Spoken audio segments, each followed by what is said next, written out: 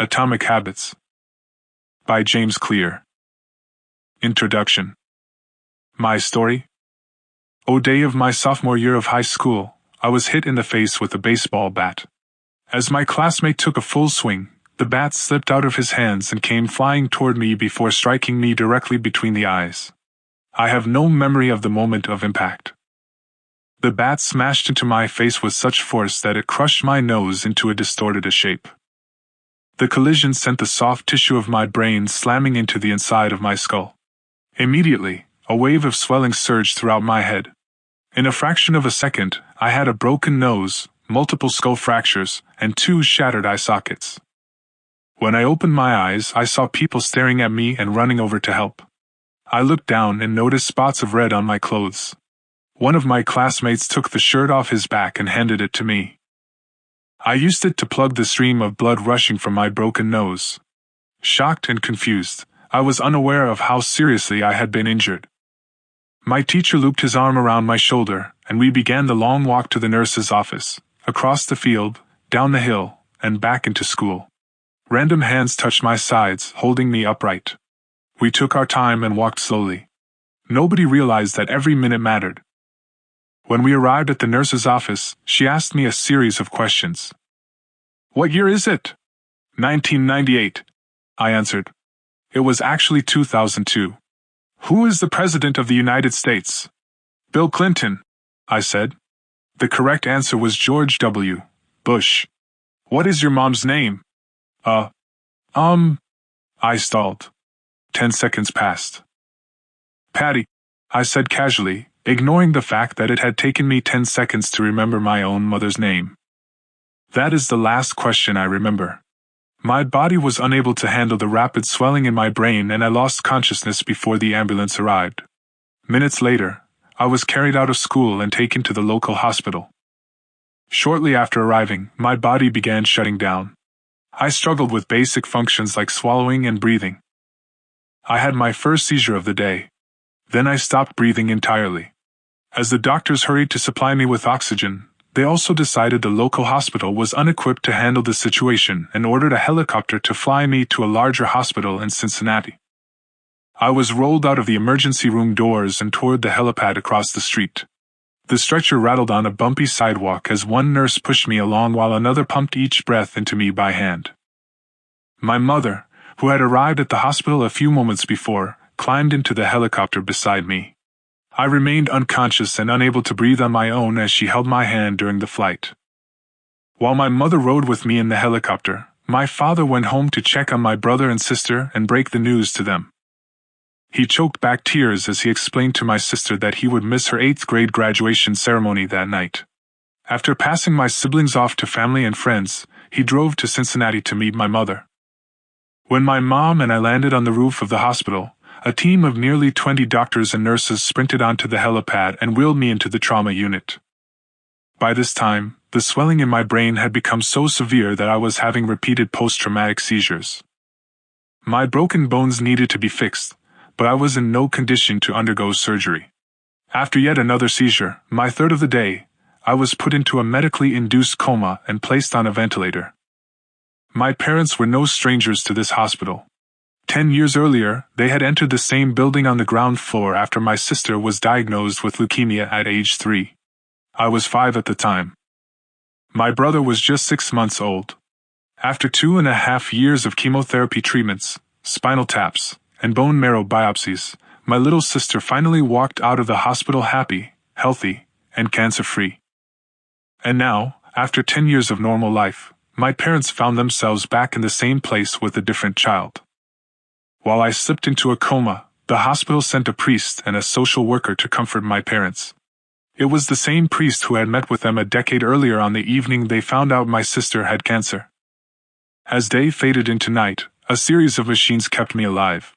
My parents slept restlessly on a hospital mattress. One moment they would collapse from fatigue, the next they would be wide awake with worry. My mother would tell me later, "It was one of the worst nights I've ever had." My recovery. Mercifully, by the next morning my breathing had rebounded to the point where the doctors felt comfortable releasing me from the coma. When I finally regained consciousness, I discovered that I had lost my ability to smell. As a test, a nurse asked me to blow my nose and sniff an apple juice box. My sense of smell returned, but to everyone's surprise, the act of blowing my nose forced air through the fractures in my eye socket and pushed my left eye outward. My eyeball bulged out of the socket, held precariously in place by my eyelid and the optic nerve attaching my eye to my brain. The ophthalmologist said my eye would gradually slide back into place as the air seeped out, but it was hard to tell how long this would take. I was scheduled for surgery 1 week later, which would allow me some additional time to heal. I looked like I had been on the wrong end of a boxing match, but I was cleared to leave the hospital. I returned home with a broken nose, half a dozen facial fractures, and a bulging left eye. The following months were hard. It felt like everything in my life was on pause. I had double vision for weeks. I literally couldn't see straight. It took more than a month, but my eyeball did eventually return to its normal location. Between the seizures and my vision problems, it was 8 months before I could drive a car again. At physical therapy, I practiced basic motor patterns like walking in a straight line. I was determined not to let my injury get me down, but there were more than a few moments when I felt depressed and overwhelmed. I became painfully aware of how far I had to go when I returned to the baseball field 1 year later. Baseball had always been a major part of my life. My dad had played minor league baseball for the St. Louis Cardinals, and I had a dream of playing professionally, too. After months of rehabilitation, what I wanted more than anything was to get back on the field. But my return to baseball was not smooth. When the season rolled around, I was the only junior to be cut from the varsity baseball team. I was sent down to play with the sophomores on junior varsity. I had been playing since age 4, and for someone who had spent so much time and effort on the sport, getting cut was humiliating. I vividly remember the day it happened.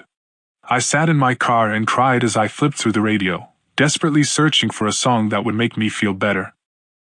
After a year of self-doubt, I managed to make the varsity team as a senior, but I rarely made it on the field.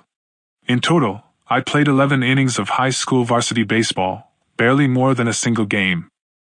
Despite my lackluster high school career, I still believed I could become a great player. And I knew that if things were going to improve, I was the one responsible for making it happen. The turning point came 2 years after my injury, when I began college at Denison University. It was a new beginning, and it was the place where I would discover the surprising power of small habits for the first time. How I learned about habits. Attending Denison was one of the best decisions of my life.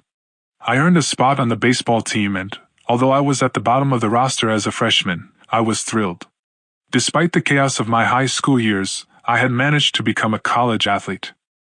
I wasn't going to be starting on the baseball team anytime soon, so I focused on getting my life in order. While my peers stayed up late and played video games, I built good sleep habits and went to bed early each night. In the messy world of a college dorm, I made a point to keep my room neat and tidy. These improvements were minor, but they gave me a sense of control over my life. I started to feel confident again. And this growing belief in myself rippled into the classroom as I improved my study habits and managed to earn straight A's during my first year. A habit is a routine or behavior that is performed regularly, and in many cases, automatically. As each semester passed, I accumulated small but consistent habits that ultimately led to results that were unimaginable to me when I started. For example, for the first time in my life, I made it a habit to lift weights multiple times per week, and in the years that followed, my 6'4" frame bulked up from a featherweight 170 to a lean 200 pounds. When my sophomore season arrived, I earned a starting role on the pitching staff. By my junior year, I was voted team captain, and at the end of the season, I was selected for the all-conference team. But it was not until my senior season that my sleep habits, study habits, and strength training habits really began to pay off. 6 years after I had been hit in the face with a baseball bat, flown to the hospital, and placed into a coma, I was selected as the top male athlete at Denison University and named to the ESPN Academic All-America team, an honor given to just 33 players across the country. By the time I graduated, I was listed in the school record books in 8 different categories. That same year, I was awarded the university's highest academic honor, the President's Medal. I hope you'll forgive me if this sounds boastful. To be honest, There was nothing legendary or historic about my athletic career. I never ended up playing professionally. However, looking back on those years, I believe I accomplished something just as rare. I fulfilled my potential. And I believe the concepts in this book can help you fulfill your potential as well. We all face challenges in life. This injury was one of mine, and the experience taught me a critical lesson. Changes that seem small and unimportant at first will compound into remarkable results if you're willing to stick with them for years. We all deal with setbacks, but in the long run, the quality of our lives often depends on the quality of our habits. With the same habits, you'll end up with the same results. But with better habits, anything is possible. Maybe there are people who can achieve incredible success overnight. I don't know any of them, and I'm certainly not one of them. There wasn't one defining moment on my journey from medically induced coma to academic All-American. There were many. It was a gradual evolution, a long series of small wins and tiny breakthroughs. The only way I made progress, the only choice I had, was to start small. And I employed this same strategy a few years later when I started my own business and began working on this book. How and why I wrote this book. In November 2012, I began publishing articles out for years. I had been keeping notes about my personal experiments with habits, and I was finally ready to share some of them publicly. I began by publishing a new article every Monday and Thursday. Within a few months, this simple writing habit led to my first 1,000 email subscribers, and by the end of 2013 that number had grown to more than 30,000 people. In 2014, my email list expanded to over 100,000 subscribers, which made it one of the fastest-growing newsletters on the internet. I had felt like an imposter when I began writing 2 years earlier, but now I was becoming known as an expert on habits, a new label that excited me but also felt uncomfortable. I had never considered myself a master of the topic, but rather someone who was experimenting alongside my readers. In 2015, I reached 200,000 email subscribers and signed a book deal with Penguin Random House to begin writing the book you are reading now. As my audience grew, so did my business opportunities. I was increasingly asked to speak at top companies about the science of habit formation, behavior change, and continuous improvement. I found myself delivering keynote speeches at conferences in the United States and Europe. In 2016, my articles began to appear regularly in major publications like Time, Entrepreneur, and Forbes. Incredibly, my writing was read by over 8 million people that year. Coaches in the NFL, NBA, and MLB began reading my work and sharing it with their teams.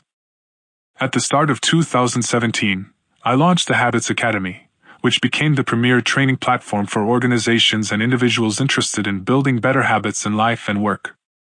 Fortune 500 companies and growing startups began to enroll their leaders and train their staff.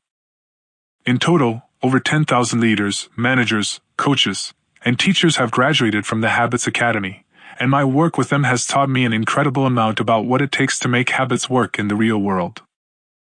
As I put the finishing touches on this book in 2018, James Clear.com is receiving millions of visitors per month and nearly 500,000 people subscribe to my weekly email newsletter, a number that is so far beyond my expectations when I began that I'm not even sure what to think of it.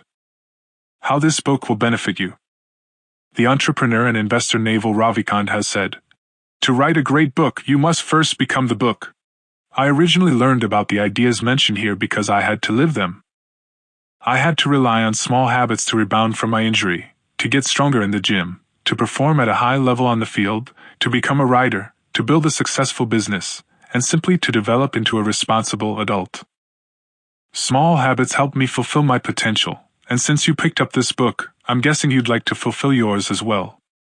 In the pages that follow, I will share a step-by-step plan for building better habits, not for days or weeks, but for a lifetime. While science supports everything I've written, this book is not an academic research paper, it's an operating manual. You'll find wisdom and practical advice front and center as I explain the science of how to create and change your habits in a way that is easy to understand and apply. The fields I draw on, biology, neuroscience, philosophy, psychology, and more, have been around for many years. What I offer you is a synthesis of the best ideas smart people figured out a long time ago, as well as the most compelling discoveries scientists have made recently. My contribution, I hope, is to find the ideas that matter most and connect them in a way that is highly actionable. Anything wise in these pages you should credit to the many experts who preceded me. Anything foolish, assume it is my error. The backbone of this book is my 4-step model of habits: cue, craving, response, and reward, and the 4 laws of behavior change that evolve out of these steps. Readers with a psychology background may recognize some of these terms from operant conditioning, which was first proposed as stimulus, response, reward by B.F. Skinner in the 1930s and has been popularized more recently as cue, routine, reward in The Power of Habit by Charles Duhigg. Behavioral scientists like Skinner realized that if you offered the right reward or punishment, you could get people to act in a certain way. But while Skinner's model did an excellent job of explaining how external stimuli influenced our habits, it lacked a good explanation for how our thoughts, feelings, and beliefs impact our behavior. Internal states, our moods and emotions matter too. In recent decades, scientists have begun to determine the connection between our thoughts, feelings, and behavior. This research will also be covered in these pages. In total, the framework I offer is an integrated model of the cognitive and behavioral sciences. I believe it is one of the first models of human behavior to accurately account for both the influence of external stimuli and internal emotions on our habits. While some of the language may be familiar, I am confident that the details and the applications of the 4 laws of behavior change will offer a new way to think about your habits. Human behavior is always changing, situation to situation, moment to moment, second to second. But this book is about what doesn't change. It's about the fundamentals of human behavior. The lasting principles you can rely on year after year. The ideas you can build a business around, build a family around, build a life around. There is no one right way to create better habits, but this book describes the best way I know, an approach that will be effective regardless of where you start or what you're trying to change. The strategies I cover will be relevant to anyone looking for a step-by-step system for improvement, whether your goals center on health, money, productivity, relationships, or all of the above. As long as human behavior is involved, this book will be your guide. The Fundamentals. Why tiny changes make a big difference. 1. The surprising power of atomic habits. British cycling changed one day in 2003. The organization, which was the governing body for professional cycling in Great Britain, had recently hired Dave Brailsford as its new performance director. At the time, professional cyclists in Great Britain had endured nearly 100 years of mediocrity. Since 1908, British riders had won just a single gold medal at the Olympic Games, and they had fared even worse in cycling's biggest race, the Tour de France. In 110 years, no British cyclist had ever won the event. In fact, the performance of British riders had been so underwhelming that one of the top bike manufacturers in Europe refused to sell bikes to the team because they were afraid that it would hurt sales if other professionals saw the Brits using their gear. Brailsford had been hired to put British cycling on a new trajectory. What made him different from previous coaches was his relentless commitment to a strategy that he referred to as the aggregation of marginal gains, which was the philosophy of searching for a tiny margin of improvement in everything you do. Brailsford said, "The whole principle came from the idea that if you broke down everything you could think of that goes into riding a bike, and then improve it by 1%, you will get a significant increase when you put them all together." Brailsford and his coaches began by making small adjustments you might expect from a professional cycling team. They redesigned the bike seats to make them more comfortable and rubbed alcohol on the tires for a better grip. They asked riders to wear electrically heated overshorts to maintain ideal muscle temperature while riding and used biofeedback sensors to monitor how each athlete responded to a particular workout. The team tested various fabrics in a wind tunnel and had their outdoor riders switch to indoor racing suits, which proved to be lighter and more aerodynamic. But they didn't stop there. Brailsford and his team continued to find 1% improvements in overlooked and unexpected areas. They tested different types of massage gels to see which one led to the fastest muscle recovery. They hired a surgeon to teach each rider the best way to wash their hands to reduce the chances of catching a cold. They determined the type of pillow and mattress that led to the best night's sleep for each rider. They even painted the inside of the team truck white, which helped them spot little bits of dust that would normally slip by unnoticed but could degrade the performance of the finely tuned bikes. As these and hundreds of other small improvements accumulated, the results came faster than anyone could have imagined. Just 5 years after Brailsford took over, the British cycling team dominated the road and track cycling events at the 2008 Olympic Games in Beijing, where they won an astounding 60% of the gold medals available. 4 years later, when the Olympic Games came to London, the Brits raised the bar as they set 9 Olympic records and 7 world records. That same year, Bradley Wiggins became the first British cyclist to win the Tour de France. The next year, his teammate Chris Froome won the race, and he would go on to win again in 2015, 2016, and 2017, giving the British team 5 Tour de France victories in 6 years. During the 10-year span from 2007 to 2017, British cyclists won 178 World Championships and 66 Olympic or Paralympic gold medals and captured 5 Tour de France victories in what is widely regarded as the most successful run in cycling history. How does this happen? How does a team of previously ordinary athletes transform into world champions with tiny changes that, at first glance, would seem to make a modest difference at best? Why do small improvements accumulate into such remarkable results?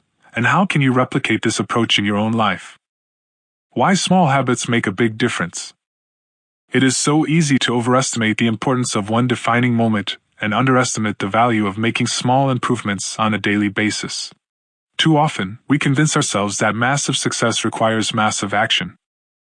Whether it is losing weight, building a business, writing a book, winning a championship, or achieving any other goal, we put pressure on ourselves to make some earth-shattering improvement that everyone will talk about.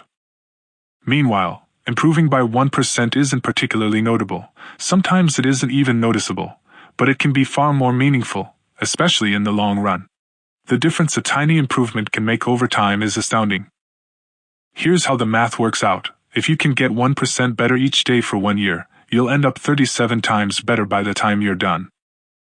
Conversely, if you get 1% worse each day for 1 year, you'll decline nearly down to 0. What starts as a small win or a minor setback accumulates into something much more. 1% better every day. 1% worse every day for 1 year. 0.99. Day for 1 year. 1.01. Figure 1. The effects of small habits compound over time. For example, if you can get just 1% better each day, you'll end up with results that are nearly 37 times better after 1 year. Habits are the compound interest of self-improvement. The same way that money multiplies through compound interest, the effects of your habits multiply as you repeat them. They seem to make little difference on any given day, and yet the impact they deliver over the months and years can be enormous.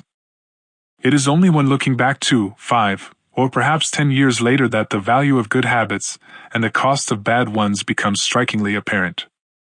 This can be a difficult concept to appreciate in daily life. We often dismiss small changes because they don't seem to matter very much in the moment. If you save a little money now, you're still not a millionaire. If you go to the gym 3 days in a row, you're still out of shape. If you study Mandarin for an hour tonight, you still haven't learned the language. We make a few changes, but the results never seem to come quickly, and so we slide back into our previous routines. Unfortunately, the slow pace of transformation also makes it easy to let a bad habit slide. If you eat an unhealthy meal today, the scale doesn't move much. If you work late tonight and ignore your family, they will forgive you. If you procrastinate and put your project off until tomorrow, there will usually be time to finish it later. A single decision is easy to dismiss. But when we repeat 1% errors day after day, by replicating poor decisions, duplicating tiny mistakes, and rationalizing little excuses, our small choices compound into toxic results. It's the accumulation of many missteps, a 1% decline here and there, that eventually leads to a problem. The impact created by a change in your habits is similar to the effect of shifting the route of an airplane by just a few degrees. Imagine you are flying from Los Angeles to New York City. If a pilot leaving from LAX adjusts the heading just 3.5 degrees south, you will land in Washington, D.C., instead of New York. Such a small change is barely noticeable at takeoff. The nose of the airplane moves just a few feet, but when magnified across the entire United States, you end up hundreds of miles apart. Similarly, a slight change in your daily habits can guide your life to a very different destination. Making a choice that is 1% better or 1% worse seems insignificant in the moment, but over the span of moments that make up a lifetime, these choices determine the difference between who you are and who you could be. Success is the product of daily habits, not once-in-a-lifetime transformations. That said, it doesn't matter how successful or unsuccessful you are right now. What matters is whether your habits are putting you on the path toward success. You should be far more concerned with your current trajectory than with your current results. If you're a millionaire but you spend more than you earn each month, then you're on a bad trajectory. If your spending habits don't change, it's not going to end well. Conversely, if you're broke, but you save a little bit every month, then you're on the path toward financial freedom, even if you're moving slower than you'd like. Your outcomes are a lagging measure of your habits. Your net worth is a lagging measure of your financial habits. Your weight is a lagging measure of your eating habits. Your knowledge is a lagging measure of your learning habits. Your clutter is a lagging measure of your cleaning habits. You get what you repeat. If you want to predict where you'll end up in life, all you have to do is follow the curve of tiny gains or tiny losses, and see how your daily choices will compound 10 or 20 years down the line. Are you spending less than you earn each month? Are you making it into the gym each week? Are you reading books and learning something new each day? Tiny battles like these are the ones that will define your future self. Time magnifies the margin between success and failure. It will multiply whatever you feed it. Good habits make time your ally. Bad habits make time your enemy. Habits are a double-edged sword. Bad habits can cut you down just as easily as good habits can build you up, which is why understanding the details is crucial. You need to know how habits work and how to design them to your liking, so you can avoid the dangerous half of the blade. Your habits can compound for you or are positive compounding. Productivity compounds. Accomplishing one extra task is a small feat on any given day, but it counts for a lot over an entire career. The effect of automating an old task or mastering a new skill can be even tasks you can handle without thinking, the more your brain is free to focus on other areas. Knowledge compounds. Learning one new idea won't make you a genius, but a commitment to lifelong learning can be transformative. Furthermore, each not only teaches you something new, but also opens up different ways of thinking about old ideas. As Warren Buffett says, that's how knowledge works. It builds up, like compound interest. Relationships compound. People reflect your behavior back to you. The more you help others, the more others want to help you. Being a little bit nicer in each interaction can result in a network of broad and strong connections over time. Negative compounding. Stress compounds. The frustration of a traffic jam. The weight of parenting responsibilities. The worry of making ends meet. The strain of slightly high blood pressure. By themselves, these common causes of stress are manageable. But when they persist for years, little stresses compound into serious health issues. Tithe thoughts compound. The more you think of yourself as worthless, stupid, or ugly, the more you condition yourself to interpret life that way. You get trapped in a thought loop. The same is true for how you think about others. Once you fall into the habit of seeing people as angry, unjust, or selfish, you see those kind of people everywhere. Outrage compounds. Riots, protests, and mass movements are rarely the result of a single event. Instead, a long series of microaggressions and daily aggravations slowly multiply until one event tips the scales and outrage spreads like wildfire. What progress is really like. Imagine that you have an ice cube sitting on the table in front of you. The room is cold, and you can see your breath. It is currently 25 degrees. Ever so slowly, the room begins to heat up. 26 degrees. 27. 28. The ice cube is still sitting on the table in front of you. 29 degrees. 30. 31. Still, nothing has happened. Then 32 degrees. The ice begins to melt. A 1-degree shift, seemingly no different from the temperature increases before it, has unlocked a huge change. Breakthrough moments are often the result of many previous actions, which build up the potential required to unleash a major change. This pattern shows up everywhere. Cancer spends 80% of its life undetectable, then takes over the body in months. Bamboo can barely be seen for the first 5 years as it builds extensive root systems underground before exploding 90 feet into the air within 6 weeks. Similarly, habits often appear to make no difference until you cross a critical threshold and unlock a new level of performance. In the early and middle stages of any quest, there is often a valley of disappointment. You expect to make progress in a linear fashion, and it's frustrating how ineffective changes can seem during the first days, weeks, and even months. It doesn't feel like you are going anywhere. It's a hallmark of any compounding process. The most powerful outcomes are delayed. This is one of the core reasons why it is so hard to build habits that last. People make a few small changes, fail to see a tangible result, and decide to stop. You think, I've been running every day for a month, so why can't I see any change in my body? Once this kind of thinking takes over, it's easy to let good habits fall by the wayside. But in order to make a meaningful difference, habits need to persist long enough to break through this plateau, what I call the plateau of latent potential. If you find yourself struggling to build a good habit or break a bad one, it is not because you have lost your ability to improve. It is often because you have not yet crossed the plateau of latent potential. Complaining about not achieving success despite working hard is like complaining about an ice cube not melting when you heated it from 25 to 31 degrees. Your work was not wasted, it is just being stored. All the action happens at 32 degrees. When you finally break through the plateau of latent potential, people will call it an overnight success. The outside world only sees the most dramatic event rather than all that preceded it.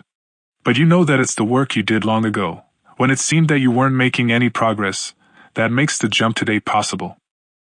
It is the human equivalent of geological pressure.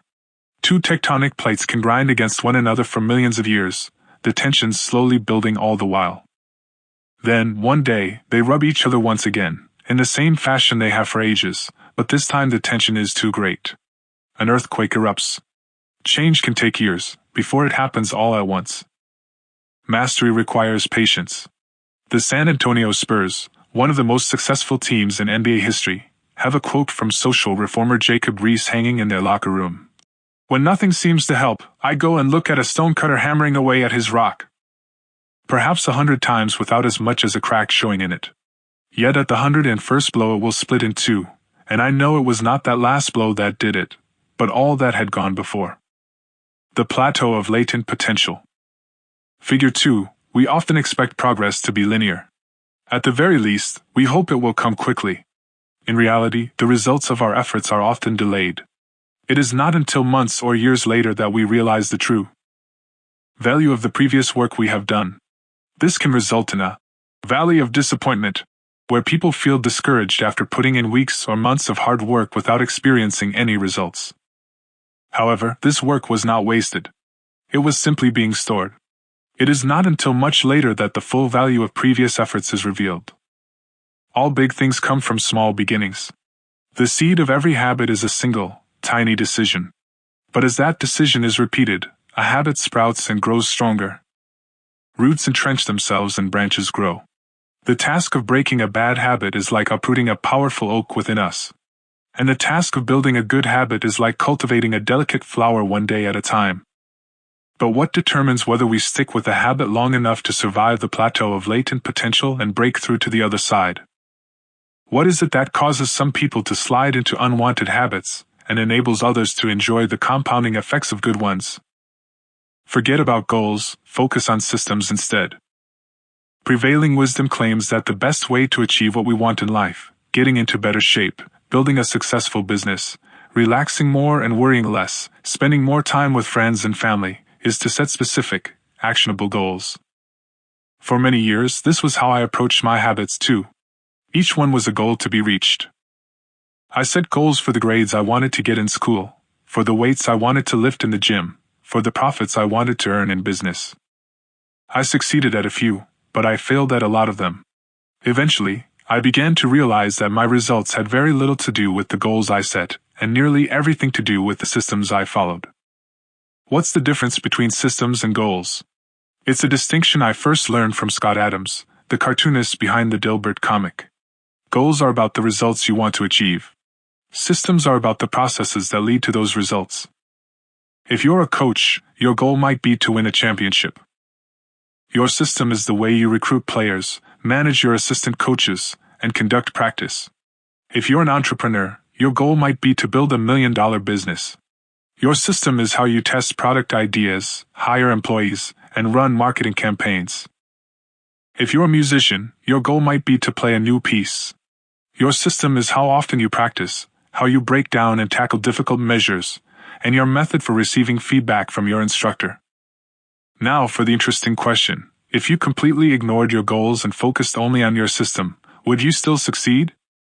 For example, if you were a basketball coach and you ignored your goal to win a championship and focused only on what your team does at practice each day, would you still get results? I think you would. The goal in any sport is to finish with the best score, but it would be ridiculous to spend the whole game staring at the scoreboard. The only way to actually win is to get better each day. In the words of 3-time Super Bowl winner Bill Walsh, the score takes care of itself. The same is true for other areas of life. If you want better results, then forget about setting goals. Focus on your system instead. What do I mean by this? Are goals completely useless? Of course not. Goals are good for setting a direction, but systems are best for making progress. A handful of problems arise when you spend too much time thinking about your goals and not enough time designing your systems. Problem number 1. Winners and losers have the same goals. Goal setting suffers from a serious case of survivorship bias. We concentrate on the people who end up winning, the survivors, and mistakenly assume that ambitious goals led to their success while overlooking all of the people who had the same objective but didn't succeed. Every Olympian wants to win a gold medal. Every candidate wants to get the job. And if successful and unsuccessful people share the same goals, then the goal cannot be what differentiates the winners from the losers. It wasn't the goal of winning the Tour de France that propelled the British cyclists to the top of the sport. Presumably, they had wanted to win the race every year before, just like every other professional team. The goal had always been there. It was only when they implemented a system of continuous small improvements that they achieved a different outcome. Problem number 2. Achieving a goal is only a momentary change. Imagine you have a messy room and you set a goal to clean it. If you summon the energy to tidy up, then you will have a clean room for now. But if you maintain the same sloppy, pack-rat habits that led to a messy room in the first place, soon you'll be looking at a new pile of clutter and hoping for another burst of motivation. You're left chasing the same outcome because you never changed the system behind it. You treated a symptom without addressing the cause. Achieving a goal only changes your life for the moment. That's the counterintuitive thing about improvement. We think we need to change our results, but the results are not the problem. What we really need to change are the systems that cause those results. When you solve problems at the results level, you only solve them temporarily. In order to improve for good, you need to solve problems at the systems level. Fix the inputs and the outputs will fix themselves. Problem number 3. Goals restrict your happiness. The implicit assumption behind any goal is this: once I reach my goal, then I'll be happy. The problem with a goals-first mentality is that you're continually putting happiness off until the next milestone. I've slipped into this trap so many times I've lost count. For years, happiness was always something for my future self to enjoy. I promised myself that once I gained 20 pounds of muscle or after my business was featured in the New York Times, then I could finally relax.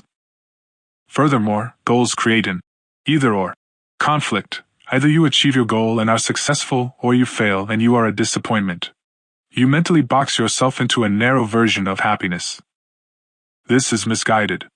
It is unlikely that your actual path through life will match the exact journey you had in mind when you set out. It makes no sense to restrict your satisfaction to one scenario when there are many paths to success. A systems-first mentality provides the antidote. When you fall in love with the process rather than the product, you don't have to wait to give yourself permission to be happy. You can be satisfied anytime your system is running. And a system can be successful in many different forms, not just the one you first envision. Problem number 4. Goals are at odds with long-term progress. Finally, a goal-oriented mindset can create a yo-yo effect. Many runners work hard for months, but as soon as they cross the finish line, they stop training. The race is no longer there to motivate them. When all of your hard work is focused on a particular goal, what is left to push you forward after you achieve it? This is why many people find themselves reverting to their old habits after accomplishing a goal. The purpose of setting goals is to win the game. The purpose of building systems is to continue playing the game. True long-term thinking is goal-less thinking. It's not about any single accomplishment. It is about the cycle of endless refinement and continuous improvement. Ultimately, it is your commitment to the process that will determine your progress. A system of atomic habits. If you're having trouble changing your habits, the problem isn't you. The problem is your system. Bad habits repeat themselves again and again not because you don't want to change, but because you have the wrong system for change. You do not rise to the level of your goals. You fall to the level of your systems. Focusing on the overall system, rather than a single goal, is one of the core themes of this book. It is also one of the deeper meanings behind the word atomic. By now, you've probably realized that an atomic habit refers to a tiny change, a marginal gain, a 1% improvement. But atomic habits are not just any old habits, however small. They are little habits that are part of a larger system. Just as atoms are the building blocks of molecules, atomic habits are the building blocks of remarkable results. Habits are like the atoms of our lives. Each one is a fundamental unit that contributes to your overall improvement. At first, these tiny routines seem insignificant, but soon they build on each other and fuel bigger wins that multiply to a degree that far outweighs the cost of their initial investment. They are both small and mighty. This is the meaning of the phrase atomic habits, a regular practice or routine that is not only small and easy to do, but also the source of incredible power, a component of the system of compound growth. Chapter Summary. Habits are the compound interest of self-improvement. Getting 1% better every day counts for a lot in the long run. Habits are a double-edged sword. They can work for you or against you, which is why understanding the details is essential. Small changes often appear to make no difference until you cross a critical threshold. The most powerful outcomes of any compounding process are delayed. You need to be patient. An atomic habit is a little habit that is part of a larger system. Just as atoms are the building blocks of molecules, atomic habits are the building blocks of remarkable results. If you want better results, then forget about setting goals. Focus on your system instead. You do not rise to the level of your goals. You fall to the level of your systems. 2. How your habits shape your identity.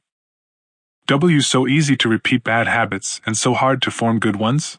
Few things can have a more powerful impact on your life than improving your daily habits. And yet it is likely that this time next year you'll be doing the same thing rather than something better. It often feels difficult to keep good habits going for more than a few days, even with sincere effort and the occasional burst of motivation. Habits like exercise, meditation, journaling, and cooking are reasonable for a day or two and then become a hassle. However, once your habits are established, they seem to stick around forever, especially the unwanted ones. Despite our best intentions, unhealthy habits like eating junk food, watching too much television, procrastinating, and smoking can feel impossible to break. Changing our habits is challenging for two reasons. We try to change the wrong thing and we try to change our habits in the wrong way. In this chapter, I'll address the first point. In the chapters that follow, I'll answer the second. Our first mistake is that we try to change the wrong thing. To understand what I mean, consider that there are 3 levels at which change can occur. You can imagine them like the layers of an onion. 3 layers of behavior change.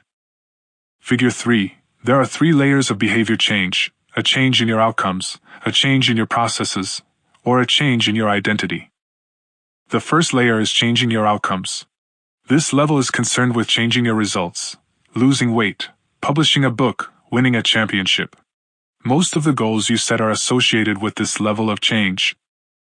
The second layer is changing your process. This level is concerned with changing your habits and systems, implementing a new routine at the gym, decluttering your desk for better workflow, developing a meditation practice. Most of the habits you build are associated with this level. The third and deepest layer is changing your identity. This level is concerned with changing your beliefs, your worldview, your self-image, your judgments about yourself and others. Most of the beliefs, assumptions, and biases you hold are associated with this level. Outcomes are about what you get. Processes are about what you do.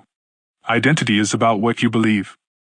When it comes to building habits that last, when it comes to building a system of 1% improvements, the problem is not that one level is better or worse than another. All levels of change are useful in their own way. The problem is the direction of change. Many people begin the process of changing their habits by focusing on what they want to achieve. This leads us to outcome-based habits. The alternative is to build identity-based habits. With this approach, we start by focusing on who we wish to become. Outcome-based habits.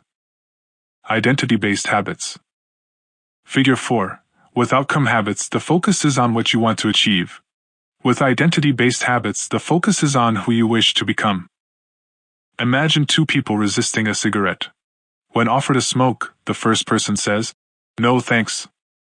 I'm trying to quit." It sounds like a reasonable response, but this person still believes they are a smoker who is trying to be something else. They are hoping their behavior will change while carrying around the same beliefs. The second person declines by saying, "No thanks. I'm not a smoker." It's a small difference, but this statement signals a shift in identity. Smoking was part of their former life, not their current one. They no longer identify as someone who smokes. Most people don't even consider identity change when they set out to improve. They just think, "I want to be skinny, and if I stick to this diet, then I'll be skinny." They set goals and determine the actions they should take to achieve those goals without considering the beliefs that drive their actions. They never shift the way they look at themselves, and they don't realize that their old identity can sabotage their new plans for change. Behind every system of actions are a system of beliefs. The system of a democracy is founded on beliefs like freedom, majority rule, and social equality. The system of a dictatorship has a very different set of beliefs like absolute authority and strict obedience. You can imagine many ways to try to get more people to vote in a democracy, but such behavior change would never get off the ground in a dictatorship. That's not the identity of the system. Voting is a behavior that is impossible under a certain set of beliefs. A similar pattern exists whether we are discussing individuals, organizations, or societies. There are a set of beliefs and assumptions that shape the system, and identity behind the habits. Behavior that is incongruent with the self will not last. You may want more money, but if your identity is someone who consumes rather than creates, then you'll continue to be pulled towards spending rather than earning. You may want better health, but if you continue to prioritize comfort over accomplishment, you'll be drawn to relaxing rather than training. It's hard to change your habits if you never change the underlying beliefs that led to your past behavior. You have a new goal and a new plan, but you haven't changed who you are. The story of Brian Clark, an entrepreneur from Boulder, Colorado, provides a good example. "For as long as I can remember, I chewed my fingernails," Clark told me. "It started as a nervous habit when I was young, and then morphed into an undesirable grooming ritual. One day, I resolved to stop chewing my nails until they grew out a bit. Through mindful willpower alone, I managed to do it." Then, Clark did something surprising. "I asked my wife to schedule my first ever manicure," he said.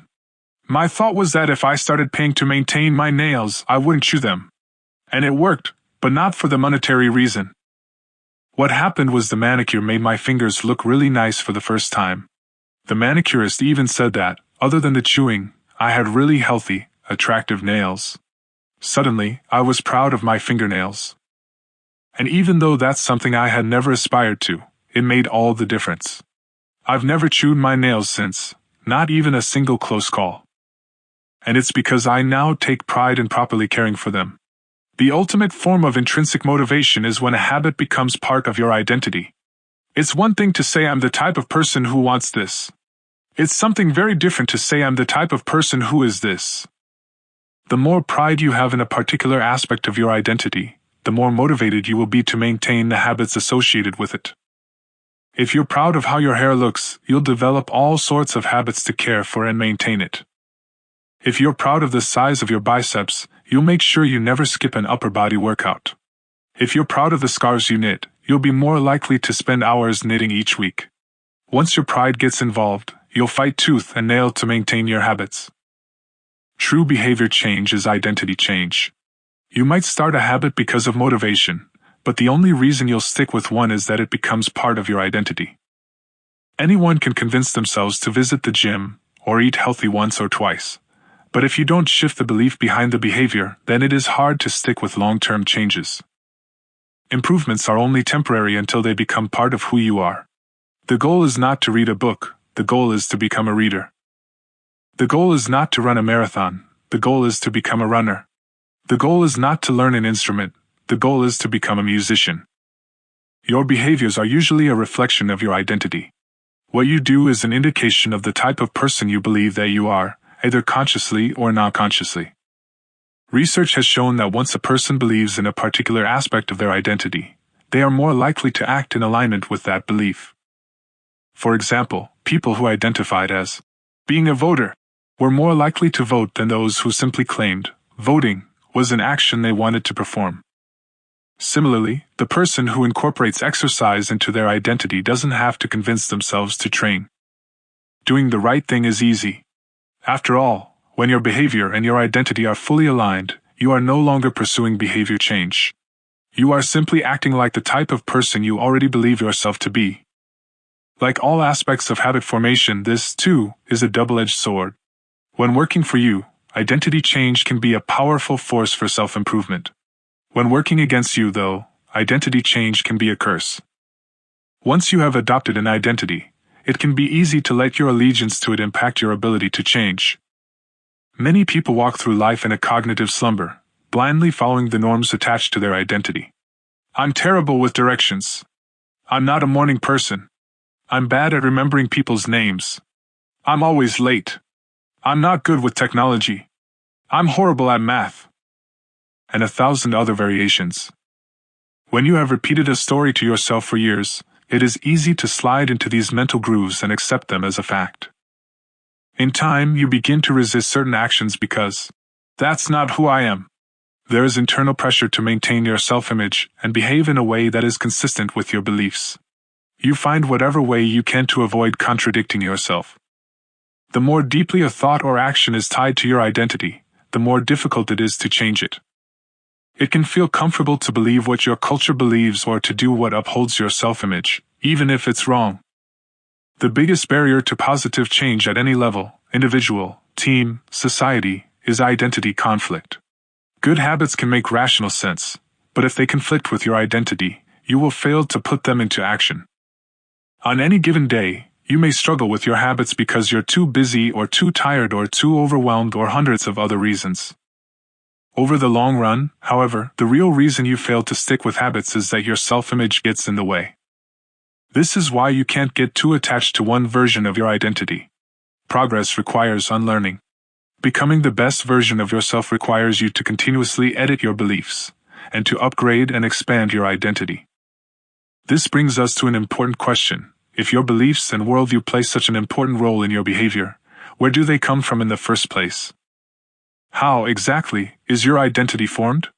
And how can you emphasize new aspects of your identity that serve you and gradually erase the pieces that hinder you?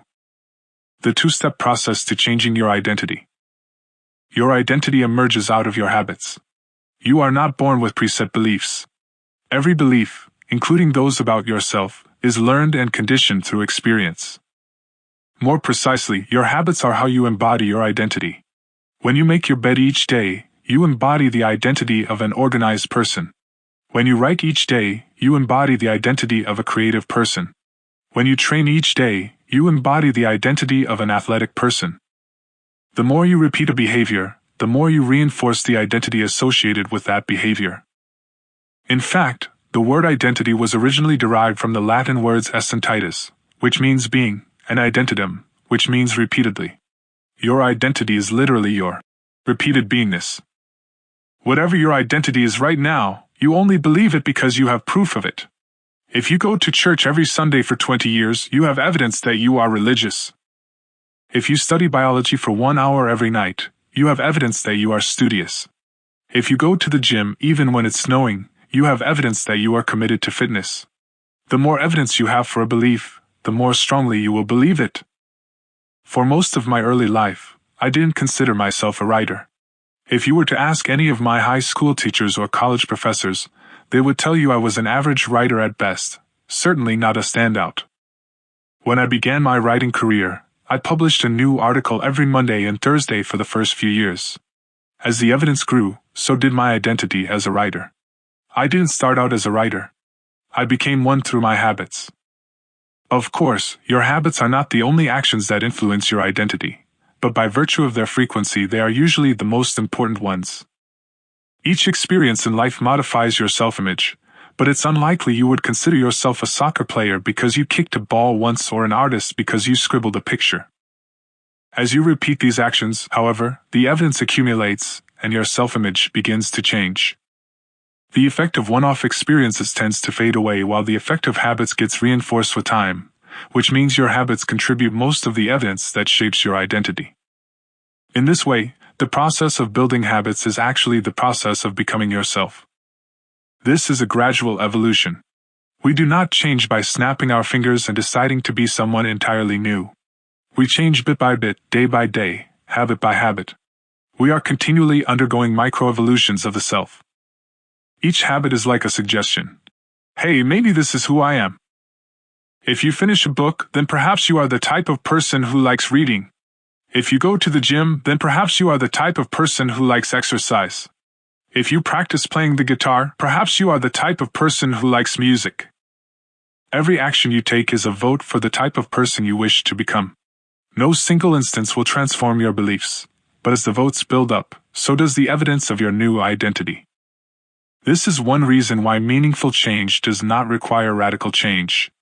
Small habits can make a meaningful difference by providing evidence of a new identity. And if a change is meaningful, it actually is big. That's the paradox of making small improvements. Putting this all together, you can see that habits are the path to changing your identity. The most practical way to change who you are is to change what you do. Each time you write a page, you are a writer. Each time you practice the violin, you are a musician. Each time you start a workout, you are an athlete. Each time you encourage your employees, you are a leader. Each habit not only gets results but also teaches you something far more important, to trust yourself. You start to believe you can actually accomplish these things. When the votes mount up and the evidence begins to change, the story you tell yourself begins to change as well. Of course, it works the opposite way too. Every time you choose to perform a bad habit, it's a vote for that identity. The good news is that you don't need to be perfect. In any election, there are going to be votes, for both sides. You don't need a unanimous vote to win an election, you just need a majority. It doesn't matter if you cast a few votes for a bad behavior or an unproductive habit. Your goal is simply to win the majority of the time. New identities require new evidence. If you keep casting the same votes you've always cast, you're going to get the same results you've always had. If nothing changes, nothing is going to change. It is a simple two-step process. 1. Decide the type of person you want to be. 2. Prove it to yourself with small wins. First, decide who you want to be. This holds at any level, as an individual, as a team, as a community, as a nation. What do you want to stand for? What are your principles and values? Who do you wish to become? These are big questions, and many people aren't sure where to begin, but they do know what kind of results they want, to get six-pack abs or to feel less anxious or to double their salary. That's fine. Start there and work backward from the results you want to the type of person who could get those results. Ask yourself, who is the type of person that could get the outcome I want? Who is the type of person that could lose 40 pounds? Who is the type of person that could learn a new language? Who is the type of person that could run a successful startup? For example, who is the type of person who could write a book? It's probably someone who is consistent and reliable. Now your focus shifts from writing a book to being the type of person who is consistent and reliable. This process can lead to beliefs like, I'm the kind of teacher who stands up for her students. I'm the kind of doctor who gives each patient the time and empathy they need. I'm the kind of manager who advocates for her employees. Once you have a handle on the type of person you want to be, you can begin taking small steps to reinforce your desired identity. I have a friend who lost over 100 pounds by asking herself, what would a healthy person do? All day long, she would use this question as a guide. Would a healthy person walk or take a cab? Would a healthy person order a burrito or a salad? She figured if she acted like a healthy person long enough, Eventually she would become that person. She was right. The concept of identity-based habits is our first introduction to another key theme in this book: feedback loops. Your habits shape your identity, and your identity shapes your habits. It's a two-way street. The formation of all habits is a feedback loop, but it's important to let your values, principles, and identity drive the loop rather than your results. The focus should always be on becoming that type of person, not getting a particular outcome. The real reason habits matter. Identity change is the North Star of habit change. The remainder of this book will provide you with step-by-step instructions on how to build better habits in yourself, your family, your team, your company, and anywhere else you wish. But the true question is, are you becoming the type of person you want to become? The first step is not what or how, but who. You need to know who you want to be. Otherwise, your quest for change is like a boat without a rudder. And that's why we are starting here. You have the power to change your beliefs about yourself.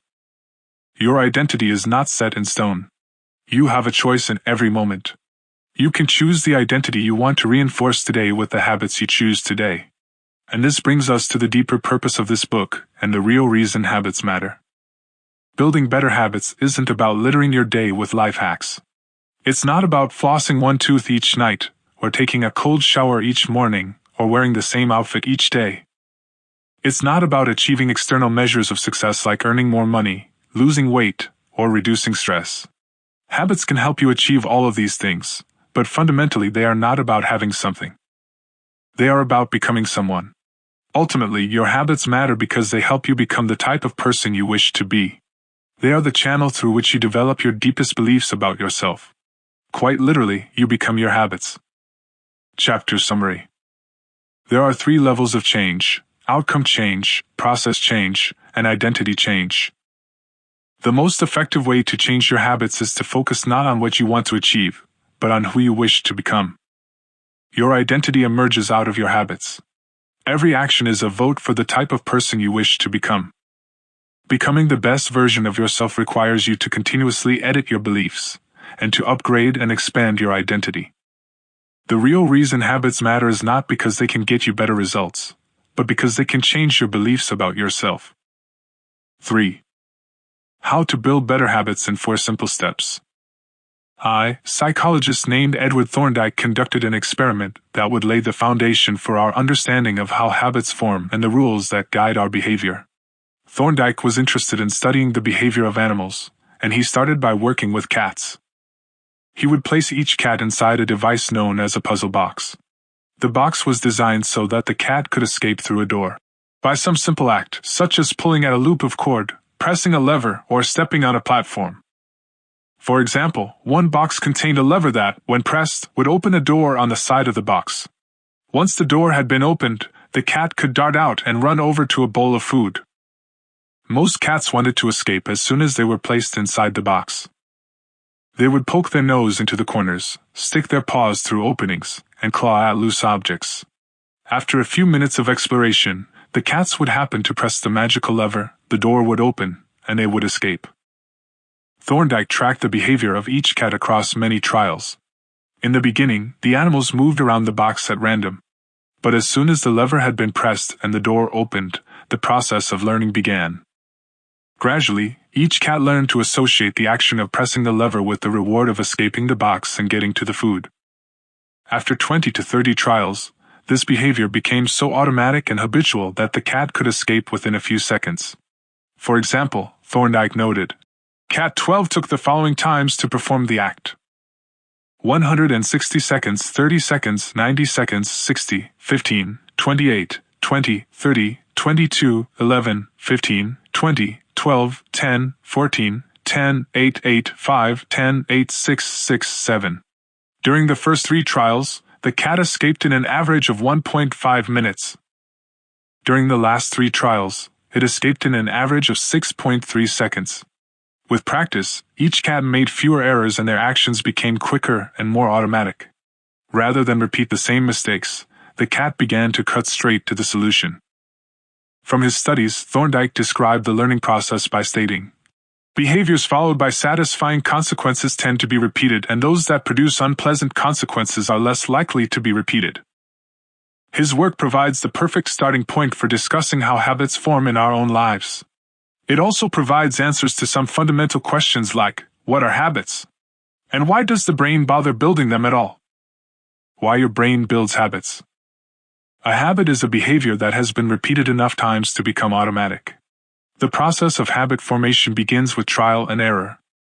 Whenever you encounter a new situation in life, your brain has to make a decision. How do I respond to this? The first time you come across a problem, you're not sure how to solve it. Like Thorndike's cat, you're just trying things out to see what works. Neurological activity in the brain is high during this period. You are carefully analyzing the situation and making conscious decisions about how to act. You're taking in tons of new information and trying to make sense of it all. The brain is busy learning the most effective course of action. Occasionally, like a cat pressing on a lever, you stumble across a solution. You're feeling anxious, and you discover that going for a run calms you down. You're mentally exhausted from a long day of work, and you learn that playing video games relaxes you. You're exploring, and then BM, a reward. After you stumble upon an unexpected reward, you alter your strategy for next time. Your brain immediately begins to catalog the events that preceded the reward. Wait a minute, that felt good. What did I do right before that? This is the feedback loop behind all human behavior. Try, fail, learn, try differently. With practice, the useless movements fade away and the useful actions get reinforced. That's a habit forming. Whenever you face a problem repeatedly, your brain begins to automate the process of solving it. Your habits are just a series of automatic solutions that solve the problems and stresses you face regularly. As behavioral scientist Jason Rea writes, habits are simply reliable solutions to recurring problems in our environment. As habits are created, the level of activity in the brain decreases. You learn to lock in on the cues that predict success and tune out everything else. When a similar situation arises in the future, you know exactly what to look for. There is no longer a need to analyze every angle of a situation. Your brain skips the process of trial and error and creates a mental rule: if this, then that. These cognitive scripts can be followed automatically whenever the situation is appropriate. Now, whenever you feel stressed, you get the itch to run. As soon as you walk in the door from work, you grab the video game controller. A choice that once required effort is now automatic. A habit has been created. Habits are mental shortcuts learned from experience. In a sense, a habit is just a memory of the steps you previously followed to solve a problem in the past. Whenever the conditions are right, you can draw on this memory and automatically apply the same solution. The primary reason the brain remembers the past is to better predict what will work in the future. Habit formation is incredibly useful because the conscious mind is the bottleneck of the brain. It can only pay attention to one problem at a time. As a result, your brain is always working to preserve your conscious attention for whatever task is most essential. Whenever possible, the conscious mind likes to pawn off tasks to the non-conscious mind to do automatically. This is precisely what happens when a habit is formed. Habits reduce cognitive load and free up mental capacity, so you can allocate your attention to other tasks. Despite their efficiency, some people still wonder about the benefits of habits. The argument goes like this: will habits make my life dull? I don't want to pigeonhole myself into a lifestyle I don't enjoy. Doesn't so much routine take away the vibrancy and spontaneity of life? Hardly. Such questions set up a false dichotomy. They make you think that you have to choose between building habits and attaining freedom. In reality, the two complement each other. Habits do not restrict freedom. They create it. In fact, the people who don't have their habits handled are often the ones with the least amount of freedom. Without good financial habits, you will always be struggling for the next dollar. Without good health habits, you will always seem to be short on energy. Without good learning habits, you will always feel like you're behind the curve. If you're always being forced to make decisions about simple tasks, when should I work out, where do I go to write, when do I pay the bills, then you have less time for freedom. It's only by making the fundamentals of life easier that you can create the mental space needed for free thinking and creativity. Conversely, when you have your habits dialed in and the basics of life are handled and done, your mind is free to focus on new challenges and master the next set of problems. Building habits in the present allows you to do more of what you want in the future. The science of how habits work. The process of building a habit can be divided into 4 simple steps: cue, craving, response, and reward. Breaking it down into these fundamental parts can help us understand what a habit is, how it works, and how to improve it. Figure 5. All habits proceed through 4 stages in the same order: cue, craving, response, and reward. This 4-step pattern is the backbone of every habit, and your brain runs through these steps in the same order each time.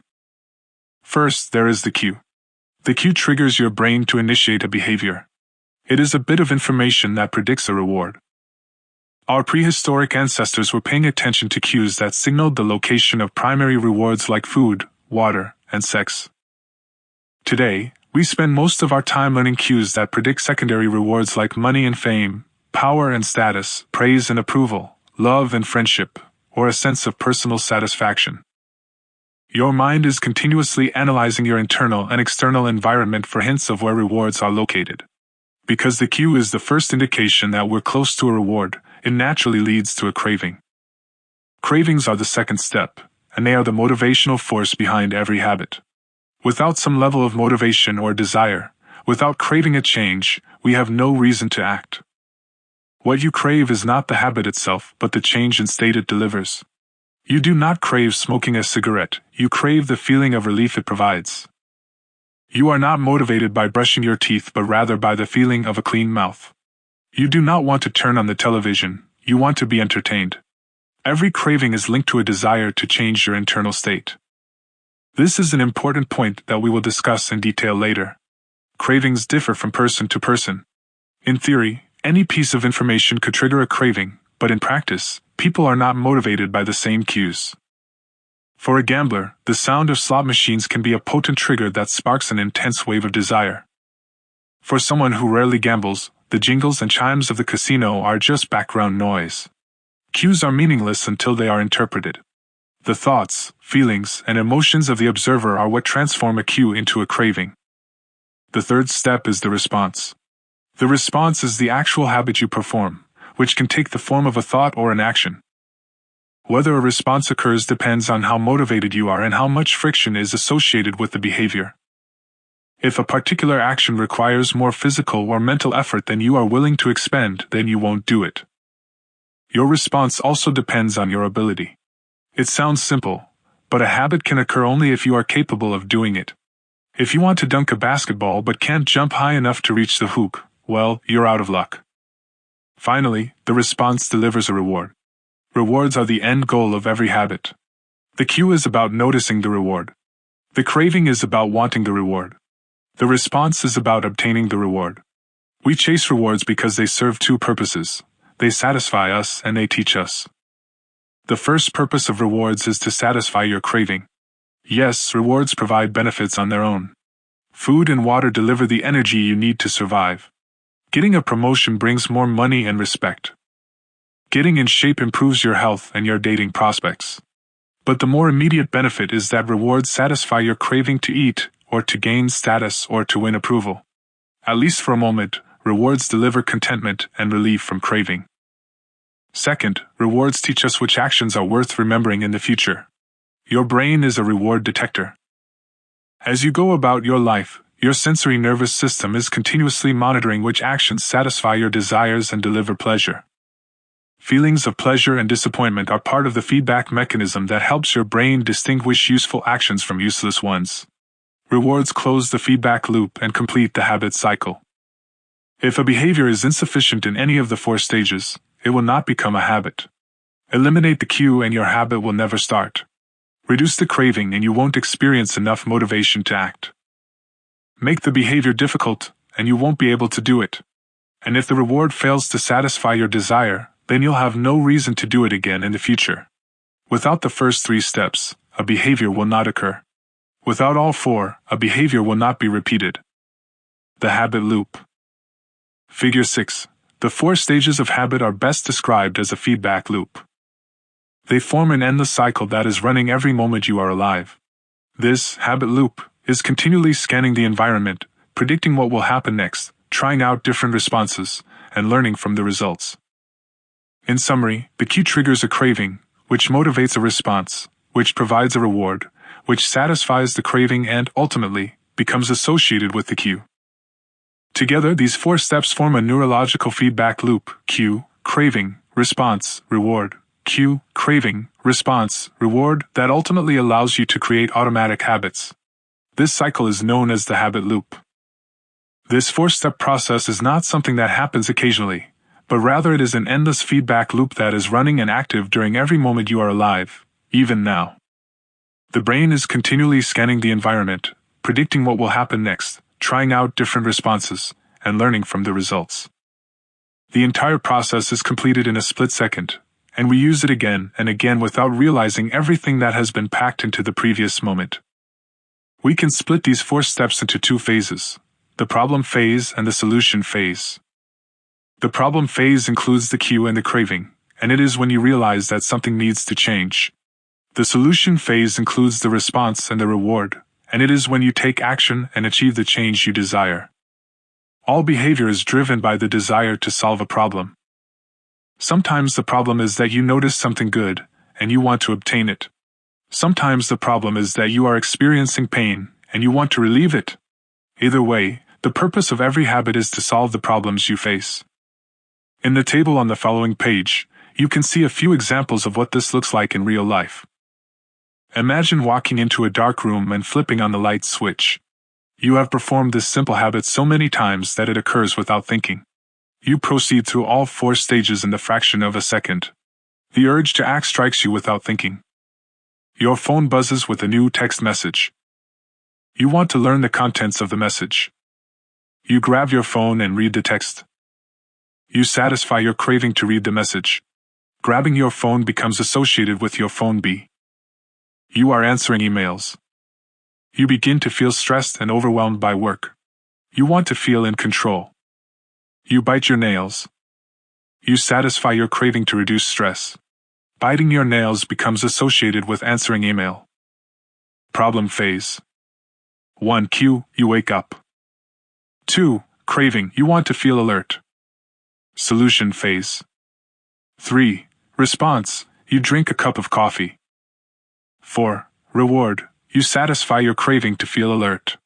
Drinking coffee becomes associated with waking up. Problem phase. 1. Cue, you smell a donut shop as you walk down the street near your office.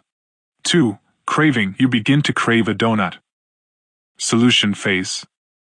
3. Response, you buy a donut and eat it. 4. Reward, you satisfy your craving to eat a donut. Buying a donut becomes associated with walking down the street near your office.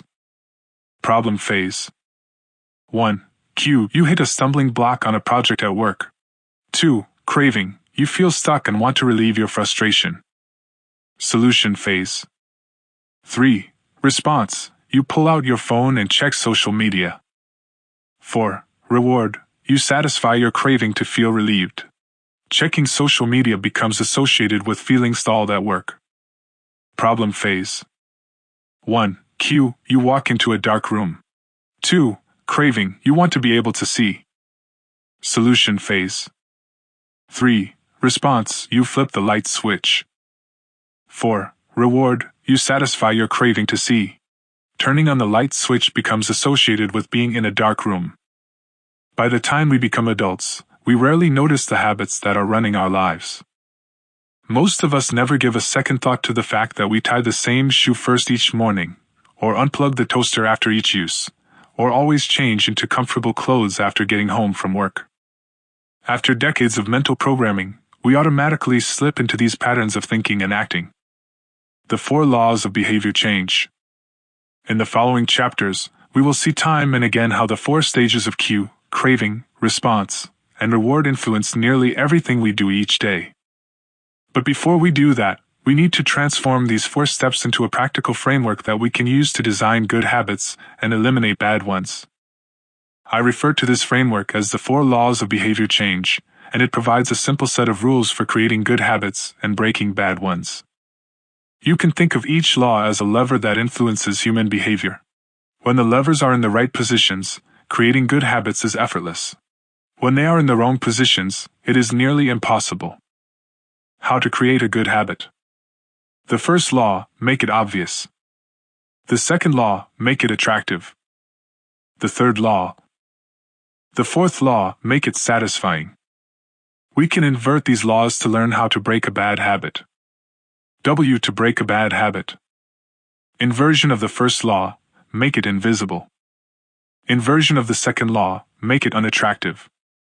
Inversion of the third law, make it difficult. Inversion of the fourth law, make it unsatisfying. It would be irresponsible for me to claim that these 4 laws are an exhaustive framework for changing any human behavior, but I think they're close. As you will soon see, the 4 laws of behavior change apply to nearly every field, from sports to politics, art to medicine, comedy to management. These laws can be used no matter what challenge you are facing. There is no need for completely different strategies for each habit. Whenever you want to change your behavior, you can simply ask yourself, 1. How can I make it obvious? 2. How can I make it attractive? 3. How can I make it easy? 4. How can I make it satisfying? If you have ever wondered, why don't I do what I say I'm going to do? Why don't I lose the weight, or stop smoking, or save for retirement, or start that side business? Why do I say something is important but never seem to make time for it? The answers to those questions can be found somewhere in these 4 laws. The key to creating good habits and breaking bad ones is to understand these fundamental laws and how to alter them to your specifications. Every goal is doomed to fail if it goes against the grain of human nature. Your habits are shaped by the systems in your life. In the chapters that follow, we will discuss these laws one by one and show how you can use them to create a system in which good habits emerge naturally and bad habits wither away. Chapter Summary. A habit is a behavior that has been repeated enough times to become automatic. The ultimate purpose of habits is to solve the problems of life with as little energy and effort as possible. Any habit can be broken down into a feedback loop that involves 4 steps: cue, craving, response, and reward. The 4 laws of behavior change are a simple set of rules we can use to build better habits. They are make it obvious, make it attractive, make it easy, and make it satisfying. The first law, make it obvious. 4. The man who didn't look right. H.T.G. Klein once told me a story about a woman who attended a family gathering. She had spent years working as a paramedic and, upon arriving at the event, took one look at her father-in-law and got very concerned. "I don't like the way you look," she said. Her father-in-law, who was feeling perfectly fine, jokingly replied, "Well, I don't like your looks either." "No," she insisted. "You need to go to the hospital now." A few hours later, the man was undergoing life-saving surgery after an examination had revealed that he had a blockage to a major artery and was at immediate risk of a heart attack. Without his daughter-in-law's intuition, he could have died. What did the paramedic see? How did she predict his impending heart attack? When major arteries are obstructed, the body focuses on sending blood to critical organs and away from peripheral locations near the surface of the skin. The result is a change in the pattern of distribution of blood in the face. After many years of working with people with heart failure, the woman had unknowingly developed the ability to recognize this pattern on sight. She couldn't explain what it was that she noticed in her father-in-law's face, but she knew something was wrong.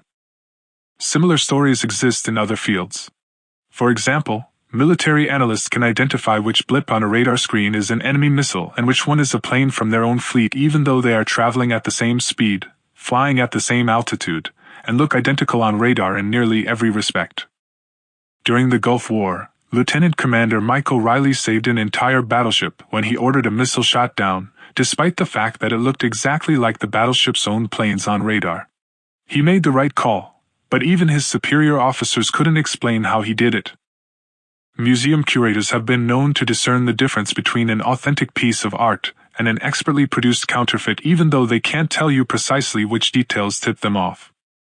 Experienced radiologists can look at a brain scan and predict the area where a stroke will develop before any obvious signs are visible to the untrained eye.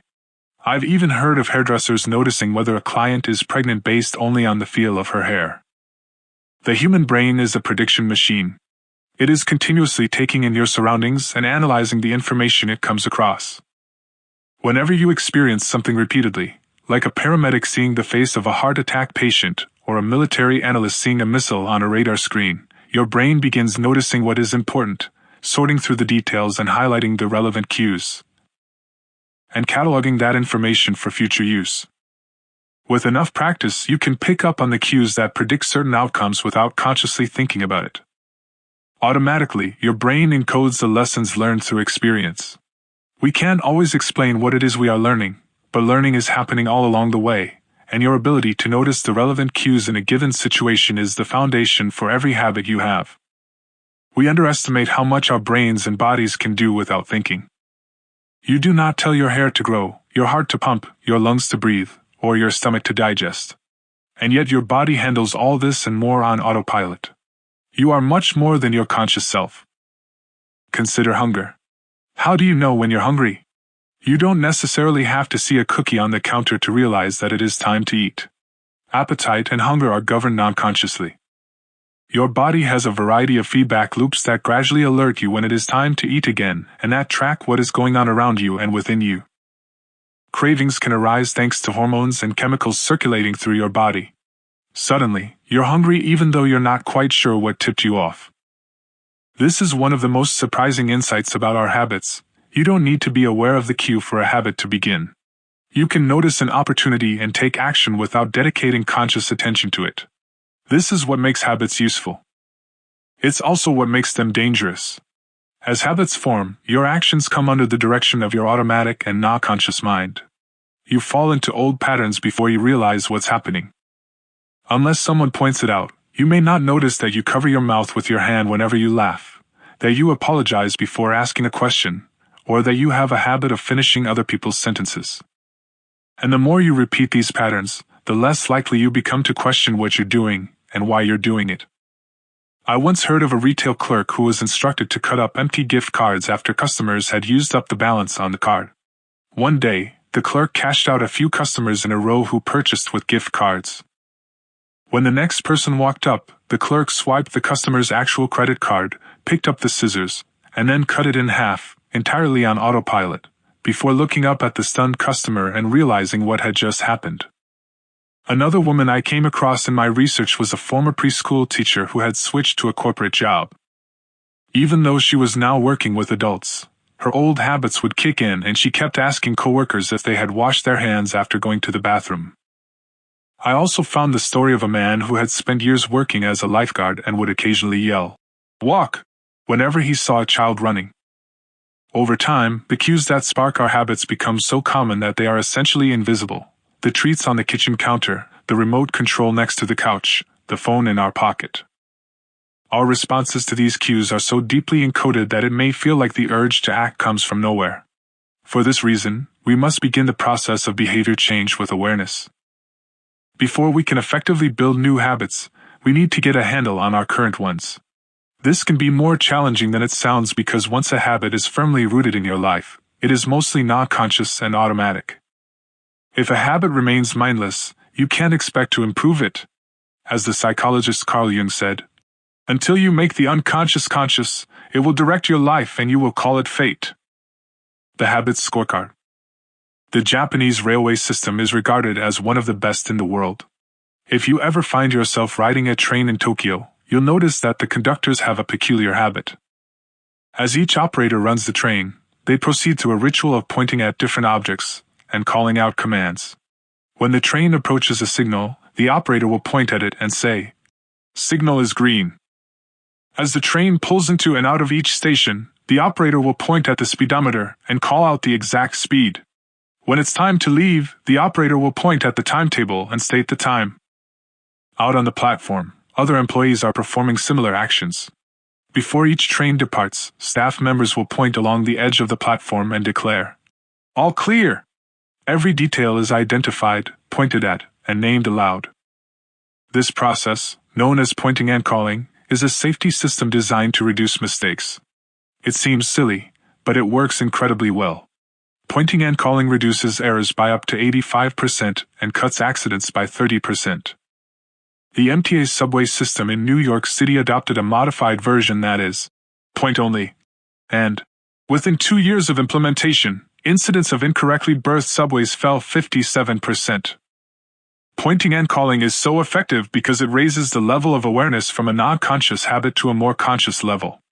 Because the train operators must use their eyes, hands, mouth, and ears, they are more likely to notice problems before something goes wrong. My wife does something similar. Whenever we are preparing to walk out the door for a trip, she verbally calls out the most essential items in her packing list. I've got my keys. I've got my wallet. I've got my glasses. I've got my husband. The more automatic a behavior becomes, the less likely we are to consciously think about it. And when we've done something 1,000 times before, we begin to overlook things. We assume that the next time will be just like the last. We're so used to doing what we've always done that we don't stop to question whether it's the right thing to do at all. Many of our failures in performance are largely attributable to a lack of self-awareness. One of our greatest challenges in changing habits is maintaining awareness of what we are actually doing. This helps explain why the consequences of bad habits can sneak up on us. We need a point-and-call system for our personal lives. That's the origin of the habit scorecard, which is a simple exercise you can use to become more aware of your behavior. To create your own, make a list of your daily habits. Here's a sample of where your list might start. Wake up, turn off alarm, check my phone, go to the bathroom, weigh myself, take a shower, brush my teeth, floss my teeth, put on deodorant, hang up towel to dry, get dressed, make a cup of tea. And so on. Once you have a full list, look at each behavior and ask yourself, is this a good habit, a bad habit, or a neutral habit? If it is a good habit, write plus next to it. If it is a bad habit, write comma. If it is a neutral habit, write equals sign. For example, the list above might look like this. Wake up equals turn off alarm equals check my phone, go to the bathroom equals weigh myself plus take a shower plus brush my teeth plus floss my teeth plus put on deodorant plus hang up towel to dry equals get dressed equals make a cup of tea plus. The marks you give to a particular habit will depend on your situation and your goals. For someone who is trying to lose weight, eating a bagel with peanut butter every morning might be a bad habit. For someone who is trying to bulk up and add muscle, the same behavior might be a good habit. It all depends on what you're working toward. Scoring your habits can be a bit more complex for another reason as well. The labels, good habit, and bad habit, are slightly inaccurate. There are no good habits or bad habits. There are only effective habits. That is, effective at solving problems. All habits serve you in some way, even the bad ones, which is why you repeat them. For this exercise, categorize your habits by how they will benefit you in the long run.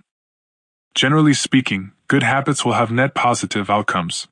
Bad habits have net negative outcomes. Smoking a cigarette may reduce stress right now, but it's not a healthy long-term behavior.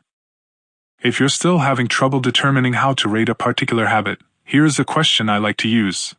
Does this behavior help me become the type of person I wish to be? Does this habit cast a vote for or against my desired identity? Habits that reinforce your desired identity are usually good. Habits that conflict with your desired identity are usually bad. As you create your habits scorecard, there is no need to change anything at first. The goal is to simply notice what is actually going on. Observe your thoughts and actions without judgment or internal criticism. Don't blame yourself for your faults. Don't praise yourself for your successes. If you eat a chocolate bar every morning, acknowledge it, almost as if you were watching someone else. Oh, how interesting that they would do such a thing. If you binge eat, simply notice that you are eating more calories than you should. If you waste time online, notice that you are spending your life in a way that you do not want to. The first step to changing bad habits is to be on the lookout for them. If you feel like you need extra help, then you can try pointing and calling in your own life. Say out loud the action that you are thinking of taking and what the outcome will be. If you want to cut back on your junk food habit but notice yourself grabbing another cookie, say out loud, I'm about to eat this cookie, but I don't need it. Eating it will cause me to gain weight and hurt my health. Hearing your bad habits spoken aloud makes the consequences seem more real. It adds weight to the action rather than letting yourself mindlessly slip into an old routine. This approach is useful even if you're simply trying to remember a task on your to-do list. Just saying out loud, tomorrow, I need to go to the post office after lunch, increases the odds that you'll actually do it. You're getting yourself to acknowledge the need for action, and that can make all the difference. The process of behavior change always starts with awareness.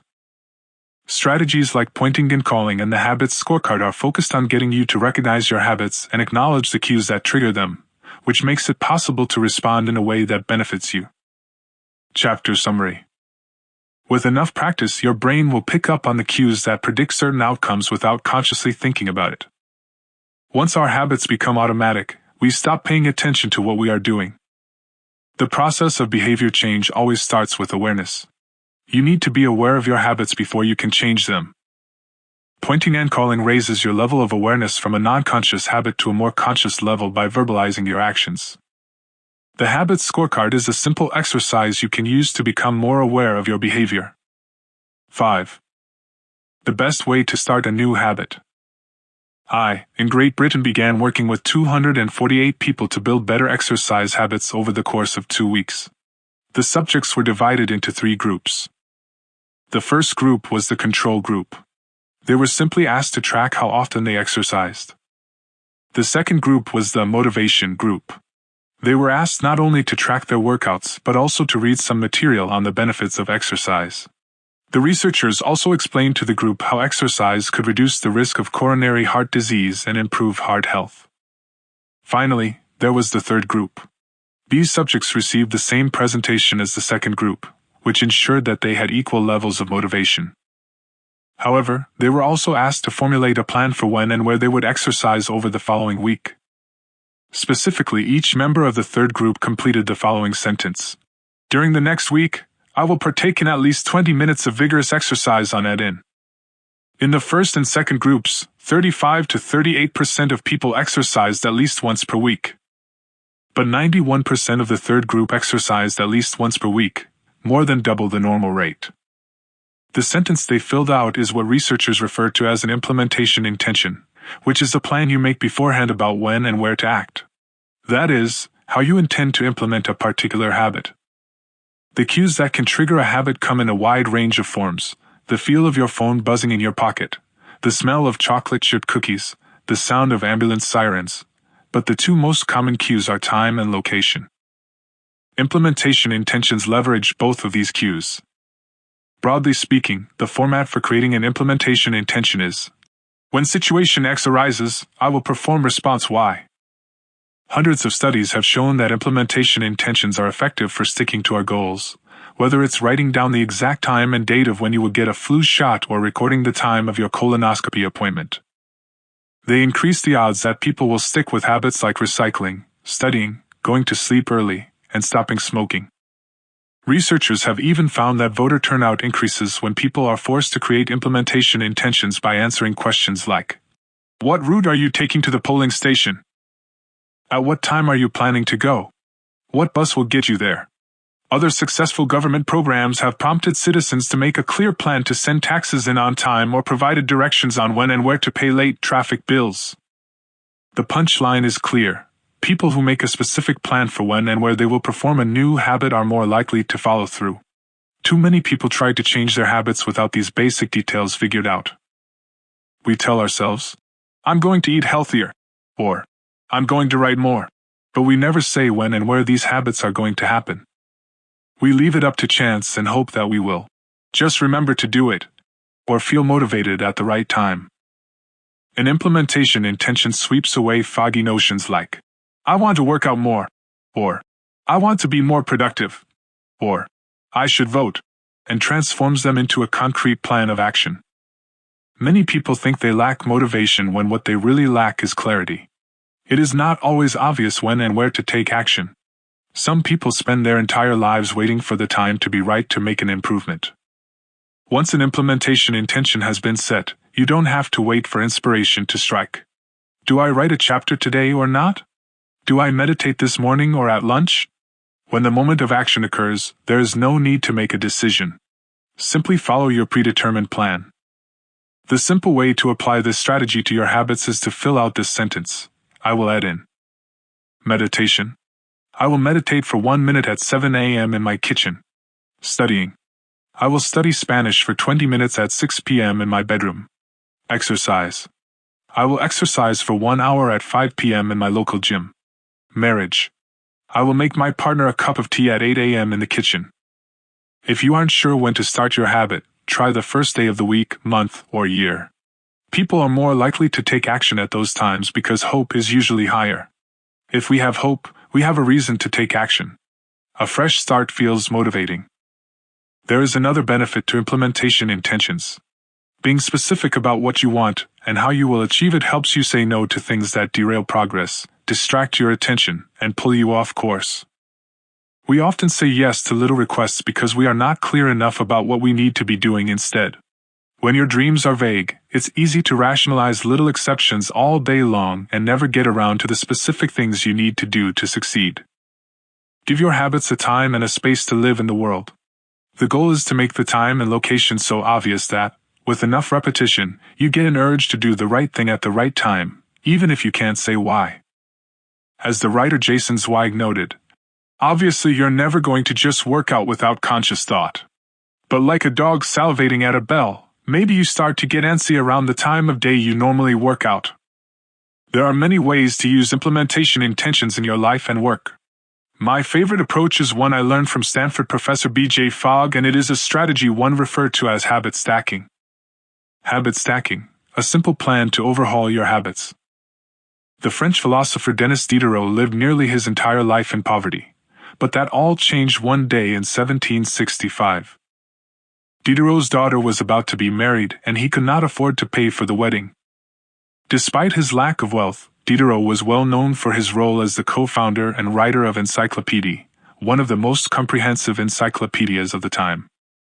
When Catherine the Great, the Empress of Russia, heard of Diderot's financial troubles, her heart went out to him. She was a book lover and greatly enjoyed his encyclopedia. She offered to buy Diderot's personal library for £1,000, more than $150,000 today. Suddenly, Diderot had money to spare. With his new wealth, he not only paid for the wedding but also acquired a scarlet robe for himself.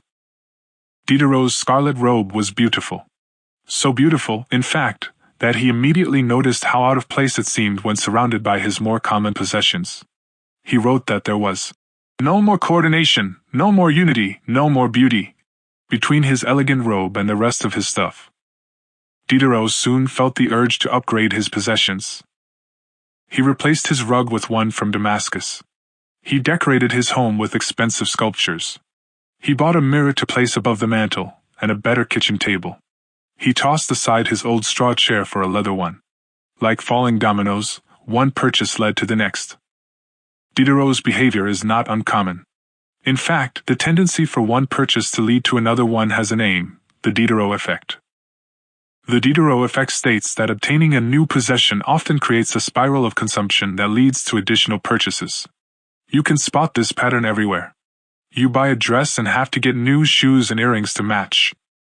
You buy a couch and suddenly question the layout of your entire living room. You buy a toy for your child and soon find yourself purchasing all of the accessories that go with it. It's a chain reaction of purchases. Many human behaviors follow this cycle. You often decide what to do next based on what you have just finished doing. Going to the bathroom leads to washing and drying your hands, which reminds you that you need to put the dirty towels in the laundry, so you add laundry detergent to the shopping list, and so on. No behavior happens in isolation. Each action becomes a cue that triggers the next behavior. Why is this important? When it comes to building new habits, you can use the connectedness of behavior to your advantage. One of the best ways to build a new habit is to identify a current habit you already do each day and then stack your new behavior on top. This is called habit stacking. Habit stacking is a special form of an implementation intention. Rather than pairing your new habit with a particular time and location, you pair it with a current habit. This method, which was created by B.J. Fogg as part of his Tiny Habits program, can be used to design an obvious cue for nearly any habit. The habit stacking formula is: after I will. For example, meditation. After I pour my cup of coffee each morning, I will meditate for 1 minute. Exercise. After I take off my work shoes, I will immediately change into my workout clothes. Gratitude. After I sit down to dinner, I will say one thing I'm grateful for that happened today. Marriage. After I get into bed at night, I will give my partner a kiss. Safety. After I put on my running shoes, I will text a friend or family member where I am running and how long it will take. The key is to tie your desired behavior into something you already do each day. Once you have mastered this basic structure, you can begin to create larger stacks by chaining small habits together. This allows you to take advantage of the natural momentum that comes from one behavior leading into the next, a positive version of the Diderot effect. Habit stacking. Figure 7. Habit stacking increases the likelihood that you'll stick with a habit by stacking your new behavior on top of an old one. This process can be repeated to chain numerous habits together, each one acting as the cue for the next. Your morning routine habit stack might look like this. 1. After I pour my morning cup of coffee, I will meditate for 60 seconds. 2. After I meditate for 60 seconds, I will write my to-do list for the day. 3. After I write my to-do list for the day, I will immediately begin my first task. Or consider this habit stack in the evening. 1. After I finish eating dinner, I will put my plate directly into the dishwasher. 2. After I put my dishes away, I will immediately wipe down the counter. 3. After I wipe down the counter, I will set out my coffee mug for tomorrow morning. You can also insert new behaviors into the middle of your current routines. For example, you may already have a morning routine that looks like this: wake up, make my bed, take a shower. Let's say you want to develop the habit of reading more each night. You can expand your habit stack and try something like: wake up, make my bed, place a book on my pillow, take a shower. Now, when you climb into bed each night, a book will be sitting there waiting for you to enjoy. Overall, habit stacking allows you to create a set of simple rules that guide your future behavior. It's like you always have a game plan for which action should come next. Once you get comfortable with this approach, you can develop general habit stacks to guide you whenever the situation is appropriate. Exercise. When I see a set of stairs, I will take them instead of using the elevator. Social skills. When I walk into a party, I will introduce myself to someone I don't know yet. Finances. When I want to buy something over $100, I will wait 24 hours before purchasing. Healthy eating. When I serve myself a meal, I will always put veggies on my plate first. Minimalism. When I buy a new item, I will give something away. Mood. When the phone rings, I will take one deep breath and smile before answering. Forgetfulness. When I leave a public place, I will check the table and chairs to make sure I don't leave anything behind. No matter how you use this strategy, the secret to creating a successful habit stack is selecting the right cue to kick things off. Unlike an implementation intention, which specifically states the time and location for a given behavior, habit stacking implicitly has the time and location built into it. When and where you choose to insert a habit into your daily routine can make a big difference. If you're trying to add meditation into your morning routine but mornings are chaotic and your kids keep running into the room, then that may be the wrong place and time. Consider when you are most likely to be successful. Don't ask yourself to do a habit when you're likely to be occupied with something else. Your cue should also have the same frequency as your desired habit. If you want to do a habit every day, but you stack it on top of a habit that only happens on Mondays, that's not a good choice. One way to find the right trigger for your habit stack is by brainstorming a list of your current habits. You can use your habit scorecard from the last chapter as a starting point. Alternatively, you can create a list with 2 columns. In the first column, write down the habits you do each day without fail. For example, get out of bed, take a shower, brush your teeth, get dressed, brew a cup of coffee, eat breakfast, take the kids to school, start the work day, eat lunch, end the work day, change out of work clothes, sit down for dinner, turn off the lights, get into bed. Your list can be much longer, but you get the idea. In the second column, write down all of the things that happen to you each day without fail. For example, the sun rises. You get a text message. The song you are listening to ends. The sun sets. Armed with these 2 lists, you can begin searching for the best place to layer your new habit into your lifestyle. Habit stacking works best when the cue is highly specific and immediately actionable. Many people select cues that are too vague. I made this mistake myself. When I wanted to start a push-up habit, my habit stack was: when I take a break for lunch, I will do 10 push-ups.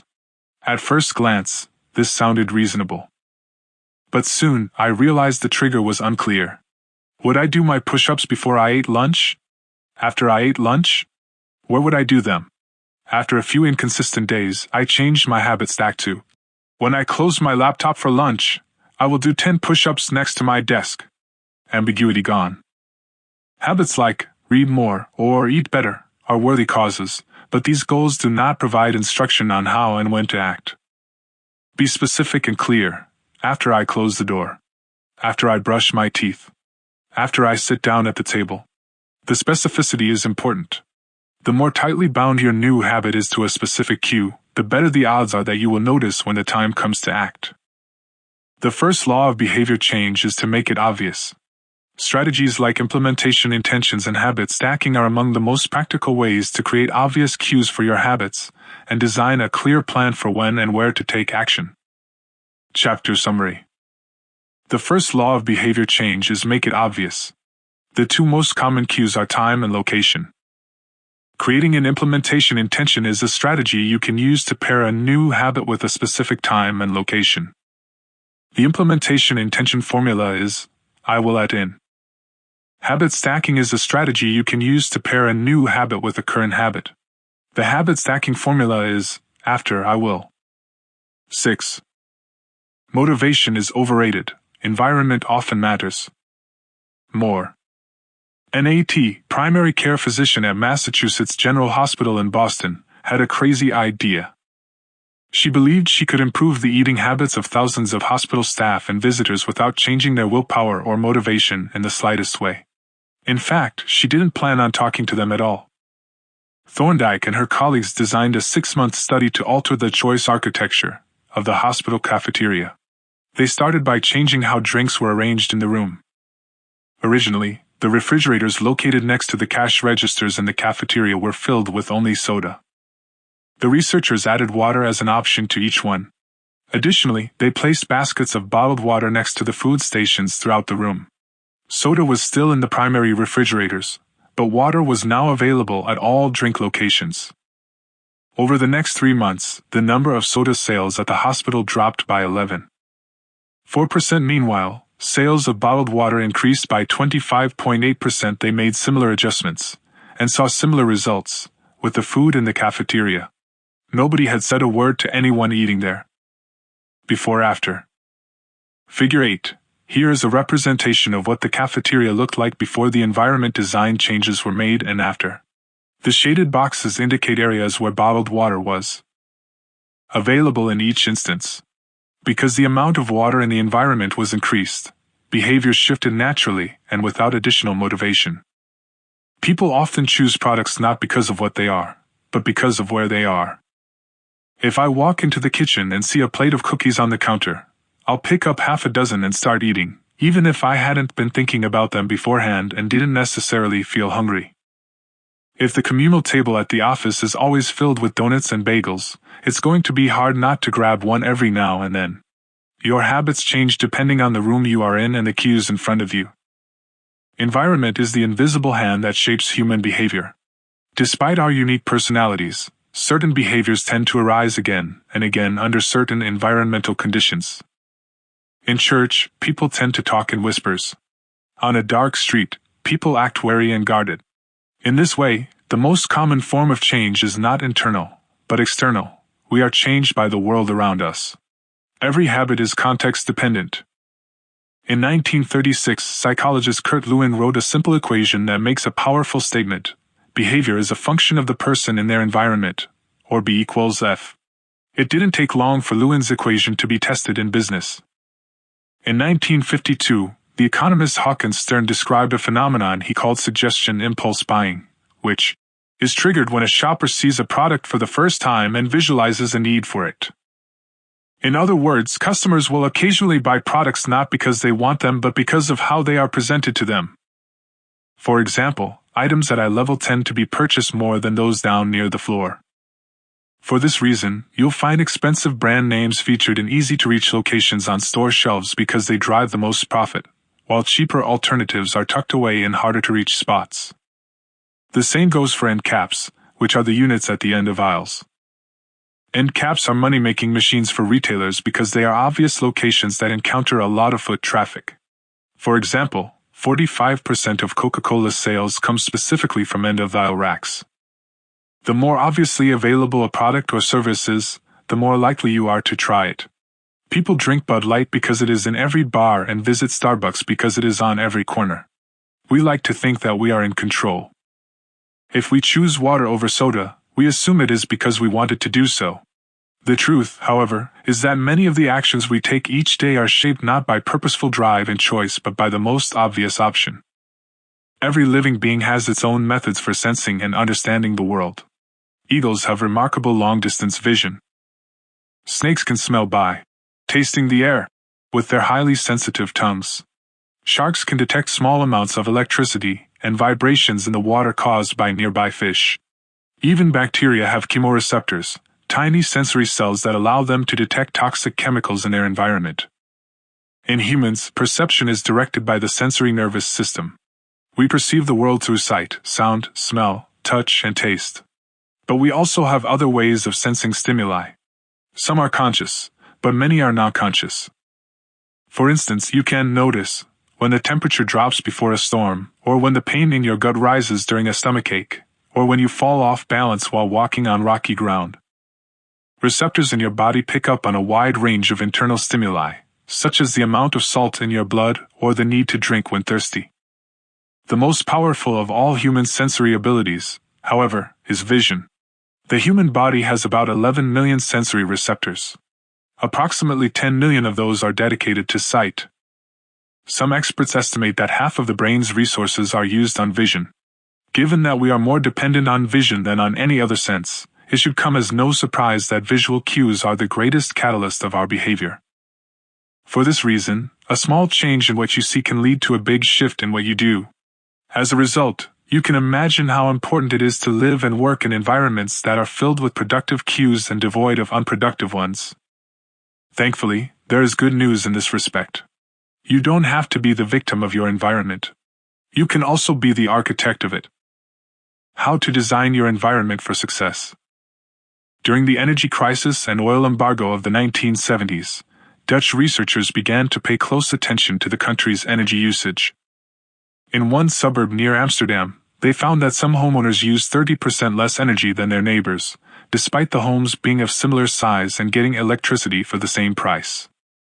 It turned out the houses in this neighborhood were nearly identical except for one feature: the location of the electrical meter. Some had one in the basement. Others had the electrical meter upstairs in the main hallway. As you may guess, the homes with the meters located in the main hallway used less electricity. When their energy use was obvious and easy to track, people changed their behavior. Every habit is initiated by a cue, and we are more likely to notice cues that stand out.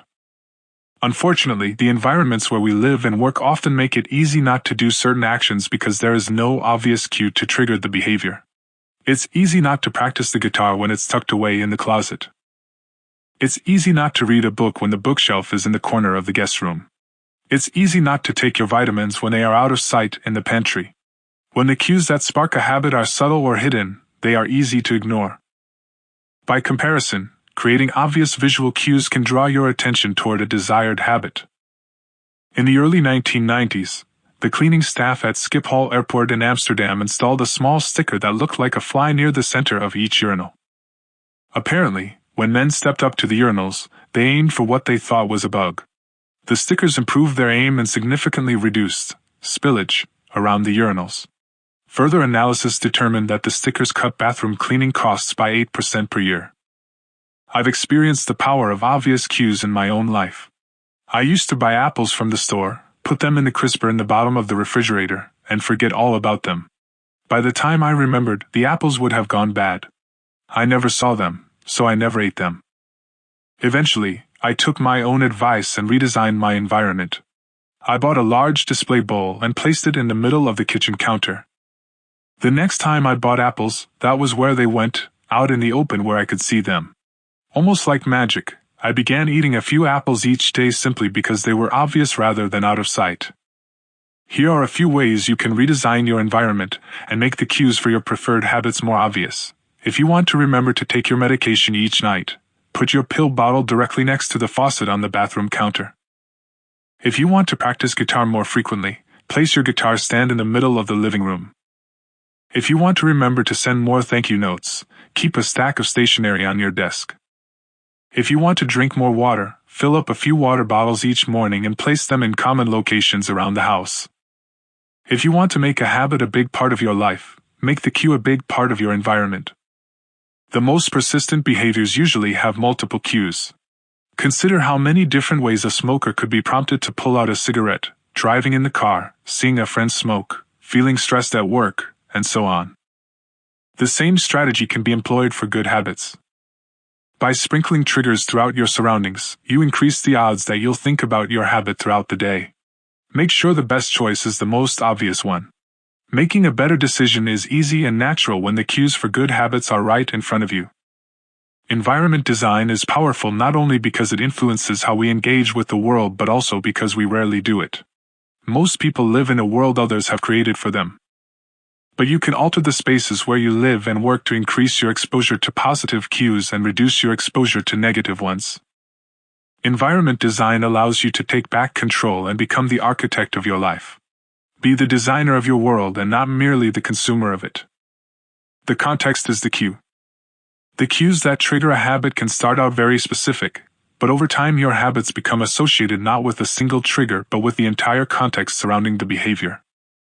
For example, many people drink more in social situations than they would ever drink alone. The trigger is rarely a single cue, but rather the whole situation: watching your friends order drinks, hearing the music at the bar, seeing the beers on tap. We mentally assign our habits to the locations in which they occur: the home, the office, the gym. Each location develops a connection to certain habits and routines. You establish a particular relationship with the objects on your desk, the items on your kitchen counter, the things in your bedroom. Our behavior is not defined by the objects in the environment, but by our relationship to them. In fact, this is a useful way to think about the influence of the environment on your behavior. Stop thinking about your environment as filled with objects. Start thinking about it as filled with relationships. Think in terms of how you interact with the spaces around you. For one person, her couch is the place where she reads for an hour each night. For someone else, the couch is where he watches television and eats a bowl of ice cream after work. Different people can have different memories, and thus different habits, associated with the same place. The good news? You can train yourself to link a particular habit with a particular context. In one study, scientists instructed insomniacs to get into bed only when they were tired. If they couldn't fall asleep, they were told to sit in a different room until they became sleepy. Over time, subjects began to associate the context of their bed with the action of sleeping, and it became easier to quickly fall asleep when they climbed in bed. Their brains learned that sleeping, not browsing on their phones, not watching television, not staring at the clock, was the only action that happened in that room. The power of context also reveals an important strategy. Habits can be easier to change in a new environment. It helps to escape the subtle triggers and cues that nudge you toward your current habits. Go to a new place, a different coffee shop, a bench in the park, a corner of your room you seldom use, and create a new routine there. It is easier to associate a new habit with a new context than to build a new habit in the face of competing cues. It can be difficult to go to bed early if you watch television in your bedroom each night. It can be hard to study in the living room without getting distracted if that's where you always play video games. But when you step outside your normal environment, you leave your behavioral biases behind. You aren't battling old environmental cues, which allows new habits to form without interruption. Want to think more creatively? Move to a bigger room, a rooftop patio, or a building with expansive architecture.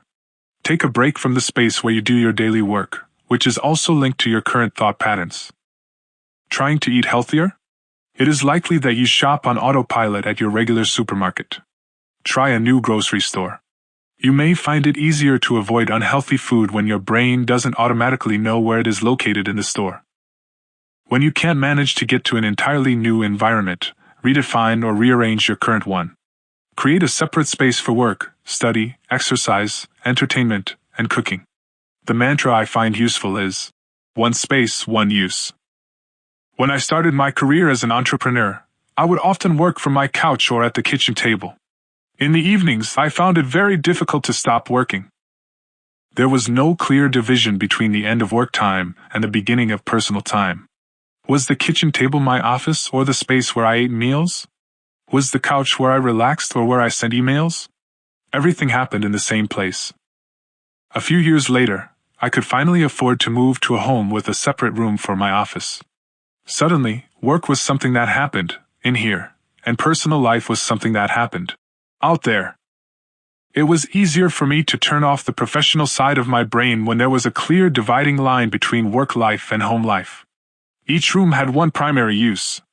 The kitchen was for cooking. The office was for working. Whenever possible, avoid mixing the context of one habit with another. When you start mixing contexts, you'll start mixing habits, and the easier ones will usually win out. This is one reason why the versatility of modern technology is both a strength and a weakness. You can use your phone for all sorts of tasks, which makes it a powerful device.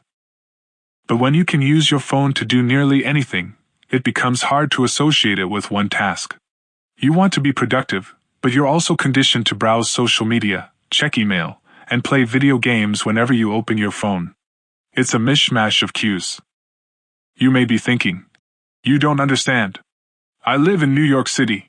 My apartment is the size of a smartphone. I need each room to play multiple roles. Fair enough. If your space is limited, divide your room into activity zones, a chair for reading, a desk for writing, a table for eating. You can do the same with your digital spaces. I know a writer who uses his computer only for writing, his tablet only for reading, and his phone only for social media and texting. Every habit should have a home. If you can manage to stick with this strategy, each context will become associated with a particular habit and mode of thought. Habits thrive under predictable circumstances like these. Focus comes automatically when you are sitting at your work desk. Relaxation is easier when you are in a space designed for that purpose.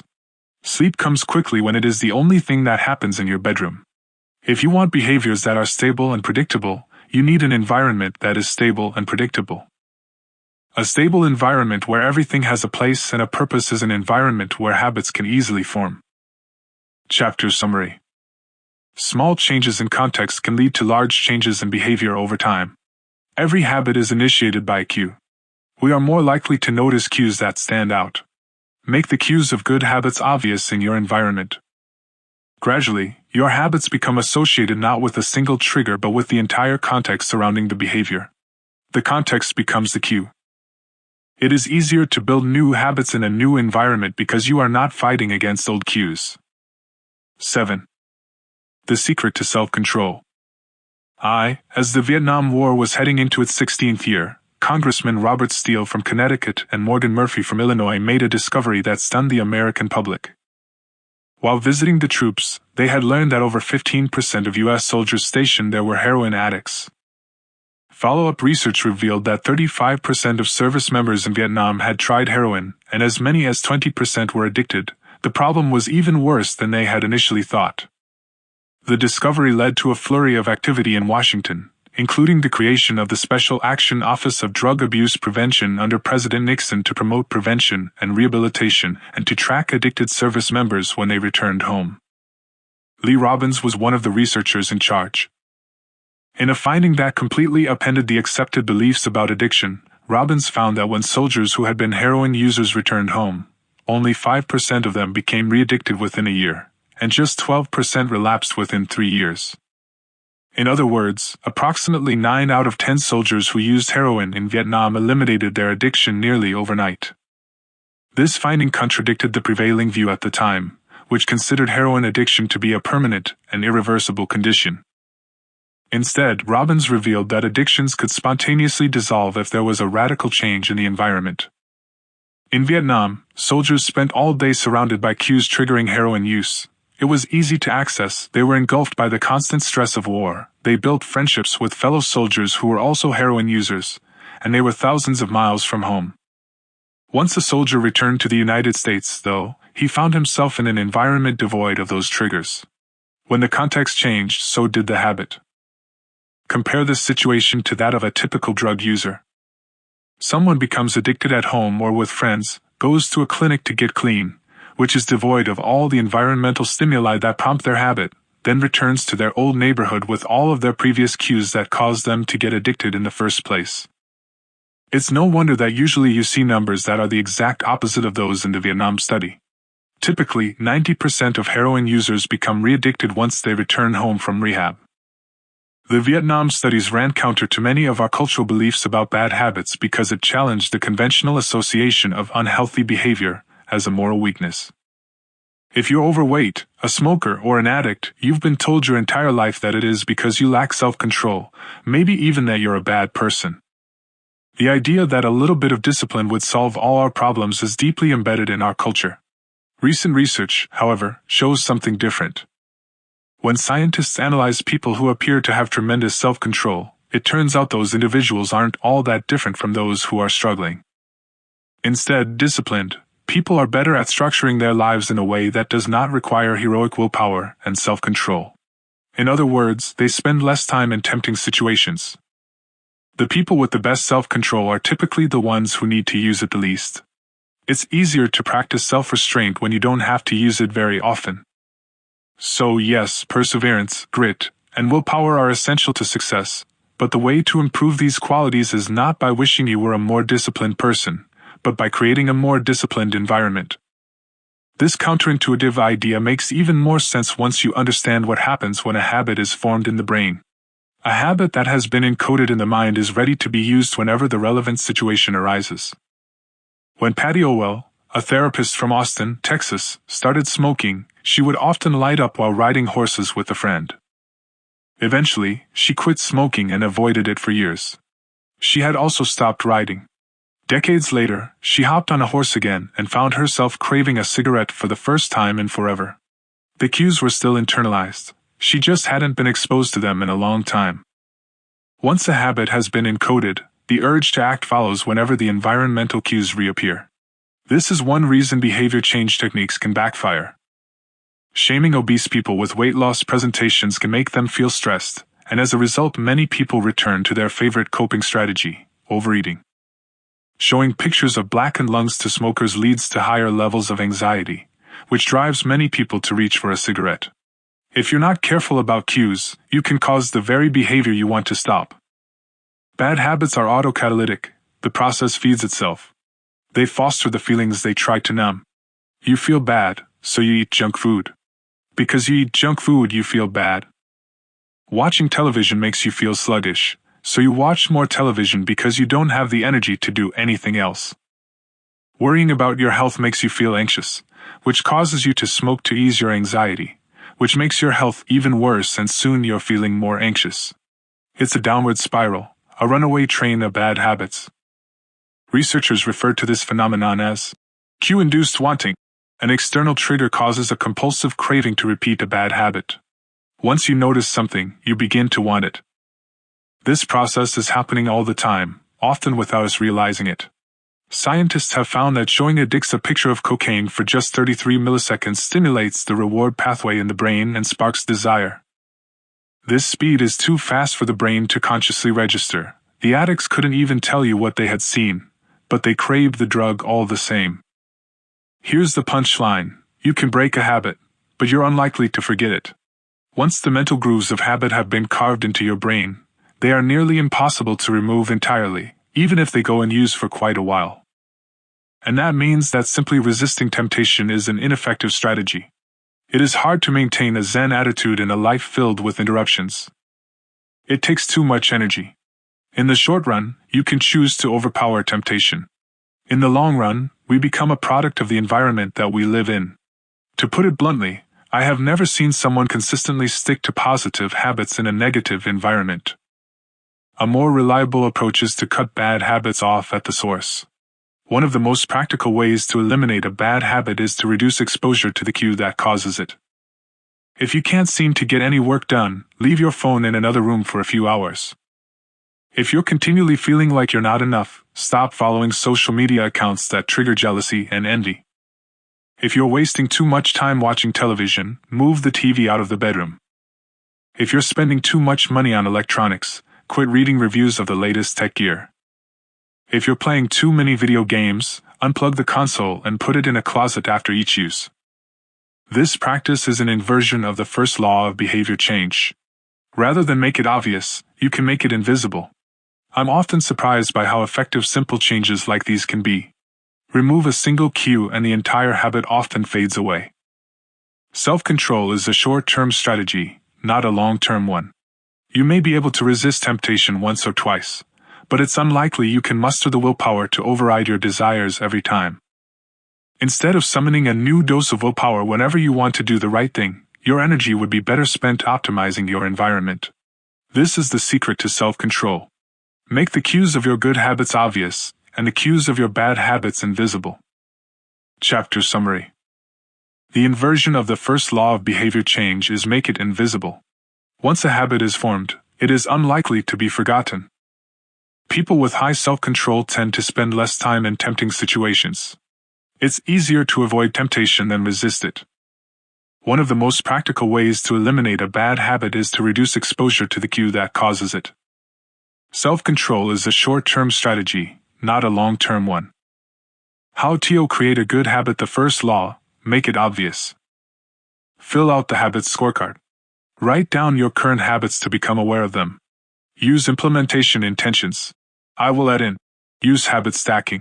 After I will. Design your environment. Make the cues of good habits obvious and visible. The second law, make it attractive. The third law, make it easy. The fourth law, make it satisfying. How to break a bad habit? Inversion of the first law, make it invisible. Reduce exposure. Remove the cues of your bad habits from your environment. Inversion of the second law, make it unattractive. Inversion of the third law, make it difficult. Inversion of the fourth law, make it unsatisfying. You can download a printable version of this habits cheat sheet at the second law. Make it attractive. 8. How to make a habit irresistible. A Dutch scientist named Nico Tinbergen performed a series of experiments that transformed our understanding of what motivates us. Tinbergen, who eventually won a Nobel Prize for his work, was investigating herring gulls, the gray and white birds often seen flying along the seashores of North America. Adult herring gulls have a small red dot on their beak, and Tinbergen noticed that newly hatched chicks would peck this spot whenever they wanted food. To begin one experiment, he created a collection of fake cardboard beaks, just a head without a body. When the parents had flown away, he went over to the nest and offered these dummy beaks to the chicks. The beaks were obvious fakes, and he assumed the baby birds would reject them altogether.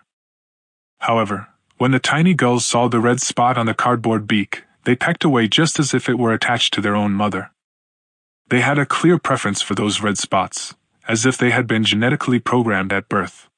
Soon Tinbergen discovered that the bigger the red spot, the faster the chicks pecked. Eventually, he created a beak with 3 large red dots on it. When he placed it over the nest, the baby birds went crazy with delight. They pecked at the little red patches as if it was the greatest beak they had ever seen. Tinbergen and his colleagues discovered similar behavior in other animals.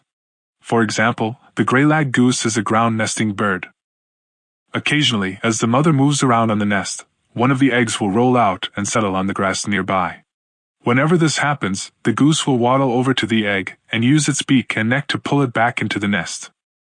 Tinbergen discovered that the goose will pull any nearby round object, such as a billiard ball or a light bulb, back into the nest. The bigger the object, the greater their response. One goose even made a tremendous effort to roll a volleyball back and sit on top. Like the baby gulls automatically pecking at red dots, the gray-lag goose was following an instinctive rule: when I see a round object nearby, I must roll it back into the nest. The bigger the round object, the harder I should try to get it.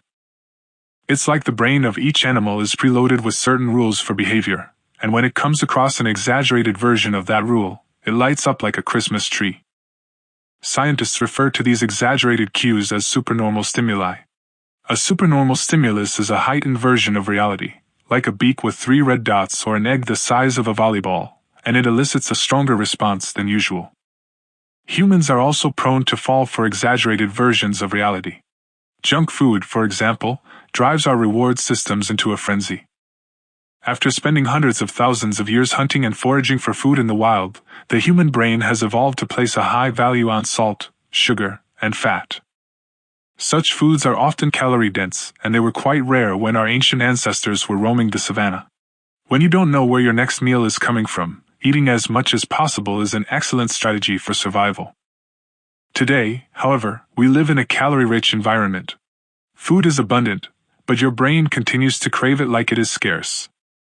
Placing a high value on salt, sugar, and fat is no longer advantageous to our health, but the craving persists because the brain's reward centers have not changed for approximately 50,000 years.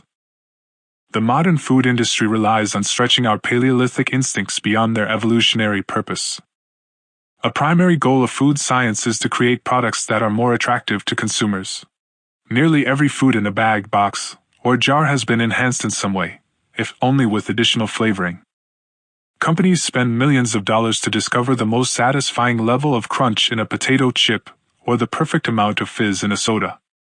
Entire departments are dedicated to optimizing how a product feels in your mouth, a quality known as oral sensation. French fries, for example, are a potent combination, golden brown and crunchy on the outside, light and smooth on the inside. Other processed foods enhance dynamic contrast, which refers to items with a combination of sensations, like crunchy and creamy. Imagine the gooiness of melted cheese on top of a crispy pizza crust, or the crunch of an Oreo cookie combined with its smooth center. With natural, unprocessed foods, you tend to experience the same sensations over and over. How's that 17th bite of kale taste? After a few minutes, your brain loses interest and you begin to feel full. But foods that are high in dynamic contrast keep the experience novel and interesting, encouraging you to eat more. Ultimately, such strategies enable food scientists to find the bliss point for each product, the precise combination of salt, sugar, and fat that excites your brain and keeps you coming back for more. The result, of course, is that you overeat because hyperpalatable foods are more attractive to the human brain. As Stephan Guyenet, a neuroscientist who specializes in eating behavior and obesity, says, "We've gotten too good at pushing our own buttons." The modern food industry, and the overeating habits it has spawned, is just one example of the second law of behavior change: make it attractive. The more attractive an opportunity is, the more likely it is to become habit-forming. Look around. Society is filled with highly engineered versions of reality that are more attractive than the world our ancestors evolved in. Stores feature mannequins with exaggerated hips and breasts to sell clothes. Social media delivers more likes and praise in a few minutes than we could ever get in the office or at home. Online porn splices together stimulating scenes at a rate that would be impossible to replicate in real life. Advertisements are created with a combination of ideal lighting, professional makeup, and photoshopped edits. Even the model doesn't look like the person in the final image. These are the supernormal stimuli of our modern world. They exaggerate features that are naturally attractive to us, and our instincts go wild as a result, driving us into excessive shopping habits, social media habits, porn habits, eating habits, and many others. If history serves as a guide, the opportunities of the future will be more attractive than those of today. The trend is for rewards to become more concentrated and stimuli to become more enticing. Junk food is a more concentrated form of calories than natural foods. Hard liquor is a more concentrated form of alcohol than beer. Video games are a more concentrated form of play than board games. Compared to nature, these pleasure-packed experiences are hard to resist. We have the brains of our ancestors but temptations they never had to face. If you want to increase the odds that a behavior will occur, then you need to make it attractive. Throughout our discussion of the second law, our goal is to learn how to make our habits irresistible. While it is not possible to transform every habit into a supernormal stimulus, we can make any habit more enticing. To do this, we must start by understanding what a craving is and how it works. We begin by examining a biological signature that all habits share, the dopamine spike. The dopamine-driven feedback loop. Scientists can track the precise moment a craving occurs by measuring a neurotransmitter called dopamine. The importance of dopamine became apparent in 1954 when the neuroscientists James Olds and Peter Milner ran an experiment that revealed the neurological processes behind craving and desire. By implanting electrodes in the brains of rats, the researchers blocked the release of dopamine. To the surprise of the scientists, the rats lost all will to live. They wouldn't eat. They wouldn't have sex. They didn't crave anything. Within a few days, the animals died of thirst.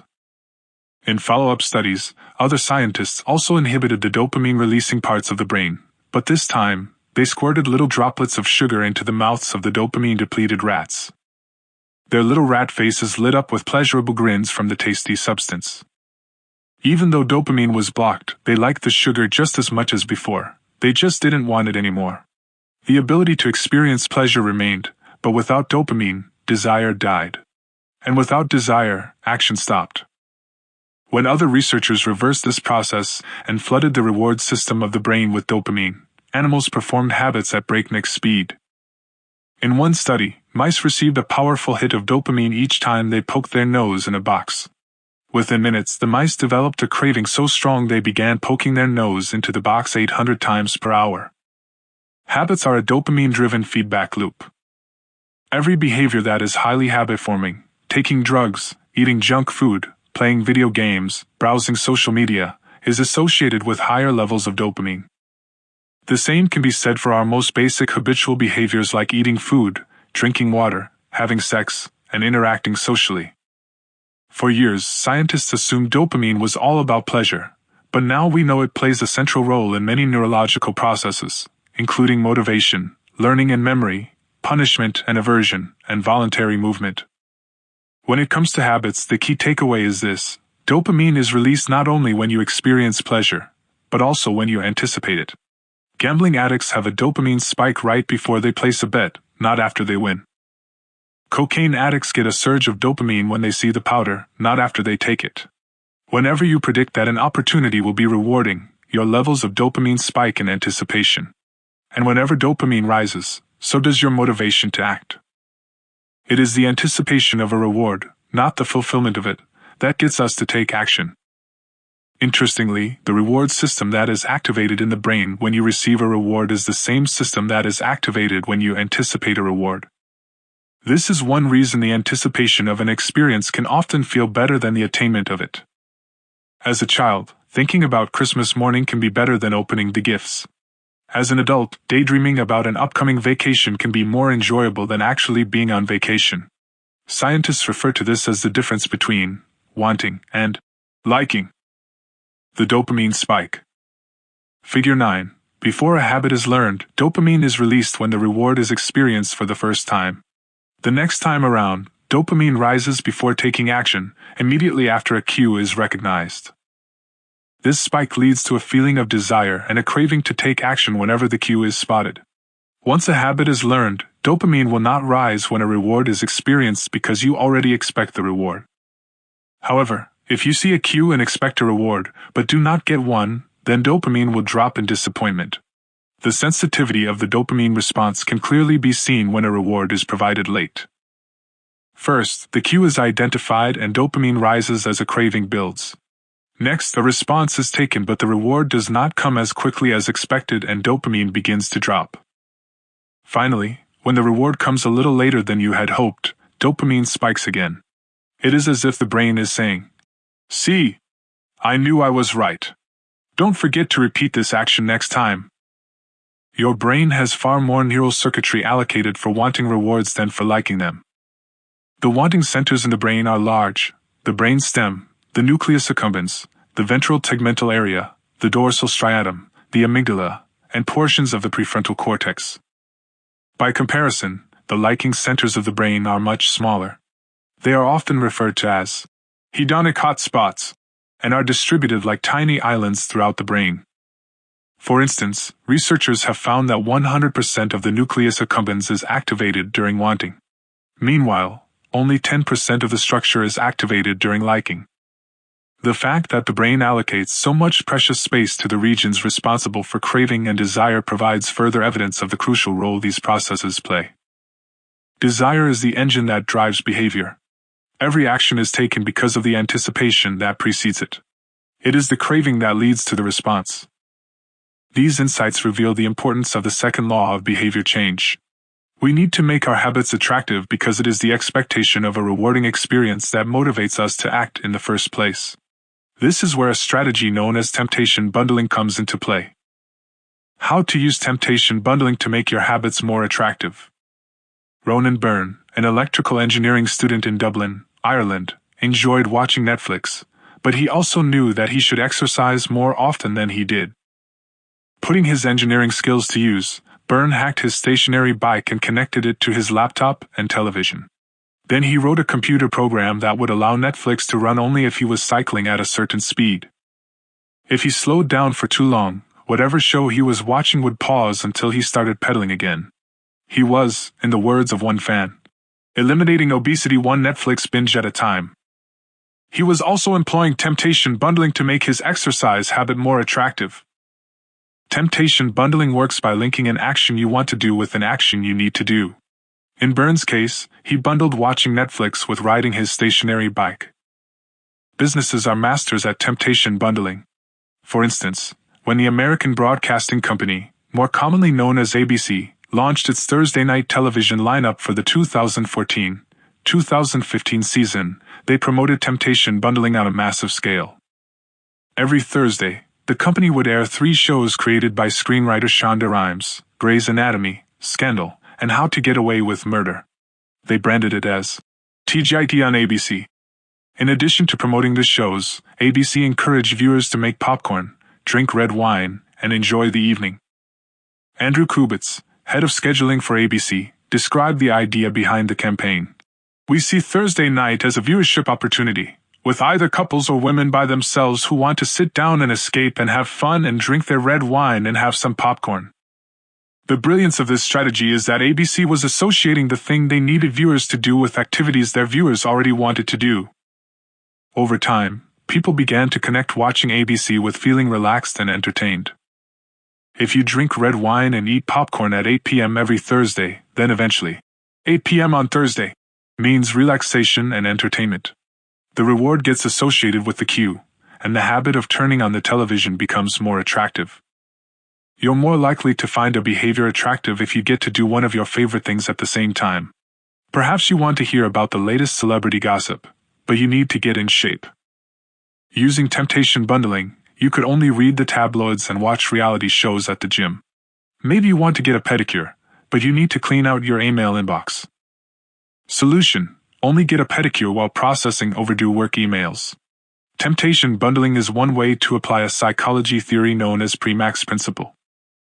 Named after the work of Professor David Premack, the principle states that more probable behaviors will reinforce less probable behaviors. In other words, even if you don't really want to process overdue work emails, you'll become conditioned to do it if it means you get to do something you really want to do along the way. You can even combine temptation bundling with the habit stacking strategy we discussed in Chapter 5 to create a set of rules to guide your behavior. The habit stacking plus temptation bundling formula is 1. After I will. 2. After I will. If you want to read the news, but you need to express more gratitude, 1. After I get my morning coffee, I will say one thing I'm grateful for that happened yesterday. 2. After I say one thing I'm grateful for, I will read the news. If you want to watch sports, but you need to make sales calls, 1. After I get back from my lunch break, I will call 3 potential clients. 2. After I call 3 potential clients, I will check ESPN. If you want to check Facebook, but you need to exercise more, 1. After I pull out my phone, I will do 10 burpees. 2. After I do 10 burpees, I will check Facebook. The hope is that eventually you'll look forward to calling 3 clients or doing 10 burpees because it means you get to read the latest sports news or check Facebook. Doing the thing you need to do means you get to do the thing you want to do. We began this chapter by discussing supernormal stimuli, which are heightened versions of reality that increase our desire to take action. Temptation bundling is one way to create a heightened version of any habit by connecting it with something you already want. Engineering a truly irresistible habit is a hard task, but this simple strategy can be employed to make nearly any habit more attractive than it would be otherwise. Chapter Summary. The second law of behavior change is make it attractive. The more attractive an opportunity is, the more likely it is to become habit-forming. Habits are a dopamine-driven feedback loop. When dopamine rises, so does our motivation to act. It is the anticipation of a reward, not the fulfillment of it, that gets us to take action. The greater the anticipation, the greater the dopamine spike. Temptation bundling is one way to make your habits more attractive. The strategy is to pair an action you want to do with an action you need to do. 9. The role of family and friends in shaping your habits. A Hungarian man named Laszlo Polgar wrote a series of strange letters to a woman named Clara. Laszlo was a firm believer in hard work. In fact, it was all he believed in. He completely rejected the idea of innate talent. He claimed that with deliberate practice and the development of good habits, a child could become a genius in any field. His mantra was, "A genius is not born, but is educated and trained." Laszlo believed in this idea so strongly that he wanted to test it with his own children, and he was writing to Clara because he needed a wife willing to jump on board. Clara was a teacher, and although she may not have been as adamant as Laszlo, she also believed that with proper instruction, anyone could advance their skills. Laszlo decided chess would be a suitable field for the experiment, and he laid out a plan to raise his children to become chess prodigies. The kids would be homeschooled, a rarity in Hungary at the time. The house would be filled with chess books and pictures of famous chess players. The children would play against each other constantly and compete in the best tournaments they could find. The family would keep a meticulous file system of the tournament history of every competitor the children faced. Their lives would be dedicated to chess. Laszlo successfully courted Clara, and within a few years, the Polgars were parents to 3 young girls, Susan, Sophia, and Judith. Susan, the oldest, began playing chess when she was 4 years old. Within 6 months, she was defeating adults. Sophia, the middle child, did even better. By 14, she was a world champion, and a few years later, she became a grandmaster. Judith, the youngest, was the best of all. By age 5, she could beat her father. At 12, she was the youngest player ever listed among the top 100 chess players in the world. At 15 years and 4 months old, she became the youngest grandmaster of all time, younger than Bobby Fischer, the previous record holder. For 27 years, she was the #1 ranked female chess player in the world. The childhood of the Polgar sisters was atypical, to say the least.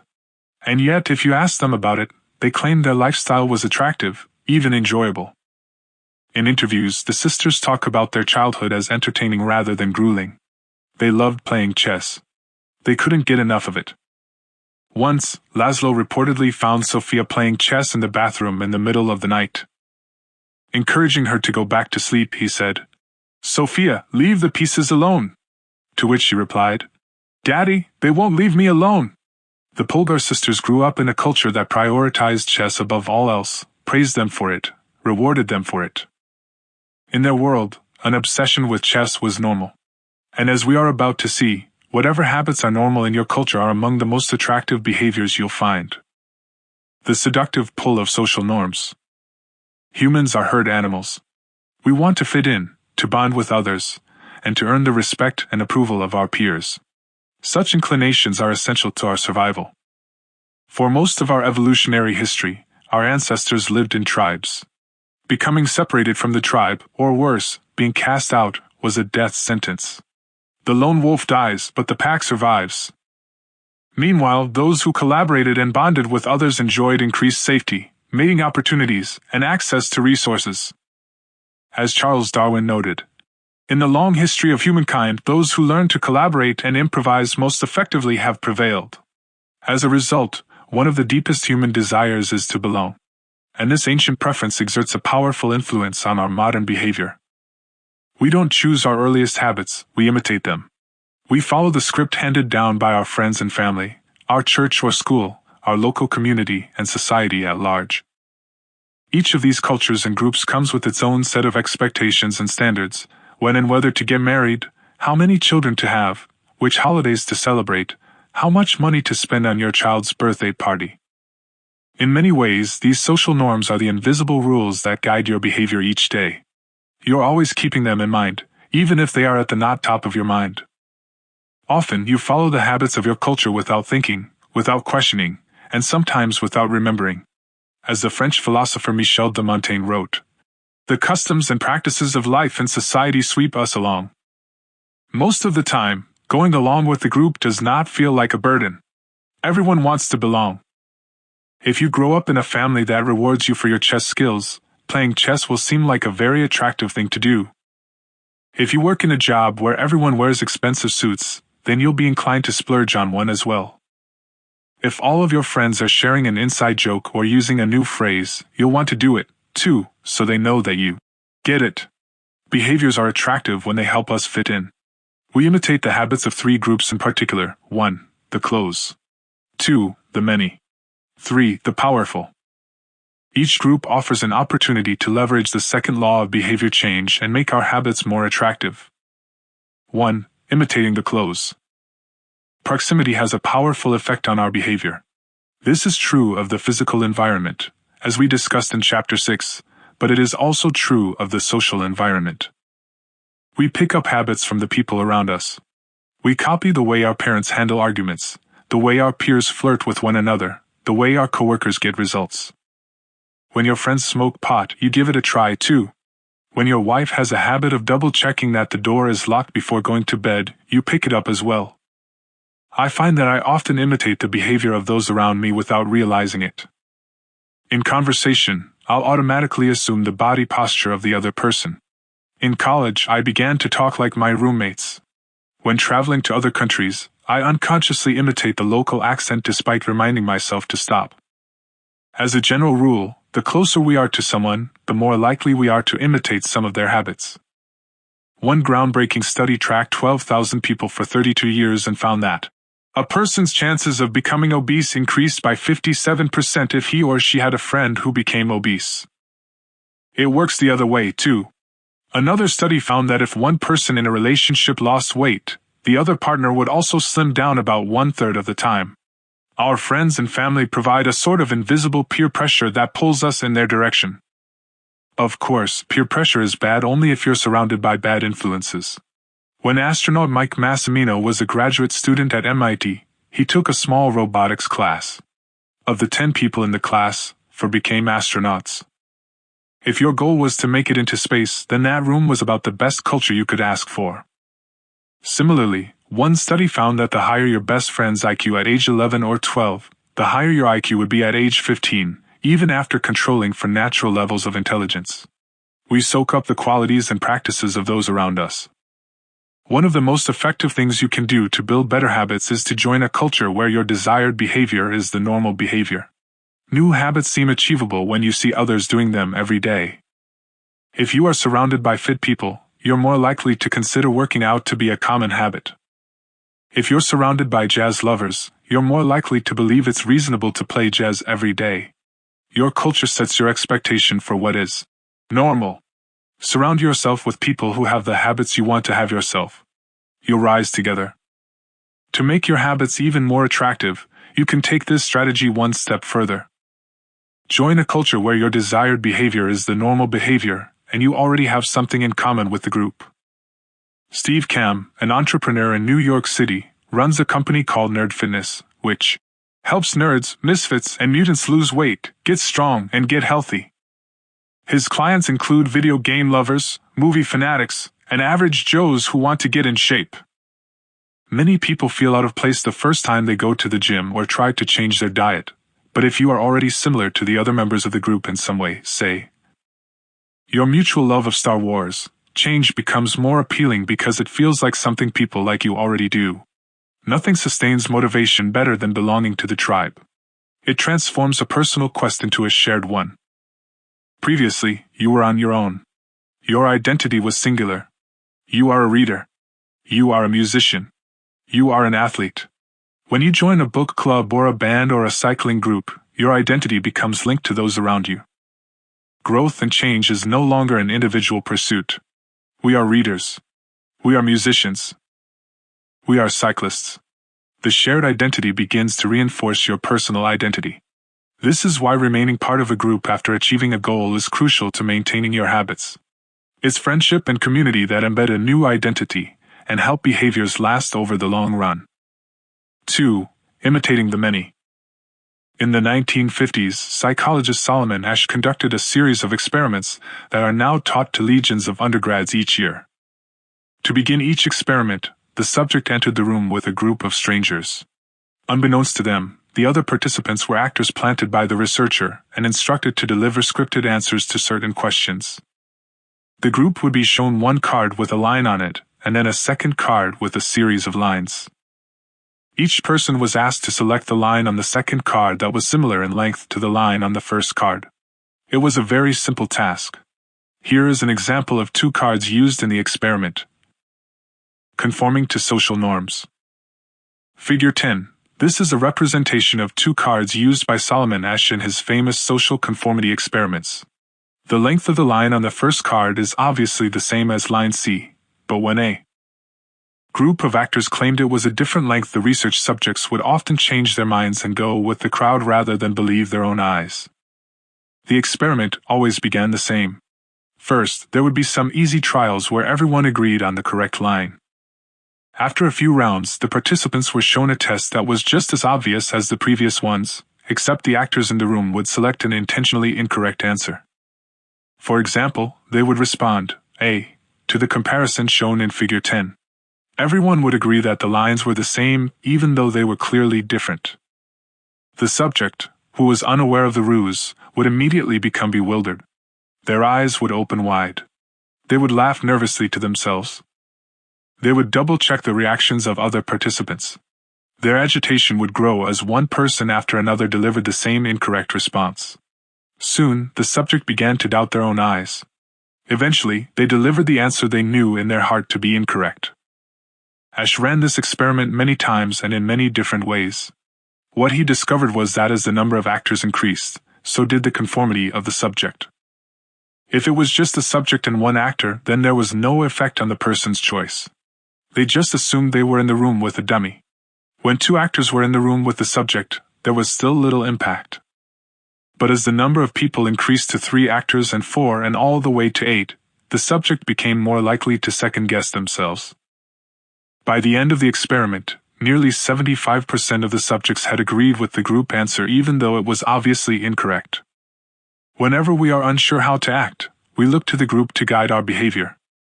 We are constantly scanning our environment and wondering, what is everyone else doing? We check reviews on Amazon or Yelp or TripAdvisor because we want to imitate the best buying, eating, and travel habits. It's usually a smart strategy. There is evidence in numbers. But there can be a downside. The normal behavior of the tribe often overpowers the desired behavior of the individual. For example, one study found that when a chimpanzee learns an effective way to crack nuts open as a member of one group and then switches to a new group that uses a less effective strategy, it will avoid using the superior nut cracking method just to blend in with the rest of the chimps. Humans are similar.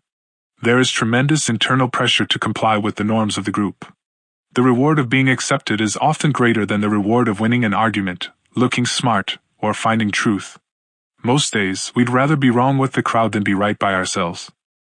The human mind knows how to get along with others. It wants to get along with others. This is our natural mode. You can override it. You can choose to ignore the group or to stop caring what other people think. But it takes work. Running against the grain of your culture requires extra effort. When changing your habits means challenging the tribe, change is unattractive. When changing your habits means fitting in with the tribe, change is very attractive. 3. Imitating the powerful. Humans everywhere pursue power, prestige, and status. We want pins and medallions on our jackets. We want president or partner in our titles. We want to be acknowledged, recognized, and praised. This tendency can seem vain, but overall, it's a smart move. Historically, a person with greater power and status has access to more resources, worries less about survival, and proves to be a more attractive mate. We are drawn to behaviors that earn us respect, approval, admiration, and status.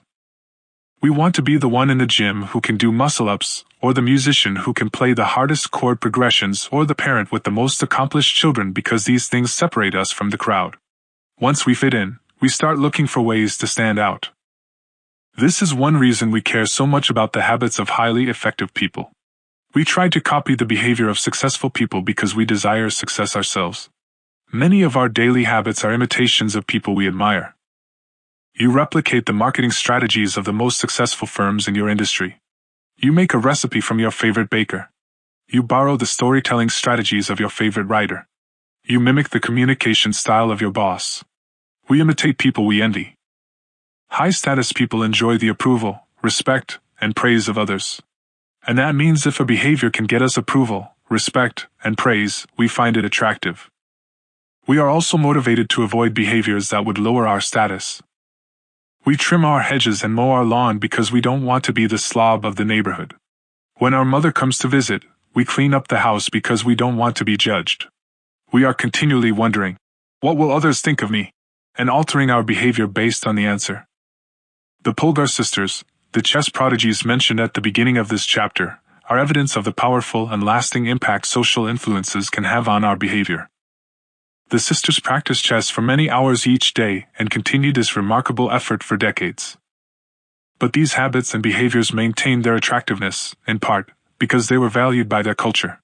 From the praise of their parents to the achievement of different status markers like becoming a grandmaster, they had many reasons to continue their effort. Chapter Summary. The culture we live in determines which behaviors are attractive to us. We tend to adopt habits that are praised and approved of by our culture because we have a strong desire to fit in and belong to the tribe.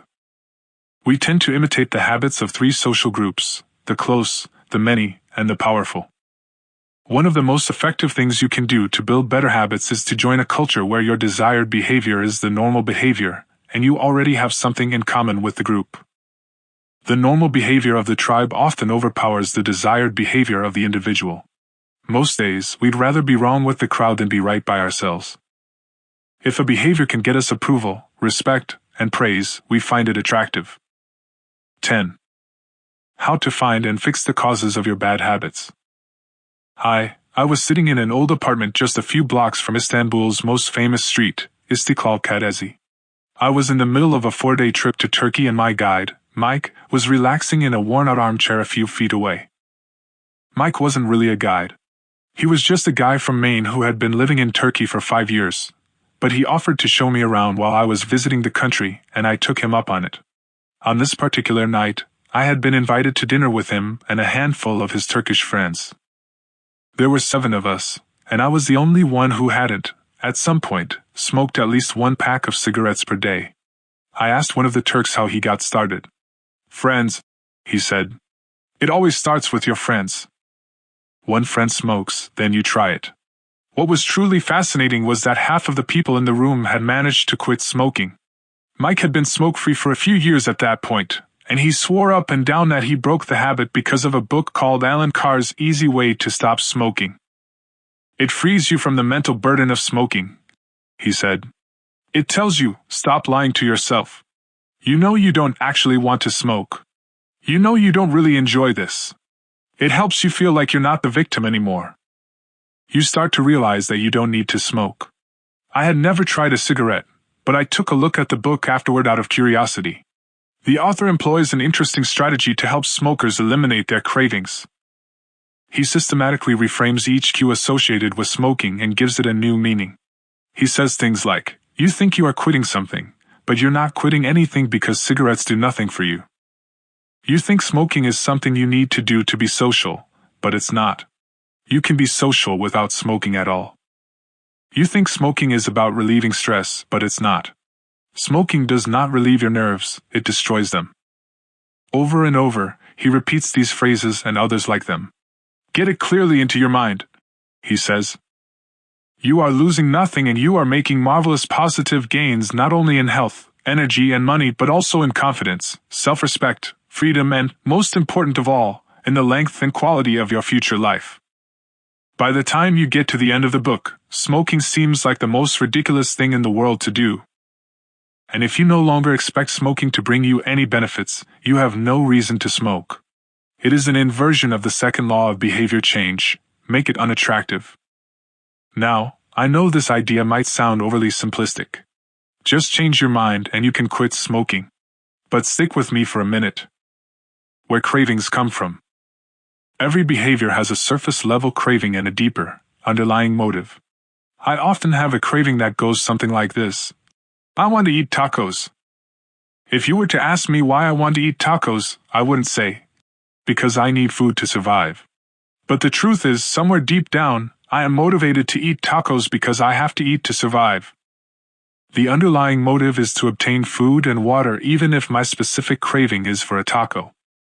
Some of our underlying motives include conserve energy, obtain food and water, find love and reproduce, connect and bond with others, win social acceptance and approval, reduce uncertainty, achieve status and prestige. A craving is just a specific manifestation of a deeper, underlying motive. Your brain did not evolve with a desire to smoke cigarettes, or to check Instagram, or to play video games. At a deep level, you simply want to reduce uncertainty and relieve anxiety, to win social acceptance and approval, or to achieve status. Look at nearly any product that is habit-forming and you'll see that it does not create a new motivation, but rather latches onto the underlying motives of human nature.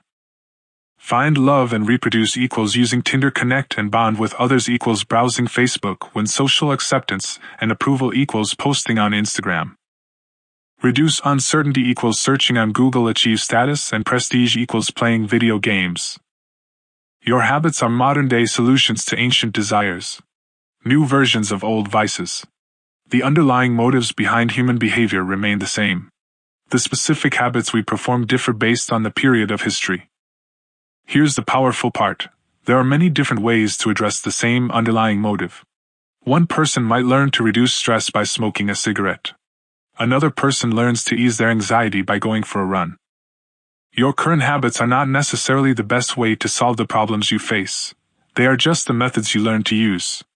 Once you associate a solution with the problem you need to solve, you keep coming back to it. Habits are all about associations. These associations determine whether we predict a habit to be worth repeating or not. As we covered in our discussion of the first law, your brain is continually absorbing information and noticing cues in the environment. Every time you perceive a cue, your brain runs a simulation and makes a prediction about what to do in the next moment. Cue, you notice that the stove is hot. Prediction, if I touch it I'll get burned, so I should avoid touching it. Cue, you see that the traffic light turned green. Prediction, if I step on the gas, I'll make it safely through the intersection and get closer to my destination, so I should step on the gas. You see a cue, categorize it based on past experience, and determine the appropriate response. This all happens in an instant, but it plays a crucial role in your habits because every action is preceded by a prediction. Life feels reactive, but it is actually predictive.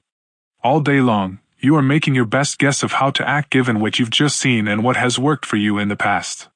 You are endlessly predicting what will happen in the next moment. Our behavior is heavily dependent on these predictions. Put another way, our behavior is heavily dependent on how we interpret the events that happen to us, not necessarily the objective reality of the events themselves. Two people can look at the same cigarette, and one feels the urge to smoke while the other is repulsed by the smell. The same cue can spark a good habit or a bad habit depending on your prediction. The cause of your habits is actually the prediction that precedes them. These predictions lead to feelings, which is how we typically describe a craving, a feeling, a desire, an urge. Feelings and emotions transform the cues we perceive and the predictions we make into a signal that we can apply. They help explain what we are currently sensing. For instance, whether or not you realize it, you are noticing how warm or cold you feel right now. If the temperature drops by 1 degree, you probably won't do anything. If the temperature drops 10 degrees, however, you'll feel cold and put on another layer of clothing. Feeling cold was the signal that prompted you to act. You have been sensing the cues the entire time, but it is only when you predict that you would be better off in a different state that you take action. A craving is the sense that something is missing. It is the desire to change your internal state.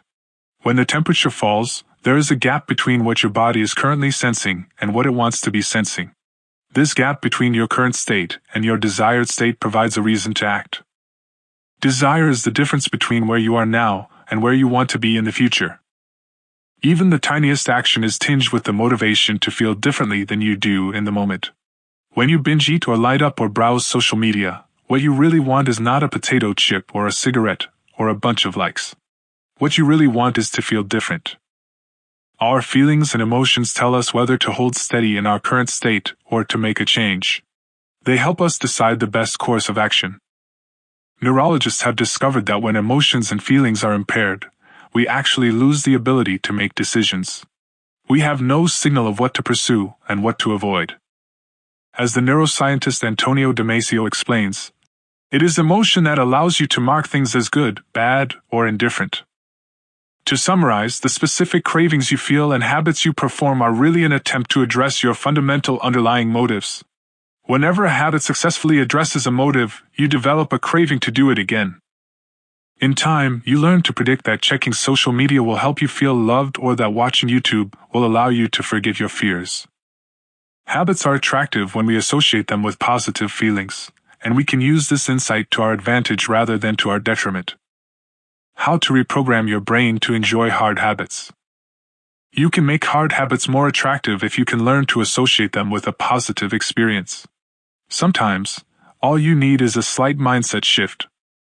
For instance, we often talk about everything we have to do in a given day. You have to wake up early for work. You have to make another sales call for your business. You have to cook dinner for your family. Now, imagine changing just one word. You don't have to. You get to. You get to wake up early for work. You get to make another sales call for your business. You get to cook dinner for your family. By simply changing one word, you shift the way you view each event. You transition from seeing these behaviors as burdens and turn them into opportunities. The key point is that both versions of reality are true. You have to do those things, and you also get to do them. We can find evidence for whatever mindset we choose. I once heard a story about a man who uses a wheelchair. When asked if it was difficult being confined, he responded, "I'm not confined to my wheelchair, I am liberated by it. If it wasn't for my wheelchair, I would be bedbound and never able to leave my house."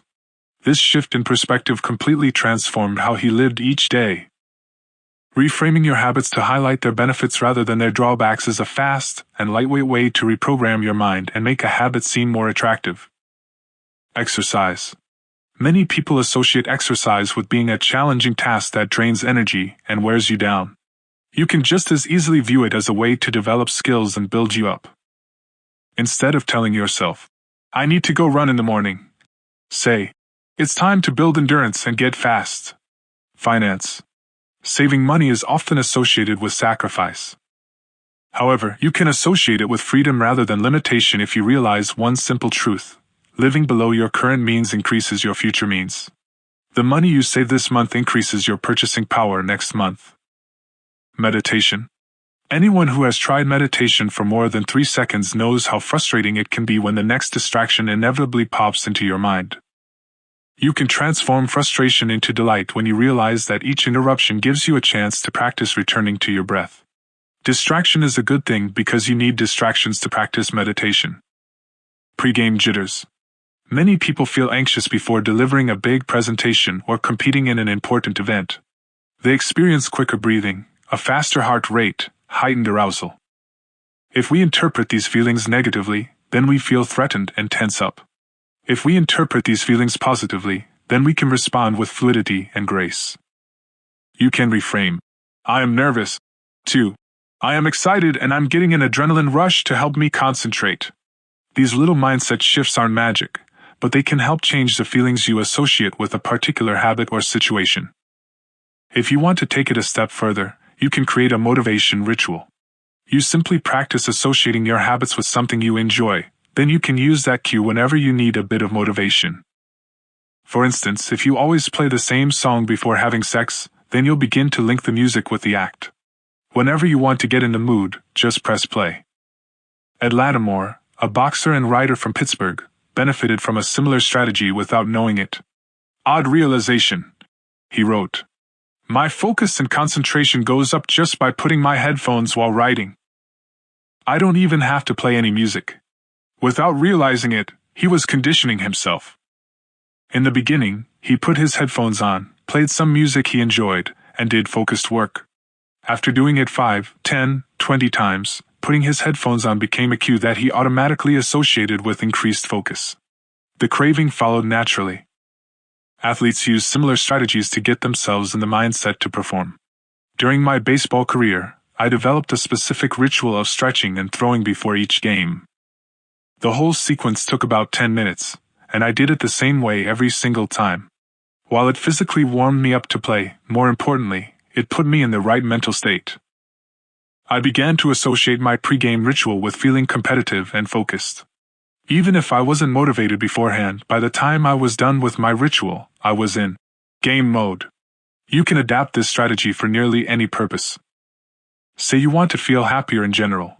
Find something that makes you truly happy, like petting your dog or taking a bubble bath, and then create a short routine that you perform every time before you do the thing you love. Maybe you take 3 deep breaths and smile. 3 deep breaths. Smile. Pet the dog. Repeat. Eventually, you'll begin to associate this breathe and smile routine with being in a good mood. It becomes a cue that means feeling happy. Once established, you can break it out anytime you need to change your emotional state. Stressed at work? Take 3 deep breaths and smile. Sad about life? 3 deep breaths and smile. Once a habit has been built, the cue can prompt a craving, even if it has little to do with the original situation. The key to finding and fixing the causes of your bad habits is to reframe the associations you have about them. It's not easy, but if you can reprogram your predictions, you can transform a hard habit into an attractive one. Chapter Summary. The inversion of the second law of behavior change is make it unattractive. Every behavior has a surface-level craving and a deeper underlying motive. Your habits are modern-day solutions to ancient desires.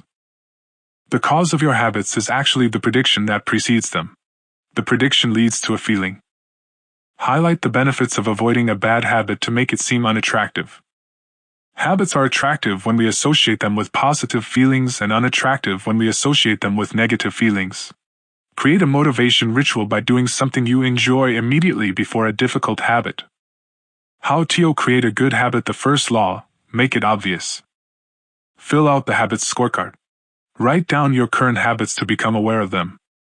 Use implementation intentions. I will add in. Use habit stacking. After I will. Design your environment. Make the cues of good habits obvious and visible. The second law, make it attractive. Use temptation bundling. Pair an action you to do with an action you. Join a culture where your desired behavior is the normal behavior. Create a motivation ritual. Do something you enjoy immediately before a difficult habit. The third law, make it easy. The fourth law, make it satisfying. How to break a bad habit. Inversion of the first law, make it invisible. Reduce exposure. Remove the cues of your bad habits from your environment. Inversion of the second law, make it unattractive. Reframe your mindset. Highlight the benefits of avoiding your bad habits. Inversion of the third law, make it difficult. Inversion of the fourth law, make it unsatisfying. You can download a printable version of this habits cheat sheet at the third law. Make it easy. 11. Walk slowly, but never backward. O day of class, Jerry Yulsman, a professor at the University of Florida, divided his film photography students into 2 groups. Everyone on the left side of the classroom, he explained, would be in the quantity group. They would be graded solely on the amount of work they produced. On the final day of class, he would tally the number of photos submitted by each student. 100 photos would rate an A, 90 photos a B, 80 photos a C, and so on. Meanwhile, everyone on the right side of the room would be in the quality group. They would be graded only on the excellence of their work. They would only need to produce 1 photo during the semester, but to get an A, it had to be a nearly perfect image. At the end of the term, he was surprised to find that all the best photos were produced by the quantity group. During the semester, these students were busy taking photos, experimenting with composition and lighting, testing out various methods in the darkroom, and learning from their mistakes. In the process of creating hundreds of photos, they honed their skills. Meanwhile, the quality groups sat around speculating about perfection. In the end, they had little to show for their efforts other than unverified theories and 1 mediocre photo.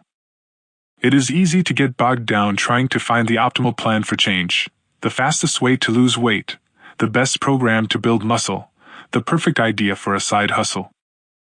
We are so focused on figuring out the best approach that we never get around to taking action. As Voltaire once wrote, "The best is the enemy of the good." I refer to this as the difference between being in motion and taking action. The two ideas sound similar, but they're not the same. When you're in motion, you're planning and strategizing and learning. Those are all good things, but they don't produce a result. Action, on the other hand, is the type of behavior that will deliver an outcome. If I outline 20 ideas for articles I want to write, that's motion. If I actually sit down and write an article, that's action. If I search for a better diet plan and read a few books on the topic, that's motion. If I actually eat a healthy meal, that's action. Sometimes motion is useful, but it will never produce an outcome by itself. It doesn't matter how many times you go talk to the personal trainer, that motion will never get you in shape. Only the action of working out will get the result you're looking to achieve. If motion doesn't lead to results, why do we do it? Sometimes we do it because we actually need to plan or learn more. But more often than not, we do it because motion allows us to feel like we're making progress without running the risk of failure. Most of us are experts at avoiding criticism. It doesn't feel good to fail or to be judged publicly, so we tend to avoid situations where that might happen. And that's the biggest reason why you slip into motion rather than taking action. You want to delay failure. It's easy to be in motion and convince yourself that you're still making progress. You think, I've got conversations going with 4 potential clients right now. This is good. We're moving in the right direction. Or, I brainstormed some ideas for that book I want to write. This is coming together. Motion makes you feel like you're getting things done. But really, you're just preparing to get something done. When preparation becomes a form of procrastination, you need to change something. You don't want to merely be planning. You want to be practicing. If you want to master a habit, the key is to start with repetition, not perfection. You don't need to map out every feature of a new habit. You just need to practice it. This is the first takeaway of the third law. You just need to get your reps in. How long does it actually take to form a new habit? Habit formation is the process by which a behavior becomes progressively more automatic through repetition. The more you repeat an activity, the more the structure of your brain changes to become efficient at that activity. Neuroscientists call this long-term potentiation, which refers to the strengthening of connections between neurons in the brain based on recent patterns of activity. With each repetition, cell-to-cell signaling improves and the neural connections tighten. First described by neuropsychologist Donald Hebb in 1949, this phenomenon is commonly known as Hebb's law. Neurons that fire together wire together. Repeating a habit leads to clear physical changes in the brain. In musicians, the cerebellum, critical for physical movements like plucking a guitar string or pulling a violin bow, is larger than it is in non-musicians. Mathematicians, meanwhile, have increased gray matter in the inferior parietal lobule, which plays a key role in computation and calculation. Its size is directly correlated with the amount of time spent in the field. The older and more experienced the mathematician, the greater the increase in gray matter. When scientists analyzed the brains of taxi drivers in London, they found that the hippocampus, a region of the brain involved in spatial memory, was significantly larger in their subjects than in non-taxi drivers. Even more fascinating, the hippocampus decreased in size when a driver retired. Like the muscles of the body responding to regular weight training, particular regions of the brain adapt as they are used and atrophy as they are abandoned. Of course, the importance of repetition in establishing habits was recognized long before neuroscientists began poking around. In 1860, the English philosopher George H. Lewis noted, "In learning to speak a new language, to play on a musical instrument, or to perform unaccustomed movements, great difficulty is felt, because the channels through which each sensation has to pass have not become established." But no sooner has frequent repetition cut a pathway than this difficulty vanishes. The actions become so automatic that they can be performed while the mind is otherwise engaged. Both common sense and scientific evidence agree, repetition is a form of change. Each time you repeat an action, you are activating a particular neural circuit associated with that habit. This means that simply putting in your reps is one of the most critical steps you can take to encoding a new habit. It is why the students who took tons of photos improved their skills while those who merely theorized about perfect photos did not. One group engaged in active practice, the other in passive learning. One in action, the other in motion. All habits follow a similar trajectory from effortful practice to automatic behavior, a process known as automaticity. Automaticity is the ability to perform a behavior without thinking about each step, which occurs when the non-conscious mind takes over. It looks something like this. The habit line. Figure 11. In the beginning, a habit requires a good deal of effort and concentration to perform. After a few repetitions, it gets easier, but still requires some conscious attention. With enough practice, the habit becomes more automatic than conscious. Beyond this threshold, the behavior can be done more or less without thinking.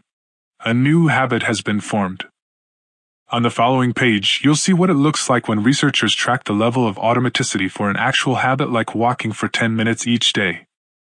The shape of these charts, which scientists call learning curves, reveals an important truth about behavior change. Habits form based on frequency, not time. Walking 10 minutes per day. Figure 12. This graph shows someone who built the habit of walking for 10 minutes after breakfast each day. Notice that as the repetitions increase, so does automaticity, until the behavior is as easy and automatic as it can be.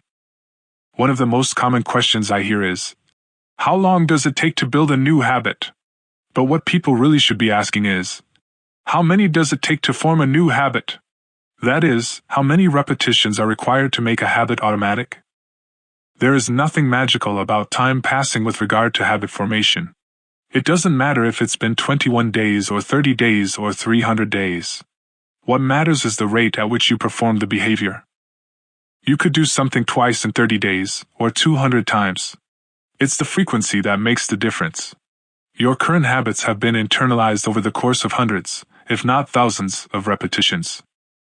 New habits require the same level of frequency. You need to string together enough successful attempts until the behavior is firmly embedded in your mind and you cross the habit line. In practice, it doesn't really matter how long it takes for a habit to become automatic.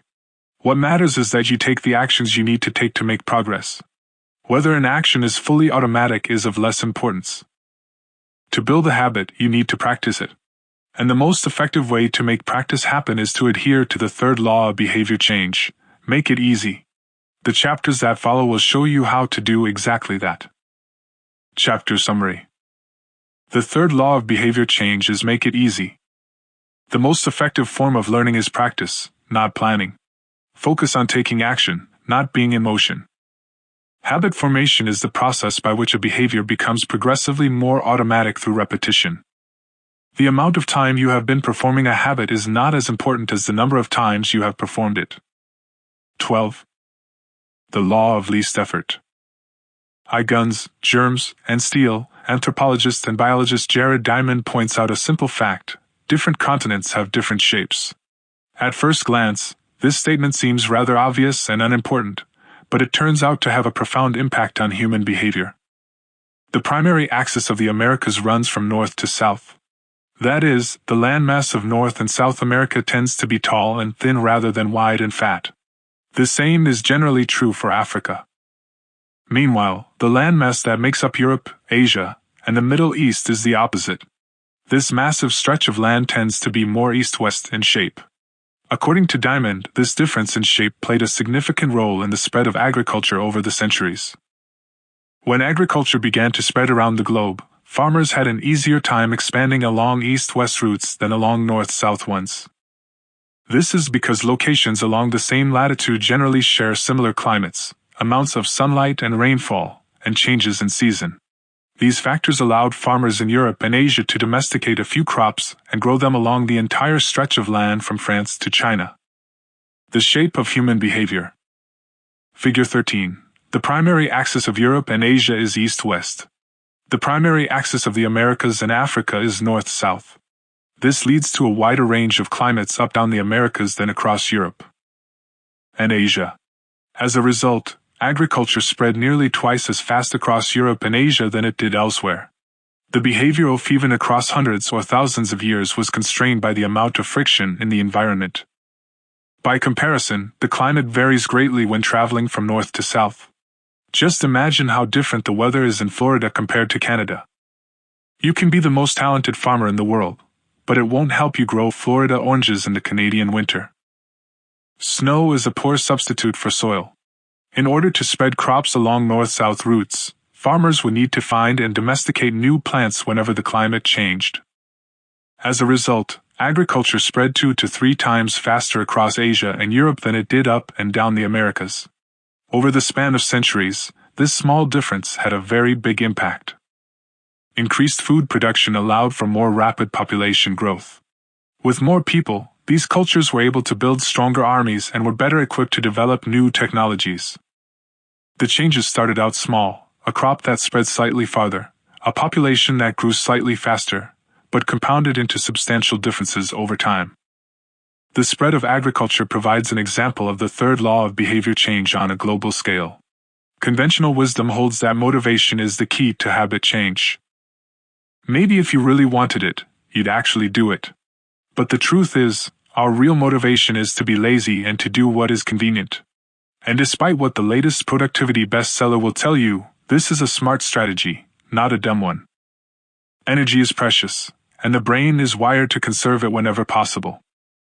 It is human nature to follow the law of least effort, which states that when deciding between two similar options, people will naturally gravitate toward the option that requires the least amount of work. For example, expanding your farm to the east where you can grow the same crops rather than heading north where the climate is different. Out of all the possible actions we could take, the one that is realized is the one that delivers the most value for the least effort. We are motivated to do what is easy. Every action requires a certain amount of energy. The more energy required, the less likely it is to occur. If your goal is to do 100 push-ups per day, that's a lot of energy. In the beginning, when you're motivated and excited, you can muster the strength to get started. But after a few days, such a massive effort feels exhausting. Meanwhile, sticking to the habit of doing 1 push-up per day requires almost no energy to get started. And the less energy a habit requires, the more likely it is to occur. Look at any behavior that fills up much of your life, and you'll see that it can be performed with very low levels of motivation. Habits like scrolling on our phones, checking email, and watching television steal so much of our time because they can be performed almost without effort. They are remarkably convenient. In a sense, every habit is just an obstacle to getting what you really want. Dieting is an obstacle to getting fit. Meditation is an obstacle to feeling calm. Journaling is an obstacle to thinking clearly. You don't actually want the habit itself. What you really want is the outcome the habit delivers. The greater the obstacle, that is, the more difficult the habit, the more friction there is between you and your desired end state. This is why it is crucial to make your habits so easy that you'll do them even when you don't feel like it. If you can make your good habits more convenient, you'll be more likely to follow through on them. But what about all the moments when we seem to do the opposite? If we're all so lazy, then how do you explain people accomplishing hard things like raising a child or starting a business or climbing Mount Everest? Certainly, you are capable of doing very hard things.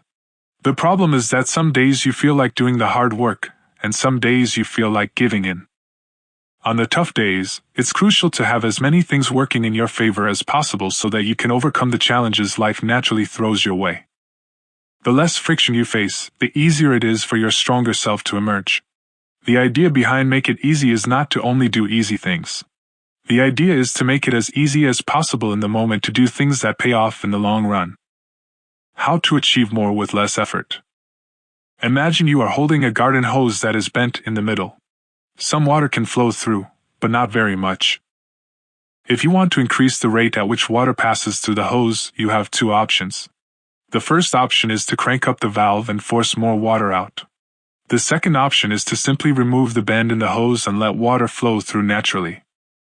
Trying to pump up your motivation to stick with a hard habit is like trying to force water through a bent hose. You can do it, but it requires a lot of effort and increases the tension in your life. Meanwhile, making your habits simple and easy is like removing the bend in the hose. Rather than trying to overcome the friction in your life, you reduce it. One of the most effective ways to reduce the friction associated with your habits is to practice environment design. In Chapter 6, we discussed environment design as a method for making cues more obvious, but you can also optimize your environment to make actions easier. For example, when deciding where to practice a new habit, it is best to choose a place that is already along the path of your daily routine. Habits are easier to build when they fit into the flow of your life. You are more likely to go to the gym if it is on your way to work because stopping doesn't add much friction to your lifestyle. By comparison, if the gym is off the path of your normal commute, even by just a few blocks, now you're going out of your way to get there. Perhaps even more effective is reducing the friction within your home or office. Too often, we try to start habits in high-friction environments. We try to follow a strict diet while we are out to dinner with friends. We try to write a book in a chaotic household. We try to concentrate while using a smartphone filled with distractions. It doesn't have to be this way. We can remove the points of friction that hold us back. This is precisely what electronics manufacturers in Japan began to do in the 1970s. In an article published in the New Yorker titled, "Better All the Time," James Shiroaki writes, Japanese firms emphasized what came to be known as lean production, relentlessly looking to remove waste of all kinds from the production process, down to redesigning workspaces. So workers didn't have to waste time twisting and turning to reach their tools. The result was that Japanese factories were more efficient and Japanese products were more reliable than American ones. In 1974, service calls for American-made color televisions were 5 times as common as for Japanese televisions. By 1979, it took American workers 3 times as long to assemble their sets. I like to refer to this strategy as addition by subtraction. The Japanese companies looked for every point of friction in the manufacturing process and eliminated it. As they subtracted wasted effort, they added customers and revenue. Similarly, when we remove the points of friction that sap our time and energy, we can achieve more with less effort. If you look at the most habit-forming products, you'll notice that one of the things these goods and services do best is remove little bits of friction from your life. Meal delivery services reduce the friction of shopping for groceries. Dating apps reduce the friction of making social introductions. Ride-sharing services reduce the friction of getting across town. Text messaging reduces the friction of sending a letter in the mail. Like a Japanese television manufacturer redesigning their workspace to reduce wasted motion, successful companies design their products to automate, eliminate, or simplify as many steps as possible. They reduce the number of fields on each form. They pare down the number of clicks required to create an account. They deliver their products with easy-to-understand directions or ask their customers to make fewer choices. When the first voice-activated speakers were released, products like Google Home, Amazon Echo, and Apple HomePod, I asked a friend what he liked about the product he had purchased. He said it was just easier to say, "Play some country music," than to pull out his phone, open the music app, and pick a playlist. Of course, just a few years earlier, having unlimited access to music in your pocket was a remarkably frictionless behavior compared to driving to the store and buying a CD. Business is a never-ending quest to deliver the same result in an easier fashion. Similar strategies have been used effectively by governments. When the British government wanted to increase tax collection rates, they switched from sending citizens to a web page where the tax form could be downloaded to linking directly to the form. Reducing that one step in the process increased the response rate from 19.2% to 23.4% for a country like the United Kingdom. Those percentage points represent millions in tax revenue. The central idea is to create an environment where doing the right thing is as easy as possible. Much of the battle of building better habits comes down to finding ways to reduce the friction associated with our good habits and increase the friction associated with our bad ones. Prime the environment for future use. Oswald Knuckles is an IT developer from Natchez, Mississippi. He is also someone who understands the power of priming his environment. Knuckles dialed in his cleaning habits by following a strategy he refers to as resetting the room. For instance, when he finishes watching television, he places the remote back on the TV stand, arranges the pillows on the couch, and folds the blanket. When he leaves his car, he throws any trash away. Whenever he takes a shower, he wipes down the toilet while the shower is warming up. The purpose of resetting each room is not simply to clean up after the last action, but to prepare for the next action. When I walk into a room, everything is in its right place, Knuckles wrote. Because I do this every day in every room, stuff always stays in good shape. People think I work hard, but I'm actually really lazy. I'm just proactively lazy. It gives you so much time back.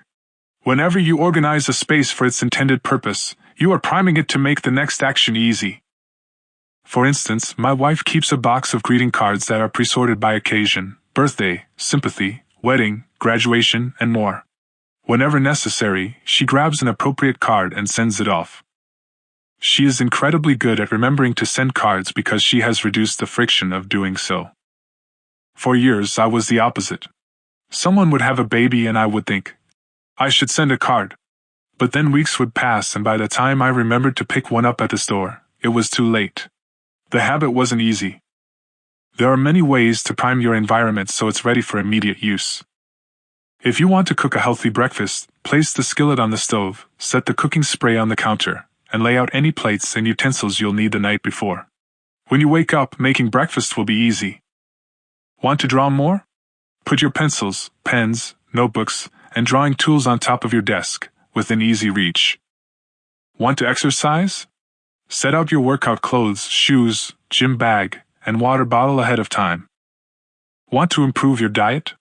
Chop up a ton of fruits and vegetables on weekends and pack them in containers, so you have easy access to healthy, ready-to-eat options during the week. These are simple ways to make the good habit the path of least resistance. You can also invert this principle and prime the environment to make bad behaviors difficult. If you find yourself watching too much television, for example, then unplug it after each use. Only plug it back in if you can say out loud the name of the show you want to watch. This setup creates just enough friction to prevent mindless viewing. If that doesn't do it, you can take it a step further. Unplug the television and take the batteries out of the remote after each use, so it takes an extra 10 seconds to turn it back on. And if you're really hardcore, move the television out of the living room and into a closet after each use. You can be sure you'll only take it out when you really want to watch something. The greater the friction, the less likely the habit. Whenever possible, I leave my phone in a different room until lunch. When it's right next to me, I'll check it all morning for no reason at all. But when it is in another room, I rarely think about it. And the friction is high enough that I won't go get it without a reason. As a result, I get 3 to 4 hours each morning when I can work without interruption. If sticking your phone in another room doesn't seem like enough, tell a friend or family member to hide it from you for a few hours. Ask a coworker to keep it at their desk in the morning and give it back to you at lunch. It is remarkable how little friction is required to prevent unwanted behavior.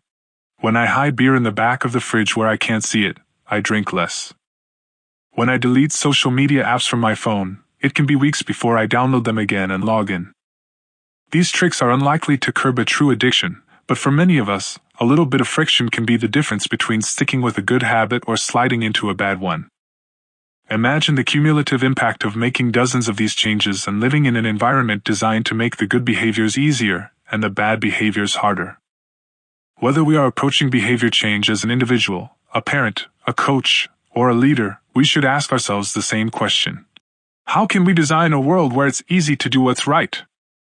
Redesign your life so the actions that matter most are also the actions that are easiest to do. Chapter Summary. Human behavior follows the law of least effort.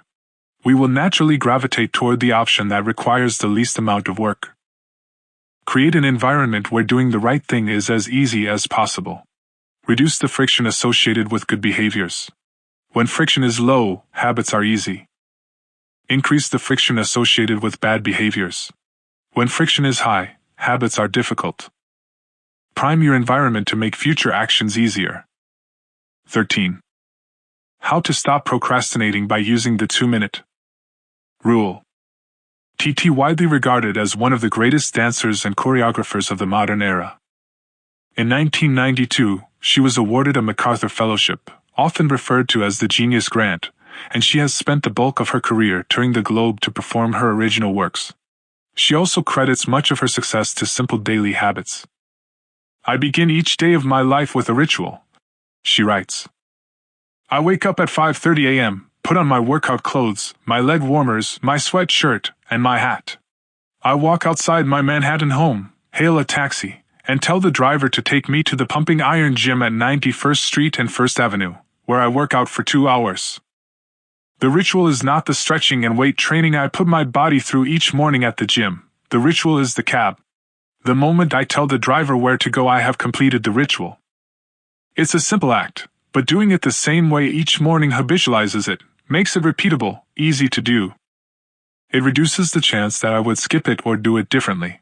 It is one more item in my arsenal of routines, and one less thing to think about. Hailing a cab each morning may be a tiny action, but it is a splendid example of the third law of behavior change. Researchers estimate that 40 to 50% of our actions on any given day are done out of habit. This is already a substantial percentage, but the true influence of your habits is even greater than these numbers suggest. Habits are automatic choices that influence the conscious decisions that follow. Yes, a habit can be completed in just a few seconds, but it can also shape the actions that you take for minutes or hours afterward. Habits are like the entrance ramp to a highway. They lead you down a path, and before you know it, you're speeding toward the next behavior. It seems to be easier to continue what you are already doing than to start doing something different. You sit through a bad movie for 2 hours. You keep snacking even when you're already full. You check your phone for just a second, and soon you have spent 20 minutes staring at the screen. In this way, the habits you follow without thinking often determine the choices you make when you are thinking. Each evening, there is a tiny moment, usually around 5:15 p.m., that shapes the rest of my night. My wife walks in the door from work, and either we change into our workout clothes and head to the gym, or we crash onto the couch, order Indian food, and watch The Office. Similar to Twyla Tharp hailing the cab, the ritual is changing into my workout clothes. If I change clothes, I know the workout will happen. Everything that follows, driving to the gym, deciding which exercises to do, stepping under the bar, is easy once I've taken the first step. Every day, there are a handful of moments that deliver an outsized impact. I refer to these little choices as decisive moments. The moment you decide between ordering takeout or cooking dinner. The moment you choose between driving your car or riding your bike. The moment you decide between starting your homework or grabbing the video game controller. These choices are a fork in the road. Decisive moments.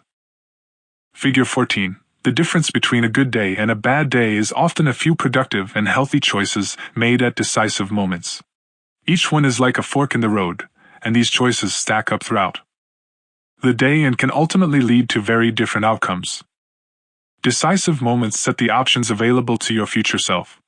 For instance, walking into a restaurant is a decisive moment because it determines what you'll be eating for lunch. Technically, you are in control of what you order, but in a larger sense, you can only order an item if it is on the menu. If you walk into a steakhouse, you can get a sirloin or a ribeye, but not sushi. Your options are constrained by what's available. They are shaped by the first choice. We are limited by where our habits lead us. This is why mastering the decisive moments throughout your day is so important. Each day is made up of many moments, but it is really a few habitual choices that determine the path you take. These little choices stack up, each one setting the trajectory for how you spend the next chunk of time. Habits are the entry point, not the end point. They are the cab, not the gym. The 2-minute rule.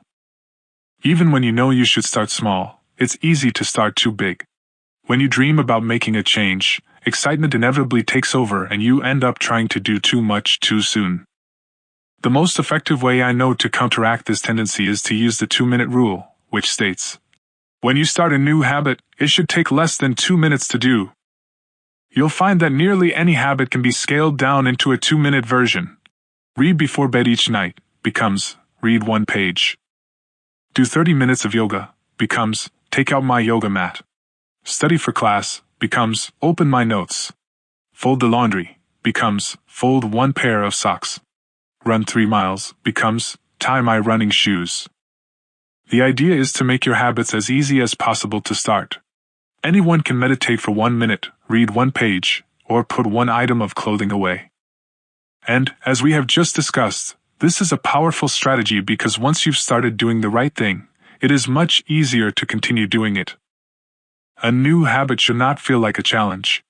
The actions that follow can be challenging, but the first 2 minutes should be easy. What you want is a gateway habit that naturally leads you down a more productive path. You can usually figure out the gateway habits that will lead to your desired outcome by mapping out your goals on a scale from very easy to very hard. For instance, running a marathon is very hard. Running a 5K is hard. Walking 10,000 steps is moderately difficult. Walking 10 minutes is easy. And putting on your running shoes is very easy. Your goal might be to run a marathon, but your gateway habit is to put on your running shoes. That's how you follow the 2-minute rule. Put on your running shoes, walk 10 minutes. Walk 10,000 steps. Write 1 sentence. Write 1 paragraph. Write 1,000 words.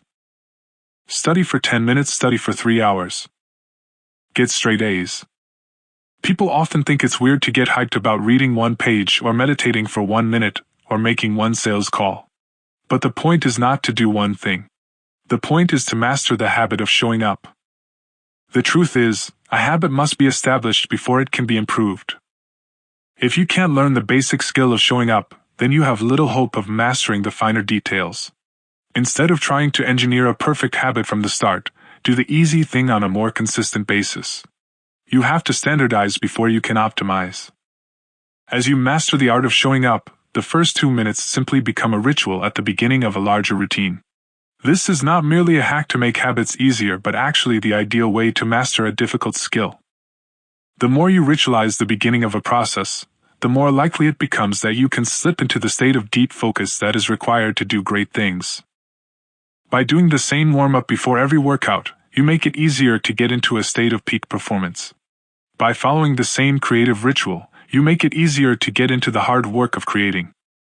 By developing a consistent power-down habit, you make it easier to get to bed at a reasonable time each night.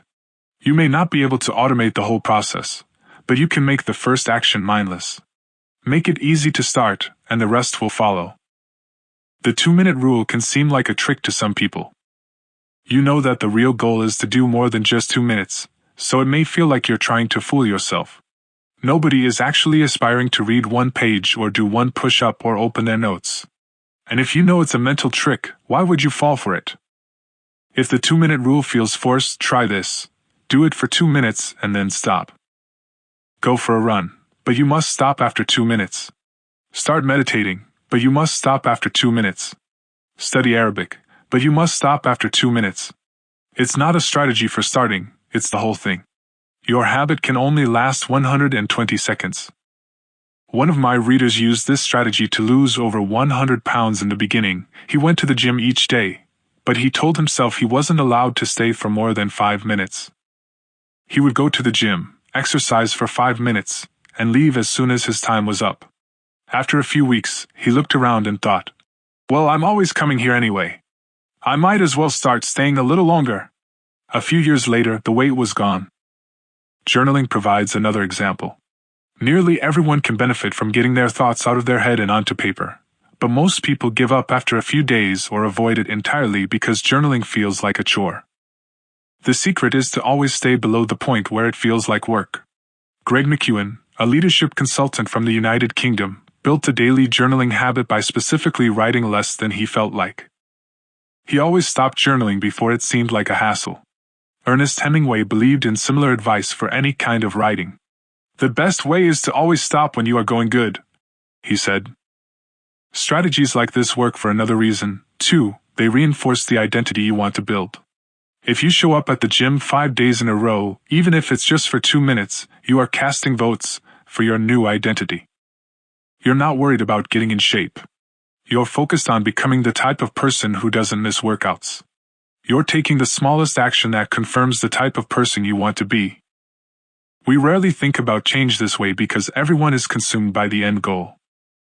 But 1 push-up is better than not exercising. 1 minute of guitar practice is better than none at all. 1 minute of reading is better than never picking up a book. It's better to do less than you hope than to do nothing at all. At some point, once you've established the habit and you're showing up each day, you can combine the 2-minute rule with a technique we call habit shaping to scale your habit back up toward your ultimate goal. Start by mastering the first 2 minutes of the smallest version of the behavior. Then, advance to an intermediate step and repeat the process, focusing on just the first 2 minutes and mastering that stage before moving on to the next level. Eventually, you'll end up with the habit you had originally hoped to build while still keeping your focus where it should be, on the first 2 minutes of the behavior. Examples of habit shaping: becoming an early riser. Be home by 10 p.m. every night. Devices turned off by 10 p.m. every night. Be in bed by 10 p.m. every night. Lights off by 10 p.m. every night. Wake up at 6 a.m. every day. Becoming vegan. Art eating vegetables at each meal. Stop eating animals with 4 legs. Stop eating animals with 2 legs. Stop eating animals with no legs. Stop eating all animal products. Starting to exercise. Change into workout clothes. Step out the door. Drive to the gym, exercise for 5 minutes and leave. Exercise for 15 minutes at least once per week. Exercise 3 times per week.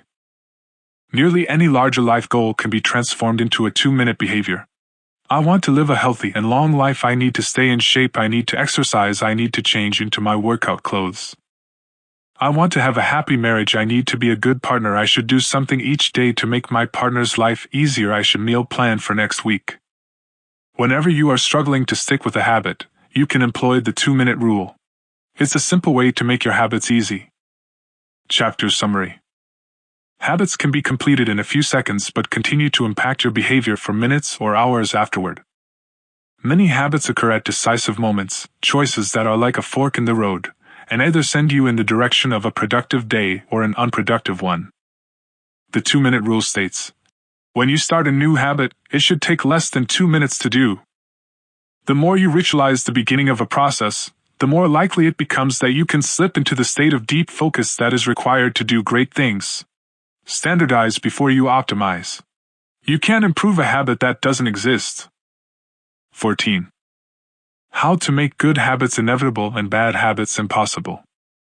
Victor Hugo was facing an impossible deadline. 12 months earlier, the French author had promised his publisher a new book. But instead of writing, he spent that year pursuing other projects, entertaining guests, and delaying his work. Frustrated, Hugo's publisher responded by setting a deadline less than 6 months away. The book had to be finished by February 1831. Hugo concocted a strange plan to beat his procrastination. He collected all of his clothes and asked an assistant to lock them away in a large chest. He was left with nothing to wear except a large shawl. Lacking any suitable clothing to go outdoors, he remained in his study and wrote furiously during the fall and winter of 1830. The Hunchback of Notre Dame was published 2 weeks early on January 14, 1831. Sometimes success is less about making good habits easy and more about making bad habits hard. This is an inversion of the third law of behavior change: make it difficult.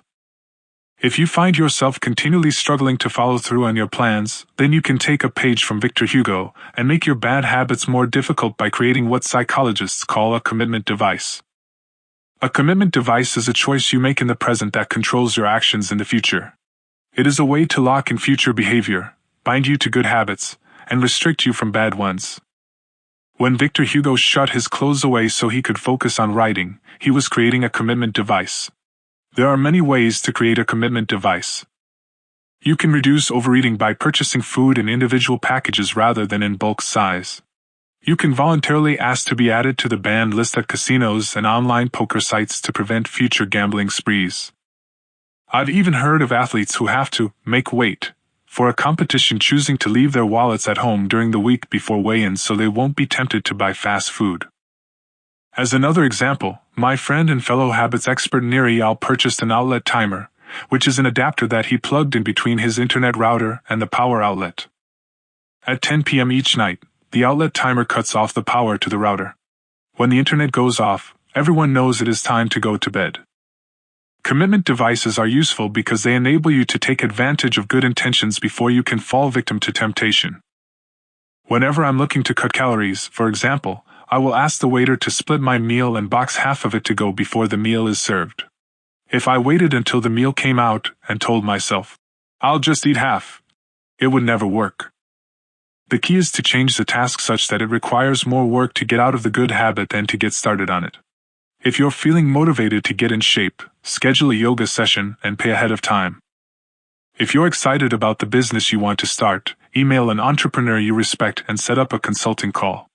When the time comes to act, the only way to bail is to cancel the meeting, which requires effort and may cost money. Commitment devices increase the odds that you'll do the right thing in the future by making bad habits difficult in the present. However, we can do even better. We can make good habits inevitable and bad habits impossible. How to automate a habit and never think about it again. John Henry Patterson was born in Dayton, Ohio, in 1844. He spent his childhood doing chores on the family farm and working shifts at his father's sawmill.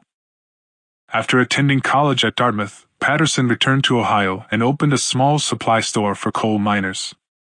It seemed like a good opportunity. The store faced little competition and enjoyed a steady stream of customers, but still struggled to make money.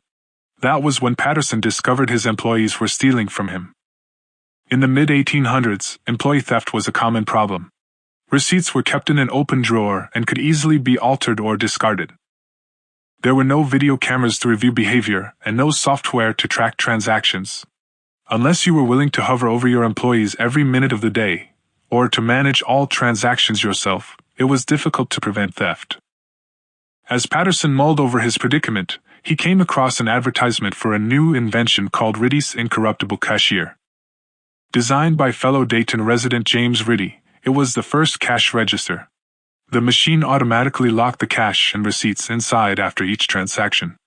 Patterson bought 2 for $50 each. Employee theft at his store vanished overnight. In the next 6 months, Patterson's business went from losing money to making $5,000 in profit, the equivalent of more than $100,000 today. Patterson was so impressed with the machine that he changed businesses. He bought the rights to Ritty's invention and opened the National Cash Register Company. 10 years later, National Cash Register had over 1,000 employees and was on its way to becoming one of the most successful businesses of its time. The best way to break a bad habit is to make it impractical to do. Increase the friction until you don't even have the option to act. The brilliance of the cash register was that it automated ethical behavior by making stealing practically impossible. Rather than trying to change the employees, it made the preferred behavior automatic. Some actions, like installing a cash register, pay off again and again. These one-time choices require a little bit of effort up front but create increasing value over time. I'm fascinated by the idea that a single choice can deliver returns again and again, and I surveyed my readers on their favorite one-time actions that lead to better long-term habits. The table on the following page shares some of the most popular answers. I'd wager that if the average person were to simply do half of the one-time actions on this list, even if they didn't give another thought to their habits, most would find themselves living a better life a year from now. These one-time actions are a straightforward way to employ the third law of behavior change. They make it easier to sleep well, eat healthy, be productive, save money, and generally live better. One-time actions that lock in good habits. Nutrition. Buy a water filter to clean your drinking water. Use smaller plates to reduce caloric intake. Sleep. Buy a good mattress. Get blackout curtains. Remove your television from your bedroom. Productivity. Unsubscribe from emails. Turn off notifications and mute group chats. Set your phone to silent. Use email filters to clear up your inbox. Delete games and social media apps on your phone. Happiness. Get a dog. Move to a friendly, social neighborhood. General health. Get vaccinated. Buy good shoes to avoid back pain. Buy a supportive chair or standing desk. Finance. Enroll in an automatic savings plan. Set up automatic bill pay. Cut cable service. Ask service providers to lower your bills. Of course, there are many ways to automate good habits and eliminate bad ones. Typically, they involve putting technology to work for you. Technology can transform actions that were once hard, annoying, and complicated into behaviors that are easy, painless, and simple. It is the most reliable and effective way to guarantee the right behavior. This is particularly useful for behaviors that happen too infrequently to become habitual. Things you have to do monthly or yearly, like rebalancing your investment portfolio, are never repeated frequently enough to become a habit, so they benefit in particular from technology, remembering to do them for you. Other examples include medicine. Prescriptions can be automatically refilled. Personal finance. Employees can save for retirement with an automatic wage deduction. Cooking, meal delivery services can do your grocery shopping. Productivity, social media browsing can be cut off with a website blocker. When you automate as much of your life as possible, you can spend your effort on the tasks machines cannot do yet. Each habit that we hand over to the authority of technology frees up time and energy to pour into the next stage of growth. As mathematician and philosopher Alfred North Whitehead wrote, "Civilization advances by extending the number of operations we can perform without thinking about them." Of course, the power of technology can work against us as well. Binge watching becomes a habit because you have to put more effort into stop looking at the screen than to continue doing so. Instead of pressing a button to advance to the next episode, Netflix or YouTube will autoplay it for you. All you have to do is keep your eyes open. Technology creates a level of convenience that enables you to act on your smallest whims and desires. At the mere suggestion of hunger, you can have food delivered to your door. At the slightest hint of boredom, you can get lost in the vast expanse of social media. When the effort required to act on your desires becomes effectively zero, you can find yourself slipping into whatever impulse arises at the moment. The downside of automation is that we can find ourselves jumping from easy task to easy task without making time for more difficult, but ultimately more rewarding, work. I often find myself gravitating towards social media during any downtime. If I feel bored for just a fraction of a second, I reach for my phone. It's easy to write off these minor distractions as just taking a break, but over time they can accumulate into a serious issue. The constant tug of just one more minute can prevent me from doing anything of consequence. During the year I was writing this book, I experimented with a new time management strategy. Every Monday, my assistant would reset the passwords on all my social media accounts, which logged me out on each device. All week I worked without distraction. On Friday, she would send me the new passwords. I had the entire weekend to enjoy what social media had to offer until Monday morning when she would do it again. One of the biggest surprises was how quickly I adapted. Within the first week of locking myself out of social media, I realized that I didn't need to check it nearly as often as I had been, and I certainly didn't need it each day. It had simply been so easy that it had become the default. Once my bad habit became impossible, I discovered that I did actually have the motivation to work on more meaningful tasks. After I removed the mental candy from my environment, it became much easier to eat the healthy stuff. When working in your favor, automation can make your good habits inevitable and your bad habits impossible. It is the ultimate way to lock in future behavior rather than relying on willpower in the moment. By utilizing commitment devices, strategic one-time decisions, and technology, you can create an environment of inevitability, a space where good habits are not just an outcome you hope for but an outcome that is virtually guaranteed. Chapter Summary. The inversion of the third law of behavior change is make it difficult. A commitment device is a choice you make in the present that locks in better behavior in the future. The ultimate way to lock in future behavior is to automate your habits. One-time choices, like buying a better mattress or enrolling in an automatic savings plan, are single actions that automate your future habits and deliver increasing returns over time. Using technology to automate your habits is the most reliable and effective way to guarantee the right behavior. How to create a good habit? The first law, make it obvious. Fill out the habits scorecard. Write down your current habits to become aware of them. Use implementation intentions. I will add in. Use habit stacking. After I will. Design your environment. Make the cues of good habits obvious and visible. The second law, make it attractive. Use temptation bundling. Pair an action you to do with an action you. 2.2. Join a culture where your desired behavior is the normal behavior. 2.3. Create a motivation ritual. Do something you enjoy immediately before a difficult habit. The third law, make it easy. 3.1. Reduce friction. Decrease the number of steps between you and your good habits. 3.2. Prime the environment. Prepare your environment to make future actions easier. 3.3. Master the decisive moment.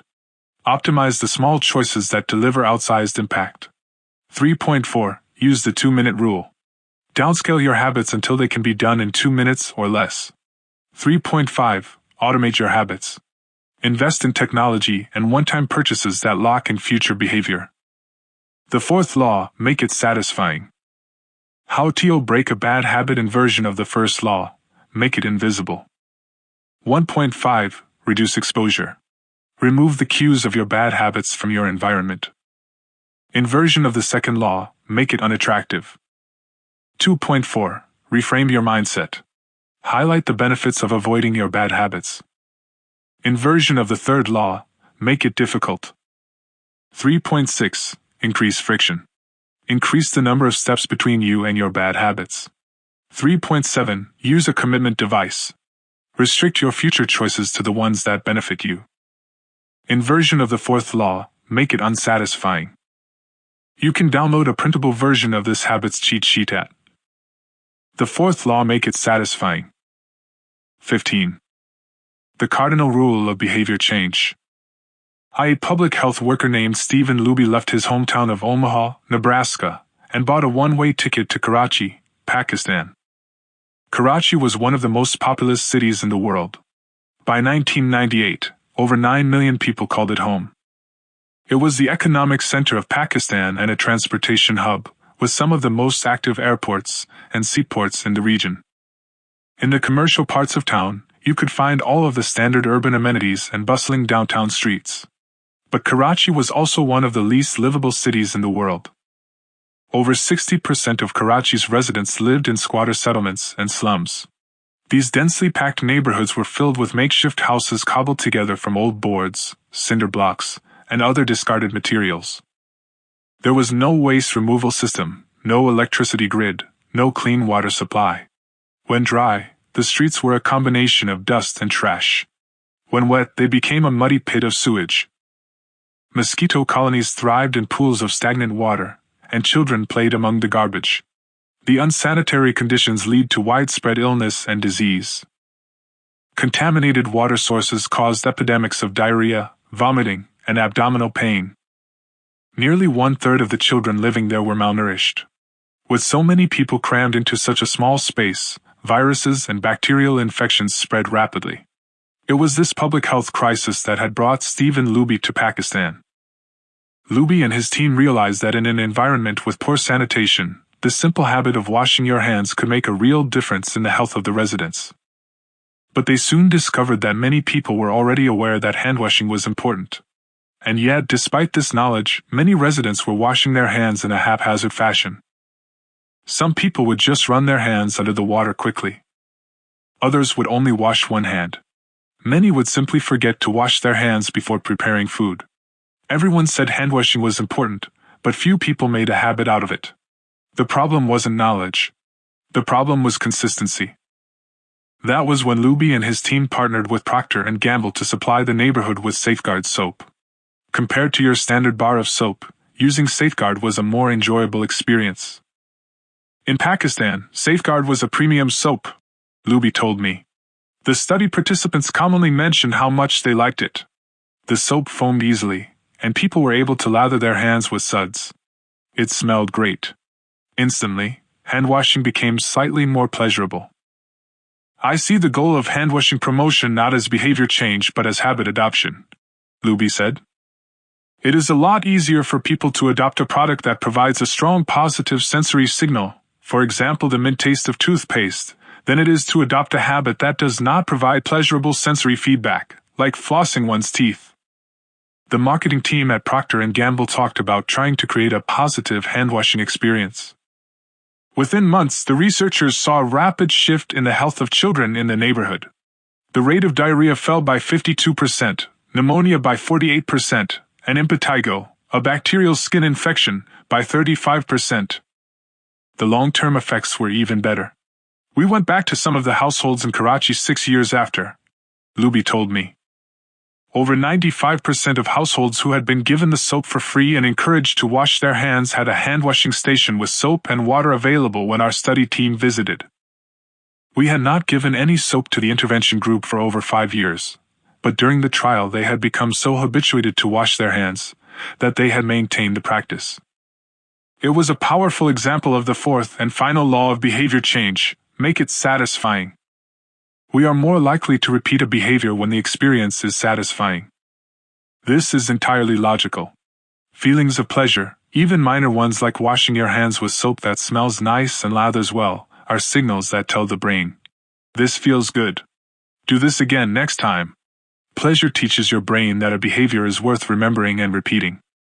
Take the story of chewing gum. Chewing gum had been sold commercially throughout the 1800s, but it wasn't until Wrigley launched in 1891 that it became a worldwide habit. Early versions were made from relatively bland resins, chewy, but not tasty. Wrigley revolutionized the industry by adding flavors like spearmint and juicy fruit, which made the product flavorful and fun to use. Then they went a step further and began pushing chewing gum as a pathway to a clean mouth. Advertisements told readers to refresh your taste. Tasty flavors and the feeling of a fresh mouth provided little bits of immediate reinforcement and made the product satisfying to use. Consumption skyrocketed, and Wrigley became the largest chewing gum company in the world. Toothpaste had a similar trajectory. Manufacturers enjoyed great success when they added flavors like spearmint, peppermint, and cinnamon to their products. These flavors don't improve the effectiveness of toothpaste. They simply create a clean mouth feel and make the experience of brushing your teeth more pleasurable. My wife actually stopped using Sensodyne because she didn't like the aftertaste. She switched to a brand with a stronger mint flavor, which proved to be more satisfying.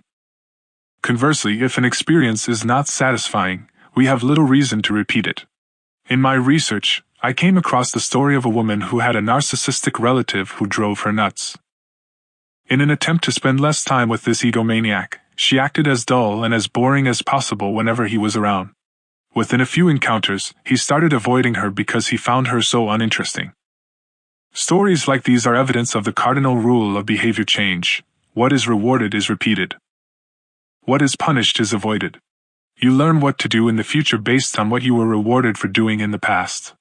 Positive emotions cultivate habits. Negative emotions destroy them. The first 3 laws of behavior change: make it obvious, make it attractive, and make it easy, increase the odds that a behavior will be performed this time. The 4th law of behavior change: make it satisfying, increases the odds that a behavior will be repeated next time. It completes the habit loop. But there is a trick. We are not looking for just any type of satisfaction. We are looking for immediate satisfaction. The mismatch between immediate and delayed rewards. Imagine you're an animal roaming the plains of Africa, a giraffe or an elephant or a lion. On any given day, most of your decisions have an immediate impact. You are always thinking about what to eat, or where to sleep, or how to avoid a predator. You are constantly focused on the present, or the very near future. You live in what scientists call an immediate return environment because your actions instantly deliver clear and immediate outcomes. Now switch back to your human self. In modern society, many of the choices you make today will not benefit you immediately. If you do a good job at work, you'll get a paycheck in a few weeks. If you exercise today, perhaps you won't be overweight next year. If you save money now, maybe you'll have enough for retirement decades from now. You live in what scientists call a delayed return environment because you can work for years before your actions deliver the intended payoff. The human brain did not evolve for life in a delayed return environment. The earliest remains of modern humans, known as Homo sapiens sapiens, are approximately 200,000 years old. These were the first humans to have a brain relatively similar to ours. In particular, the neocortex, the newest part of the brain and a region responsible for higher functions like language, was roughly the same size 200,000 years ago as today. You are walking around with the same hardware as your Paleolithic ancestors. It is only recently, during the last 500 years or so, that society has shifted to a predominantly delayed return environment. Compared to the age of the brain, modern society is brand new. In the last 100 years, we have seen the rise of the car, the airplane, the television, the personal computer, the internet, the smartphone, and Beyoncé. The world has changed much in recent years, but human nature has changed little. Similar to other animals on the African savanna, our ancestors spent their days responding to grave threats, securing the next meal, and taking shelter from a storm. It made sense to place a high value on instant gratification. The distant future was less of a concern. And after thousands of generations in an immediate return environment, our brains evolved to prefer quick payoffs to long-term ones. Behavioral economists refer to this tendency as time inconsistency. That is, the way your brain evaluates rewards is inconsistent across time. You value the present more than the future. Usually, this tendency serves us well. A reward that is certain right now is typically worth more than one that is merely possible in the future. But occasionally, our bias toward instant gratification causes problems. Why would someone smoke if they know it increases the risk of lung cancer? Why would someone overeat when they know it increases their risk of obesity?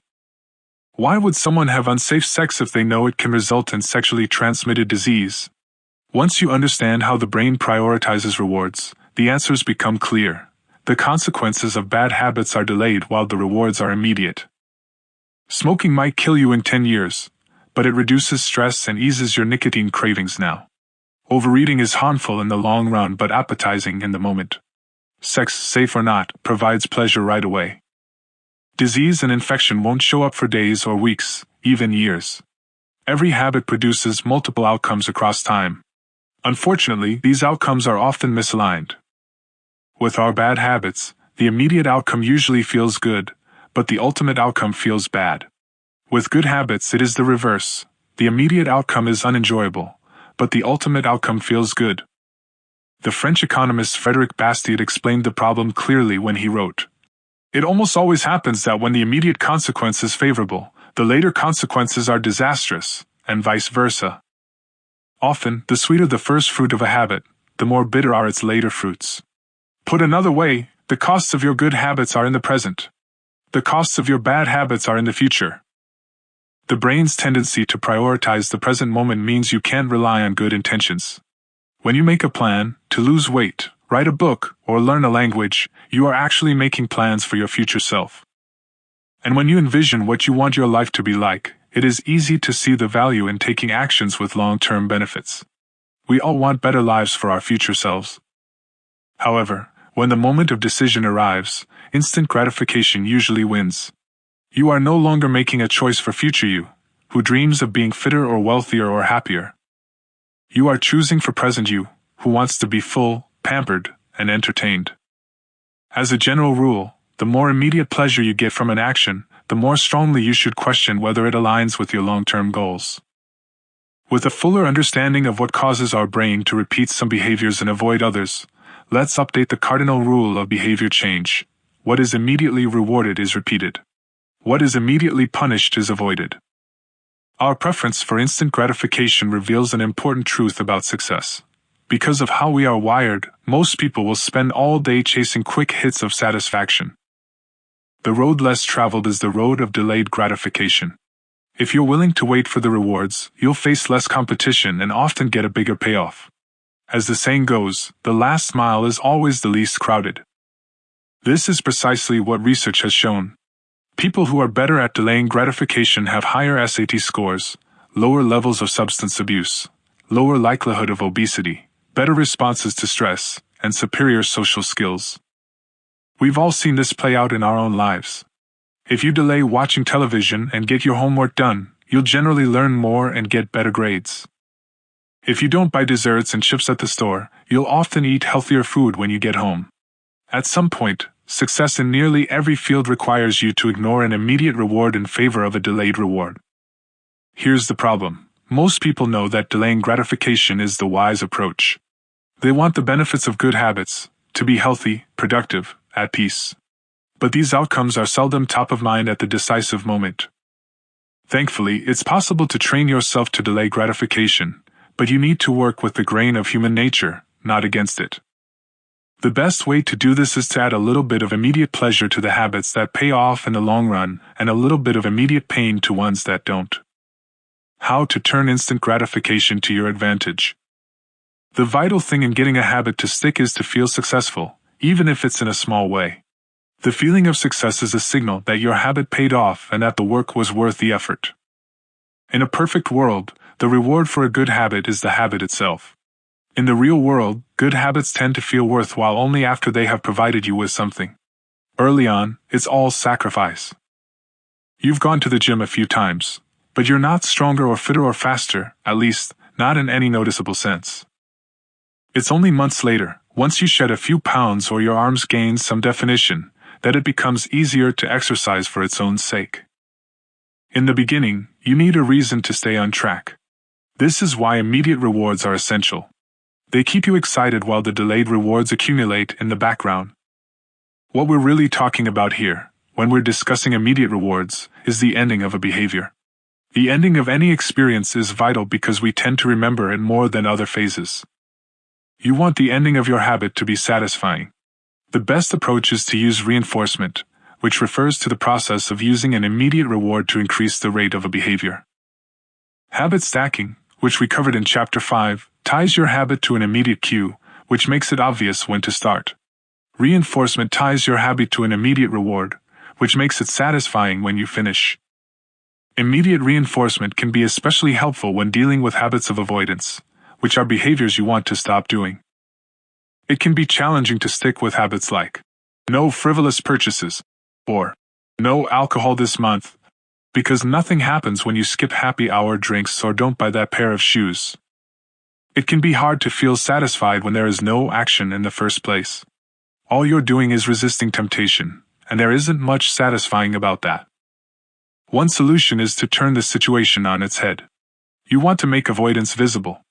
Open a savings account and label it for something you want, maybe leather jacket. Whenever you pass on a purchase, put the same amount of money in the account.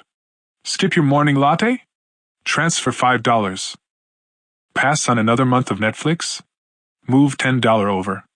It's like creating a loyalty program for yourself. The immediate reward of seeing yourself save money toward the leather jacket feels a lot better than being deprived. You are making it satisfying to do nothing. One of my readers and his wife used a similar setup. They wanted to stop eating out so much and start cooking together more. They labeled their savings account "Trip to Europe." Whenever they skipped going out to eat, they transferred $50 into the account. At the end of the year, they put the money toward the vacation. It is worth noting that it is important to select short-term rewards that reinforce your identity rather than ones that conflict with it. Buying a new jacket is fine if you're trying to lose weight or read more books, but it doesn't work if you're trying to budget and save money. Instead, taking a bubble bath or going on a leisurely walk are good examples of rewarding yourself with free time, which aligns with your ultimate goal of more freedom and financial independence. Similarly, if your reward for exercising is eating a bowl of ice cream, then you're casting votes for conflicting identities, and it ends up being a wash. Instead, maybe your reward is a massage, which is both a luxury and a vote toward taking care of your body. Now the short-term reward is aligned with your long-term vision of being a healthy person. Eventually, as intrinsic rewards like a better mood, more energy, and reduced stress kick in, you'll become less concerned with chasing the secondary reward. The identity itself becomes the reinforcer. You do it because it's who you are and it feels good to be you. The more a habit becomes part of your life, the less you need outside encouragement to follow through. Incentives can start a habit. Identity sustains a habit. That said, it takes time for the evidence to accumulate and a new identity to emerge. Immediate reinforcement helps maintain motivation in the short term while you're waiting for the long-term rewards to arrive. In summary, a habit needs to be enjoyable for it to last. Simple bits of reinforcement, like soap that smells great, or toothpaste that has a refreshing mint flavor, or seeing $50 hit your savings account, can offer the immediate pleasure you need to enjoy a habit. And change is easy when it is enjoyable. Chapter Summary. The fourth law of behavior change is make it satisfying. We are more likely to repeat a behavior when the experience is satisfying. The human brain evolved to prioritize immediate rewards over delayed rewards. The cardinal rule of behavior change: what is immediately rewarded is repeated. What is immediately punished is avoided. To get a habit to stick, you need to feel immediately successful, even if it's in a small way. The first three laws of behavior change: make it obvious, make it attractive, and make it easy, increase the odds that a behavior will be performed this time. The fourth law of behavior change: make it satisfying, increases the odds that a behavior will be repeated next time. 16. How to stick with good habits every day. Hi, a bank in Abbotsford, Canada, hired a 23-year-old stockbroker named Trent Dersmid. Abbotsford was a relatively small suburb, tucked away in the shadow of nearby Vancouver, where most of the big business deals were being made. Given the location, and the fact that Dersmid was a rookie, nobody expected too much of him. But he made brisk progress thanks to a simple daily habit. Dersmid began each morning with 2 jars on his desk. One was filled with 120 paper clips. The other was empty. As soon as he settled in each day, he would make a sales call. Immediately after, he would move 1 paper clip from the full jar to the empty jar, and the process would begin again. Every morning I would start with 120 paper clips in 1 jar, and I would keep dialing the phone until I had moved them all to the second jar, he told me. Within 18 months, Dersmid was bringing in $5 million to the firm. By age 24, he was making $75,000 per year, the equivalent of $125,000 today. Not long after, he landed a 6-figure job with another company. I like to refer to this technique as the paperclip strategy, and over the years, I've heard from readers who have employed it in a variety of ways. One woman shifted a hairpin from one container to another whenever she wrote a page of her book. Another man moved a marble from one bin to the next after each set of push-ups. Making progress is satisfying, and visual measures, like moving paper clips or hairpins or marbles, provide clear evidence of your progress. As a result, they reinforce your behavior and add a little bit of immediate satisfaction to any activity. Visual measurement comes in many forms: food journals, workout logs, loyalty punch cards, the progress bar on a software download, even the page numbers in a book. But perhaps the best way to measure your progress is with a habit tracker. How to keep your habits on track. A habit tracker is a simple way to measure whether you did a habit. The most basic format is to get a calendar and cross off each day you stick with your routine. For example, if you meditate on Monday, Wednesday, and Friday, each of those dates gets an X. As time rolls by, the calendar becomes a record of your habit streak.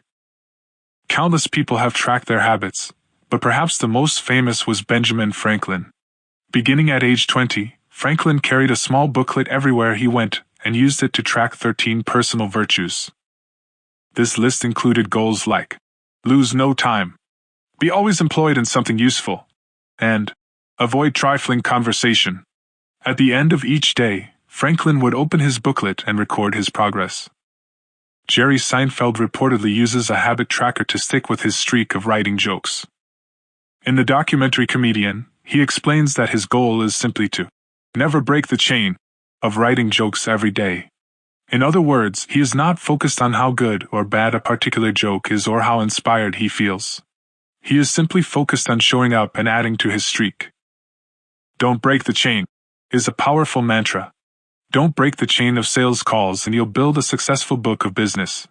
Don't break the chain of workouts and you'll get fit faster than you'd expect. Don't break the chain of creating every day and you will end up with an impressive portfolio.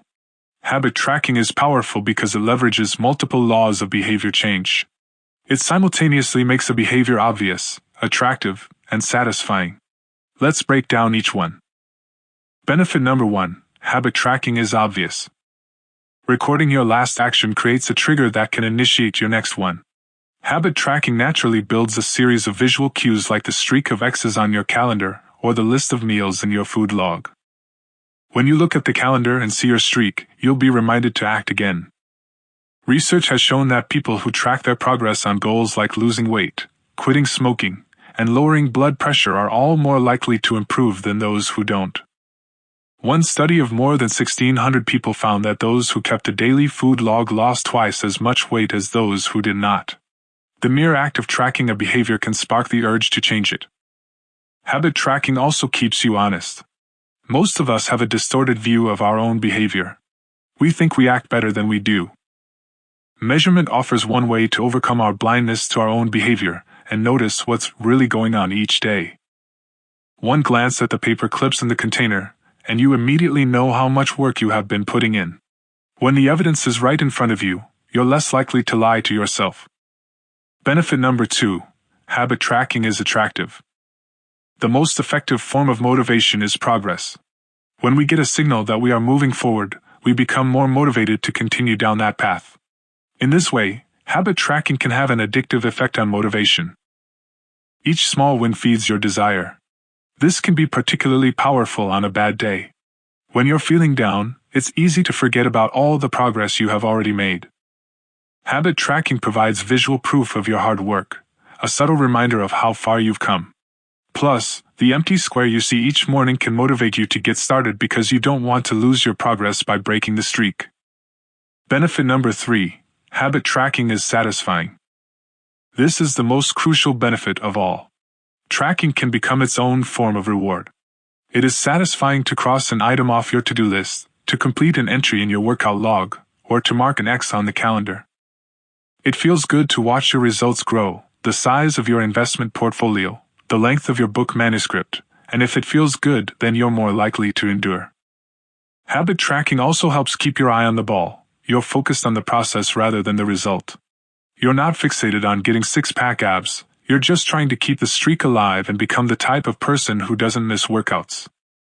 In summary, habit tracking creates a visual cue that can remind you to act, is inherently motivating because you see the progress you are making and don't want to lose it, and feels satisfying whenever you record another successful instance of your habit. Furthermore, habit tracking provides visual proof that you are casting votes for the type of person you wish to become, which is a delightful form of immediate and intrinsic gratification. You may be wondering, if habit tracking is so useful, why have I waited so long to talk about it? Despite all the benefits, I've left this discussion until now for a simple reason: many people resist the idea of tracking and measuring. It can feel like a burden because it forces you into two habits: the habit you're trying to build and the habit of tracking it. Counting calories sounds like a hassle when you're already struggling to follow a diet. Writing down every sales call seems tedious when you've got work to do. It feels easier to say, "I'll just eat less," or "I'll try harder," or "I'll remember to do it." People inevitably tell me things like, "I have a decision journal, but I wish I used it more," or "I recorded my workouts for a week, but then quit." I've been there myself. I once made a food log to track my calories. I managed to do it for one meal and then gave up. Tracking isn't for everyone, and there is no need to measure your entire life. But nearly anyone can benefit from it in some form, even if it's only temporary. What can we do to make tracking easier? First, whenever possible, measurement should be automated. You'll probably be surprised by how much you're already tracking without knowing it. Your credit card statement tracks how often you go out to eat. Your Fitbit registers how many steps you take and how long you sleep. Your calendar records how many new places you travel to each year. Once you know where to get the data, add a note to your calendar to review it each week or each month, which is more practical than tracking it every day. Second, manual tracking should be limited to your most important habits. It is better to consistently track one habit than to sporadically track 10. Finally, record each measurement immediately after the habit occurs. The completion of the behavior is the cue to write it down. This approach allows you to combine the habit stacking method mentioned in Chapter 5 with habit tracking. The habit stacking plus habit tracking formula is: after, I will. After I hang up the phone from a sales call, I will move one paper clip over. After I finish each set at the gym, I will record it in my workout journal. After I put my plate in the dishwasher, I will write down what I ate. These tactics can make tracking your habits easier. Even if you aren't the type of person who enjoys recording your behavior, I think you'll find a few weeks of measurements to be insightful. It's always interesting to see how you've actually been spending your time. That said, every habit streak ends at some point. And more important than any single measurement is having a good plan for when your habits slide off track. How to recover quickly when your habits break down. No matter how consistent you are with your habits, it is inevitable that life will interrupt you at some point. Perfection is not possible. Before long, an emergency will pop up, you get sick or you have to travel for work, or your family needs a little more of your time. Whenever this happens to me, I try to remind myself of a simple rule: never miss twice.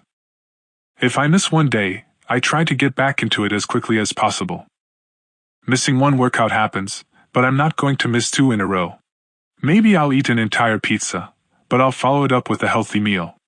I can't be perfect, but I can avoid a second lapse. As soon as one streak ends, I get started on the next one. The first mistake is never the one that ruins you. It is the spiral of repeated mistakes that follows. Missing once is an accident. Missing twice is the start of a new habit. This is a distinguishing feature between winners and losers.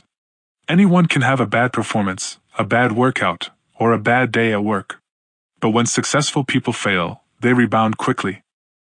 The breaking of a habit doesn't matter if the reclaiming of it is fast.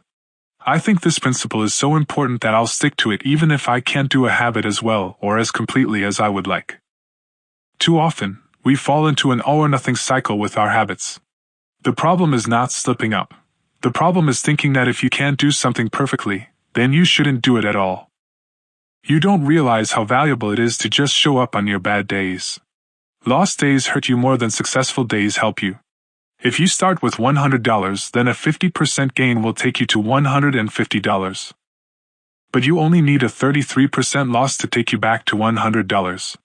In other words, avoiding a 33% loss is just as valuable as achieving a 50% gain. As Charlie Munger says, the first rule of compounding, never interrupt it unnecessarily. This is why the bad workouts are often the most important ones. Sluggish days and bad workouts maintain the compound gains you accrued from previous good days. Simply doing something, 10 squats, 5 sprints, a push-up, anything really is huge. Don't put up a zero. Don't let losses eat into your compounding. Furthermore, it's not always about what happens during the workout. It's about being the type of person who doesn't miss workouts. It's easy to train when you feel good, but it's crucial to show up when you don't feel like it, even if you do less than you hope. Going to the gym for 5 minutes may not improve your performance, but it reaffirms your identity. The all-or-nothing cycle of behavior change is just one pitfall that can derail your habits. Another potential danger, especially if you are using a habit tracker, is measuring the wrong thing.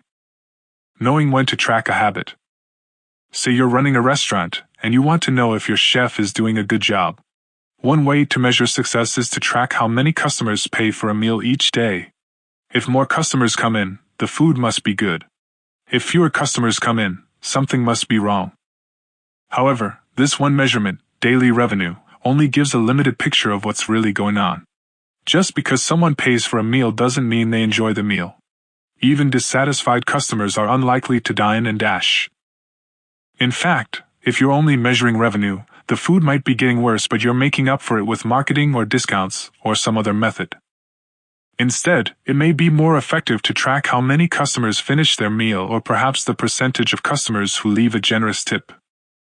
The dark side of tracking a particular behavior is that we become driven by the number rather than the purpose behind it.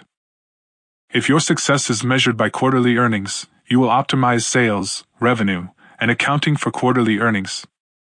If your success is measured by a lower number on the scale, you will optimize for a lower number on the scale, even if that means embracing crash diets, juice cleanses, and fat loss pills. The human mind wants to win, whatever game is being played. This pitfall is evident in many areas of life.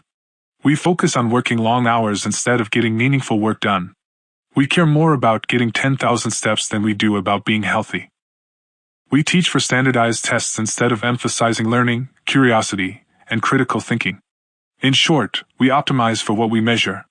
When we choose the wrong measurement, we get the wrong behavior. This is sometimes referred to as Goodhart's Law. Named after the economist Charles Goodhart, the principle states, "When a measure becomes a target, it ceases to be a good measure." Measurement is only useful when it guides you and adds context to a larger picture, not when it consumes you. Each number is simply one piece of feedback in the overall system. In our data-driven world, we tend to overvalue numbers and undervalue anything ephemeral, soft, and difficult to quantify. We mistakenly think the factors we can measure are the only factors that exist. But just because you can measure something doesn't mean it's the most important thing. And just because you can't measure something doesn't mean it's not important at all.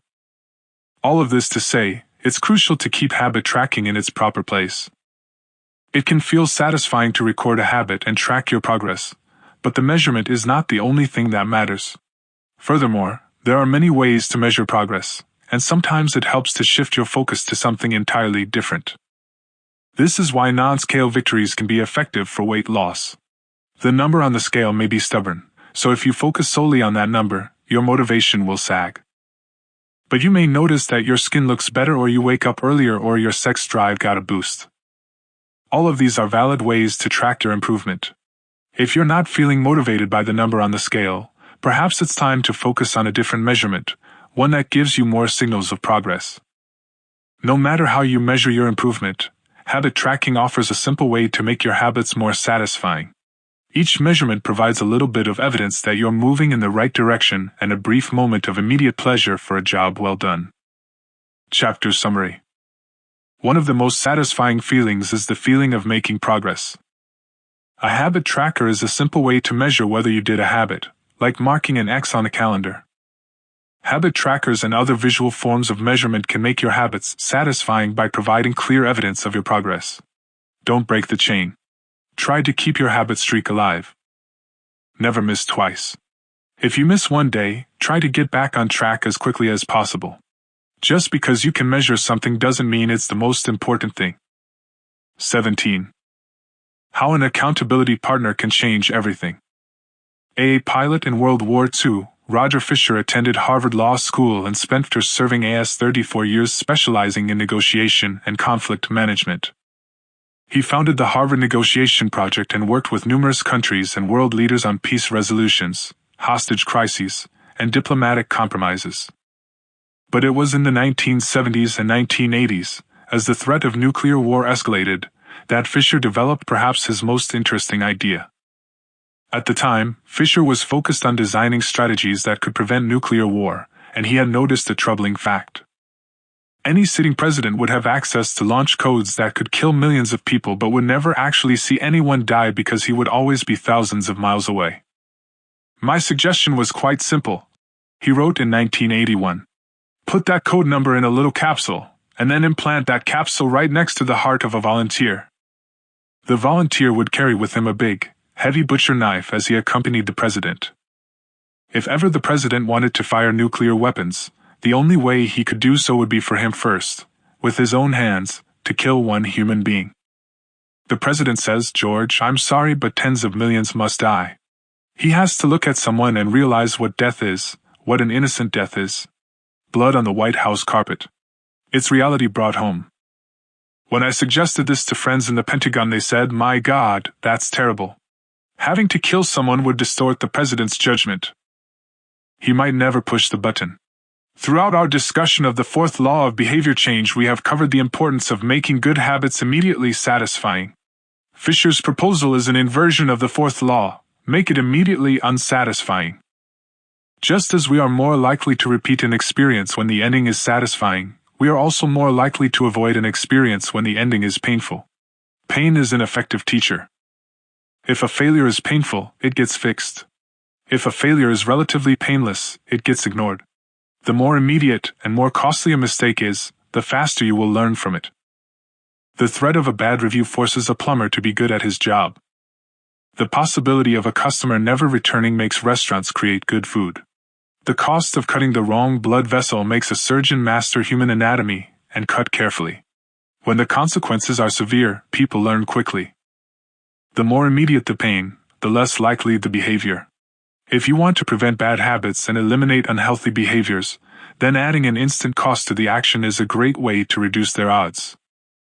We repeat bad habits because they serve us in some way, and that makes them hard to abandon. The best way I know to overcome this predicament is to increase the speed of the punishment associated with the behavior. There can't be a gap between the action and the consequences. As soon as actions incur an immediate consequence, behavior begins to change. Customers pay their bills on time when they are charged a late fee. Students show up to class when their grade is linked to attendance. We'll jump through a lot of hoops to avoid a little bit of immediate pain. There is, of course, a limit to this. If you're going to rely on punishment to change behavior, then the strength of the punishment must match the relative strength of the behavior it is trying to correct. To be productive, the cost of procrastination must be greater than the cost of action. To be healthy, the cost of laziness must be greater than the cost of exercise. Getting fined for smoking in a restaurant or failing to recycle adds consequence to an action. Behavior only shifts if the punishment is painful enough and reliably enforced. In general, the more local, tangible, concrete, and immediate the consequence, the more likely it is to influence individual behavior. The more global, intangible, vague, and delayed the consequence, the less likely it is to influence individual behavior. Thankfully, there is a straightforward way to add an immediate cost to any bad habit: create a habit contract. The habit contract. The first seatbelt law was passed in New York on December 1, 1984. At the time, just 14% of people in the United States regularly wore a seatbelt, but that was all about to change. Within 5 years, over half of the nation had seatbelt laws. Today, wearing a seatbelt is enforceable by law in 49 of the 50 states. And it's not just the legislation, the number of people wearing seatbelts has changed dramatically as well. In 2016, over 88% of Americans buckled up each time they got in a car. In just over 30 years, there was a complete reversal in the habits of millions of people. Laws and regulations are an example of how government can change our habits by creating a social contract. As a society, we collectively agree to abide by certain rules and then enforce them as a group. Whenever a new piece of legislation impacts behavior, seatbelt laws, banning smoking inside restaurants, mandatory recycling, it is an example of a social contract shaping our habits. The group agrees to act in a certain way, and if you don't follow along, you'll be punished. Just as governments use laws to hold citizens accountable, you can create a habit contract to hold yourself accountable. A habit contract is a verbal or written agreement in which you state your commitment to a particular habit and the punishment that will occur if you don't follow through. Then you find 1 or 2 people to act as your accountability partners and sign off on the contract with you. Brian Harris, an entrepreneur from Nashville, Tennessee, was the first person I saw put this strategy into action. Shortly after the birth of his son, Harris realized he wanted to shed a few pounds. He wrote up a habit contract between himself, his wife, and his personal trainer. The first version read, Brian's number 1 objective for Q1 of 2017 is to start eating correctly again so he feels better, looks better, and is able to hit his long-term goal of 200 pounds at 10% body fat. Below that statement, Harris laid out a roadmap for achieving his ideal outcome. Phase number 1, get back to a strict, slow-carb diet in Q1. Phase number 2, start a strict macronutrient tracking program in Q2. Phase number 3, refine and maintain the details of his diet and workout program in Q3. Finally, he wrote out each of the daily habits that would get him to his goal. For example, write down all food that he consumes each day and weigh himself each day. And then he listed the punishment if he failed. If Brian doesn't do these 2 items, then the following consequence will be enforced. He will have to dress up each workday and each Sunday morning for the rest of the quarter. Dress up is defined as not wearing jeans, t-shirts, hoodies, or shorts. He will also give Joey $200 to use as he sees fit if he misses 1 day of logging food. At the bottom of the page, Harris, his wife, and his trainer all signed the contract. My initial reaction was that a contract like this seemed overly formal and unnecessary, especially the signatures. But Harris convinced me that signing the contract was an indication of seriousness. Anytime I skip this part, he said, I start slacking almost immediately. 3 months later, after hitting his targets for Q1, Harris upgraded his goals.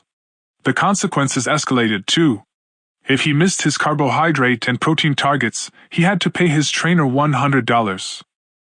And if he failed to weigh himself, he had to give his wife $500 to use as she saw fit. Perhaps most painfully, if he forgot to run sprints, he had to dress up for work every day and wear an Alabama hat the rest of the quarter, the bitter rival of his beloved Auburn team. The strategy worked. With his wife and trainer acting as accountability partners and with the habit contract clarifying exactly what to do each day, Harris lost the weight. To make bad habits unsatisfying, your best option is to make them painful in the moment. Creating a habit contract is a straightforward way to do exactly that. Even if you don't want to create a full-blown habit contract, simply having an accountability partner is useful. The comedian Margaret Cho writes a joke or song every day. She does the song a day challenge with a friend, which helps them both stay accountable. Knowing that someone is watching can be a powerful motivator. You are less likely to procrastinate or give up because there is an immediate cost. If you don't follow through, perhaps they'll see you as untrustworthy or lazy. Suddenly, you are not only failing to uphold your promises to yourself, but also failing to uphold your promises to others. You can even automate this process. Thomas Frank, an entrepreneur in Boulder, Colorado, wakes up at 5:55 each morning. And if he doesn't, he has a tweet automatically scheduled that says, "It's 6:10 and I'm not up because I'm lazy. Reply to this for $5 via PayPal, assuming my alarm didn't malfunction." We are always trying to present our best selves to the world. We comb our hair and brush our teeth and dress ourselves carefully because we know these habits are likely to get a positive reaction. We want to get good grades and graduate from top schools to impress potential employers and mates and our friends and family. We care about the opinions of those around us because it helps if others like us. This is precisely why getting an accountability partner or signing a habit contract can work so well. Chapter Summary. The inversion of the fourth law of behavior change is make it unsatisfying. We are less likely to repeat a bad habit if it is painful or unsatisfying. An accountability partner can create an immediate cost to an action. We care deeply about what others think of us, and we do not want others to have a lesser opinion of us. A habit contract can be used to add a social cost to any behavior. It makes the costs of violating your promises public and painful. Knowing that someone else is watching you can be a powerful motivator. How to create a good habit? The first law, make it obvious. Fill out the habits scorecard. Write down your current habits to become aware of them. Use implementation intentions. I will add in. Use habit stacking. After I will. Design your environment. Make the cues of good habits obvious and visible. The second law, make it attractive. Use temptation bundling. Pair an action you to do with an action you. 2.2. Join a culture where your desired behavior is the normal behavior. 2.3. Create a motivation ritual. Do something you enjoy immediately before a difficult habit. The third law, make it easy. 3.1. Reduce friction. Decrease the number of steps between you and your good habits. 3.2. Prime the environment. Prepare your environment to make future actions easier. 3.3. Master the decisive moment. Optimize the small choices that deliver outsized impact. 3.4. Use the 2-minute rule. Downscale your habits until they can be done in 2 minutes or less. 3.5. Automate your habits. Invest in technology and one-time purchases that lock in future behavior. The fourth law, make it satisfying. 4.1. Use reinforcement. Give yourself an immediate reward when you complete your habit. 4.2. Make doing nothing enjoyable. When avoiding a bad habit, design a way to see the benefits. 4.3. Use a habit tracker. Keep track of your habit streak and don't break the chain. 4.4. Never miss twice. When you forget to do a habit, make sure you get back on track immediately. How to break a bad habit? Inversion of the first law, make it invisible. 1.5. Reduce exposure. Remove the cues of your bad habits from your environment.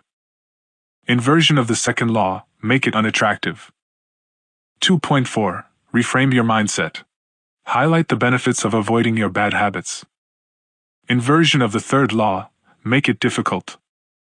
3.6. Increase friction. Increase the number of steps between you and your bad habits. 3.7. Use a commitment device. Restrict your future choices to the ones that benefit you. Inversion of the fourth law, make it unsatisfying. 4.5. Get an accountability partner. Ask someone to watch your behavior. 4.6. Create a habit contract. Make the costs of your bad habits public and painful. You can download a printable version of this habits cheat sheet at Advanced Tactics.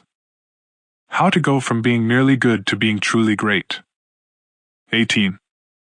The truth about talent. I'm familiar with Michael Phelps, who is widely considered to be one of the greatest any people or athletes in history. Phelps has won more Olympic medals not only than any swimmer but also more than any Olympian in any sport. Fewer people know the name Hicham El Guerrouj, but he was a fantastic athlete in his own right. El Guerrouj is a Moroccan runner who holds 2 Olympic gold medals and is one of the greatest middle-distance runners of all time. For many years, he held the world record in the mile, 1,500-meter, and 2,000-meter races. At the Olympic Games in Athens, Greece, in 2004, he won gold in the 1,500-meter and 5,000-meter races. These two athletes are wildly different in many ways. But most notably, they differ significantly in height. El Guru is 5 feet 9 inches tall. Phelps is 6 feet 4 inches tall. Despite this 7-inch difference in height, the two men are identical in one respect. Michael Phelps and Hisham El Guru wear the same length inseam on their pants. How is this possible? Phelps has relatively short legs for his height and a very long torso, the perfect build for swimming. El Guru has incredibly long legs and a short upper body, an ideal frame for distance running. Now, imagine if these world-class athletes were to switch sports. Given his remarkable athleticism, could Michael Phelps become an Olympic-caliber distance runner with enough training? It's unlikely. At peak fitness, Phelps weighed 194 pounds, which is 40% heavier than El Guru, who competed at an ultralight 138 pounds. Taller runners are heavier runners, and every extra pound is a curse when it comes to distance running. Against elite competition, Phelps would be doomed from the start. Similarly, El Guru might be one of the best runners in history, but it's doubtful he would ever qualify for the Olympics as a swimmer. Since 1976, the average height of Olympic gold medalists in the men's 1,500-meter run is 5 feet 10 inches. In comparison, the average height of Olympic gold medalists in the men's 100-meter freestyle swim is 6 feet 4 inches. Swimmers tend to be tall and have long backs and arms, which are ideal for pulling through the water. El Guru would be at a severe disadvantage before he ever touched the pool. The secret to maximizing your odds of success is to choose the right field of competition. This is just as true with habit change as it is with sports and business. Habits are easier to perform, and more satisfying to stick with, when they align with your natural inclinations and abilities. Like Michael Phelps in the pool or Hisham El Guru on the track, you want to play a game where the odds are in your favor. Embracing this strategy requires the acceptance of the simple truth that people are born with different abilities. Some people don't like to discuss this fact. On the surface, your genes seem to be fixed, and it's no fun to talk about things you cannot control. Plus, phrases like biological determinism makes it sound like certain individuals are destined for success and others doomed to failure. But this is a short-sighted view of the influence of genes on behavior. The strength of genetics is also their weakness. Genes cannot be easily changed, which means they provide a powerful advantage in favorable circumstances and a serious disadvantage in unfavorable circumstances. If you want to dunk a basketball, being 7 feet tall is very useful. If you want to perform a gymnastics routine, being 7 feet tall is a great hindrance. Our environment determines the suitability of our genes and the utility of our natural talents. When our environment changes, so do the qualities that determine success. This is true not just for physical characteristics but for mental ones as well. I'm smart if you ask me about habits and human behavior, not so much when it comes to knitting, rocket propulsion, or guitar chords. Competence is highly dependent on context. The people at the top of any competitive field are not only well-trained, they are also well-suited to the task. And this is why, if you want to be truly great, selecting the right place to focus is crucial. In short, genes do not determine your destiny. They determine your areas of opportunity. As physician Gabor Mate notes, genes can predispose, but they don't predetermine. The areas where you are genetically predisposed to success are the areas where habits are more likely to be satisfying. The key is to direct your effort toward areas that both excite you and match your natural skills, to align your ambition with your ability. The obvious question is, how do I figure out where the odds are in my favor? How do I identify the opportunities and habits that are right for me? The first place we will look for an answer is by understanding your personality. How your personality influences your habits. Your genes are operating beneath the surface of every habit. Indeed, beneath the surface of every behavior. Genes have been shown to influence everything from the number of hours you spend watching television to your likelihood to marry or divorce to your tendency to get addicted to drugs, alcohol, or nicotine. There's a strong genetic component to how obedient or rebellious you are when facing authority, how vulnerable or resistant you are to stressful events, how proactive or reactive you tend to be, and even how captivated or bored you feel during sensory experiences like attending a concert. As Robert Plowman, a behavioral geneticist at King's College in London, told me, It is now at the point where we have stopped testing to see if traits have a genetic component because we literally can't find a single one that isn't influenced by our genes. Bundled together, your unique cluster of genetic traits predispose you to a particular personality. Your personality is the set of characteristics that is consistent from situation to situation. The most proven scientific analysis of personality traits is known as the Big Five, which breaks them down into 5 spectrums of behavior. 1. Openness to experience, from curious and inventive on one end to cautious and consistent on the other. 2. Conscientiousness, organized and efficient to easygoing and spontaneous. 3. Extroversion, outgoing and energetic to solitary and reserved. 4. Agreeableness, friendly and compassionate to challenging and detached. 5. Neuroticism, anxious and sensitive to confident, calm, and stable. All 5 characteristics have biological underpinnings. Extroversion, for instance, can be tracked from birth. If scientists play a loud noise in the nursing ward, some babies turn toward it while others turn away. When the researchers tracked these children through life, they found that the babies who turned toward the noise were more likely to grow up to be extroverts. Those who turned away were more likely to become introverts. People who are high in agreeableness are kind, considerate, and warm. They also tend to have higher natural oxytocin levels, a hormone that plays an important role in social bonding, increases feelings of trust, and can act as a natural antidepressant. You can easily imagine how someone with more oxytocin might be inclined to build habits like writing thank you notes or organizing social events. As a third example, consider neuroticism, which is a personality trait all people possess to various degrees.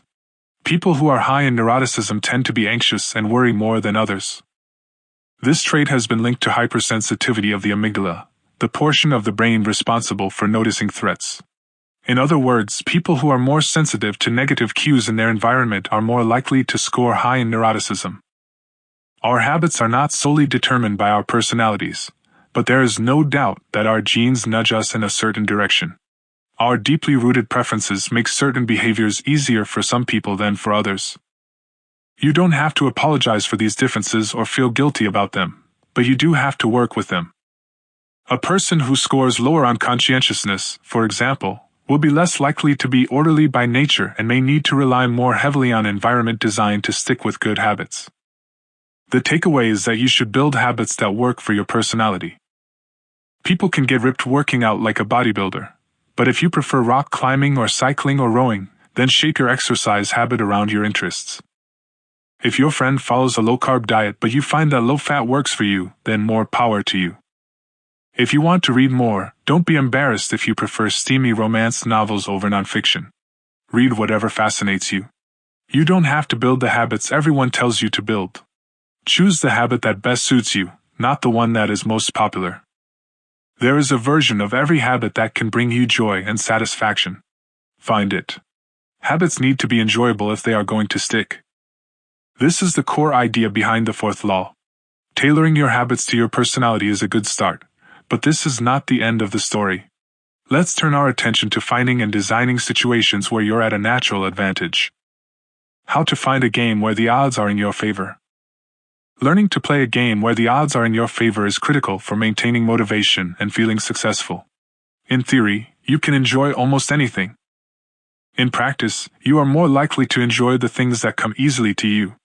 People who are talented in a particular area tend to be more competent at that task and are then praised for doing a good job. They stay energized because they are making progress where others have failed, and because they get rewarded with better pay and bigger opportunities, which not only makes them happier but also propels them to produce even higher quality work. It's a virtuous cycle.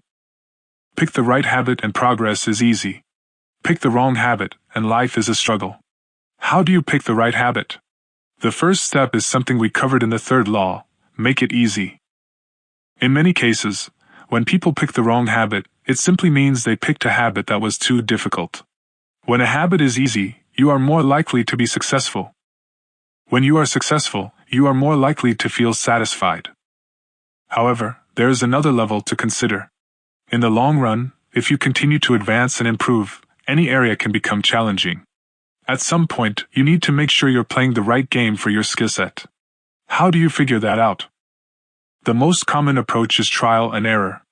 Of course, there's a problem with this strategy. Life is short. You don't have time to try every career, date every eligible bachelor, or play every musical instrument. Thankfully, there is an effective way to manage this conundrum, and it is known as the explore-exploit trade-off. In the beginning of a new activity, there should be a period of exploration. In relationships, it's called dating. In college, it's called the liberal arts. In business, it's called split testing.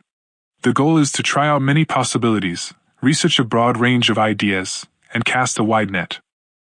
After this initial period of exploration, shift your focus to the best solution you found, but keep experimenting occasionally. The proper balance depends on whether you're winning or losing.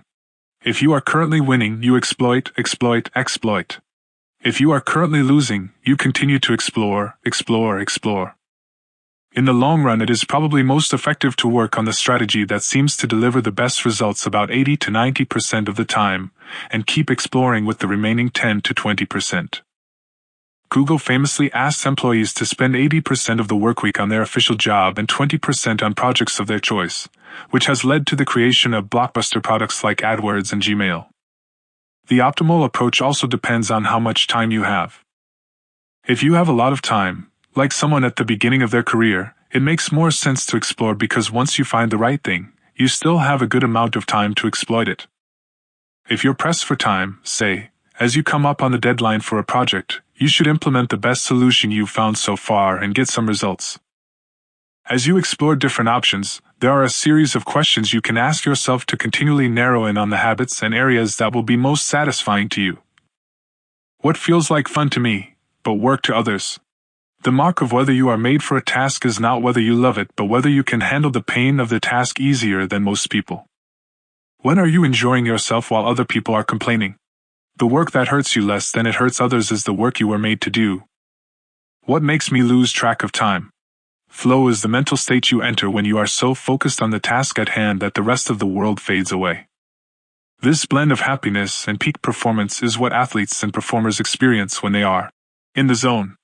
It is nearly impossible to experience a flow state and not find the task satisfying at least to some degree. Where do I get greater returns than the average person? We are continually comparing ourselves to those around us, and a behavior is more likely to be satisfying when the comparison is in our favor. When I started writing at my email list grew very quickly. I wasn't quite sure what I was doing well, but I knew that results seemed to be coming faster for me than for some of my colleagues, which motivated me to keep writing. What comes naturally to me? For just a moment, ignore what you have been taught. Ignore what society has told you. Ignore what others expect of you. Look inside yourself and ask, what feels natural to me? When have I felt alive? When have I felt like the real me? No internal judgments or people-pleasing. No second-guessing or self-criticism. Just feelings of engagement and enjoyment. Whenever you feel authentic and genuine, you are headed in the right direction. To be honest, some of this process is just luck. Michael Phelps and Hisham El Guru were lucky to be born with a rare set of abilities that are highly valued by society and to be placed in the ideal environment for those abilities. We all have limited time on this planet, and the truly great among us are the ones who not only work hard but also have the good fortune to be exposed to opportunities that favor us. But what if you don't want to leave it up to luck? If you can't find a game where the odds are stacked in your favor, create one. Scott Adams, the cartoonist behind Dilbert, says, everyone has at least a few areas in which they could be in the top 25% with some effort. In my case, I can draw better than most people, but I'm hardly an artist. And I'm not any funnier than the average stand-up comedian who never makes it big, but I'm funnier than most people. The magic is that few people can draw well and write jokes. It's the combination of the two that makes what I do so rare. And when you add in my business background, suddenly I had a topic that few cartoonists could hope to understand without living it. When you can't win by being better, you can win by being different. By combining your skills, you reduce the level of competition, which makes it easier to stand out. You can shortcut the need for a genetic advantage by rewriting the rules. A good player works hard to win the game everyone else is playing. A great player creates a new game that favors their strengths and avoids their weaknesses. In college, I designed my own major, biomechanics, which was a combination of physics, chemistry, biology, and anatomy. I wasn't smart enough to stand out among the top physics or biology majors, so I created my own game. And because it suited me, I was only taking the courses I was interested in. Studying felt like less of a chore. It was also easier to avoid the trap of comparing myself to everyone else. After all, nobody else was taking the same combination of classes, so who could say if they were better or worse? Specialization is a powerful way to overcome the accident of bad genetics. The more you master a specific skill, the harder it becomes for others to compete with you. Many bodybuilders are stronger than the average arm wrestler, but even a massive bodybuilder may lose at arm wrestling because the arm wrestling champ has very specific strength. Even if you're not the most naturally gifted, you can often win by being the best in a very narrow category. Boiling water will soften a potato but harden an egg. You can't control whether you're a potato or an egg, but you can decide to play a game where it's better to be hard or soft. If you can find a more favorable environment, you can transform the situation from one where the odds are against you to one where they are in your favor. How to get the most out of your genes. Our genes do not eliminate the need for hard work. They clarify it. They tell us what to work hard on. Once we realize our strengths, we know where to spend our time and energy. We know which types of opportunities to look for and which types of challenges to avoid. The better we understand our nature, the better our strategy can be. Biological differences matter. Even so, it's more productive to focus on whether you are fulfilling your own potential than comparing yourself to someone else. The fact that you have a natural limit to any specific ability has nothing to do with whether you are reaching the ceiling of your capabilities. People get so caught up in the fact that they have limits that they rarely exert the effort required to get close to them. Furthermore, genes can't make you successful if you're not doing the work. Yes, it's possible that the ripped trainer at the gym has better genes, but if you haven't put in the same reps, it's impossible to say if you have been dealt a better or worse genetic hand. Until you work as hard as those you admire, don't explain away their success as luck. In summary, one of the best ways to ensure your habits remain satisfying over the long run is to pick behaviors that align with your personality and skills. Work hard on the things that come easy. Chapter Summary. The secret to maximizing your odds of success is to choose the right field of competition. Pick the right habit and progress is easy. Pick the wrong habit and life is a struggle. Genes cannot be easily changed, which means they provide a powerful advantage in favorable circumstances and a serious disadvantage in unfavorable circumstances. Habits are easier when they align with your natural abilities. Choose the habits that best suit you. Play a game that favors your strengths. If you can't find a game that favors you, create one. Genes do not eliminate the need for hard work. They clarify it. They tell us what to work hard on. 19. The Goldilocks Rule: How to Stay Motivated in Life and Work. Hi, Disneyland had just opened in Anaheim, California, when a 10-year-old boy walked in and asked for a job.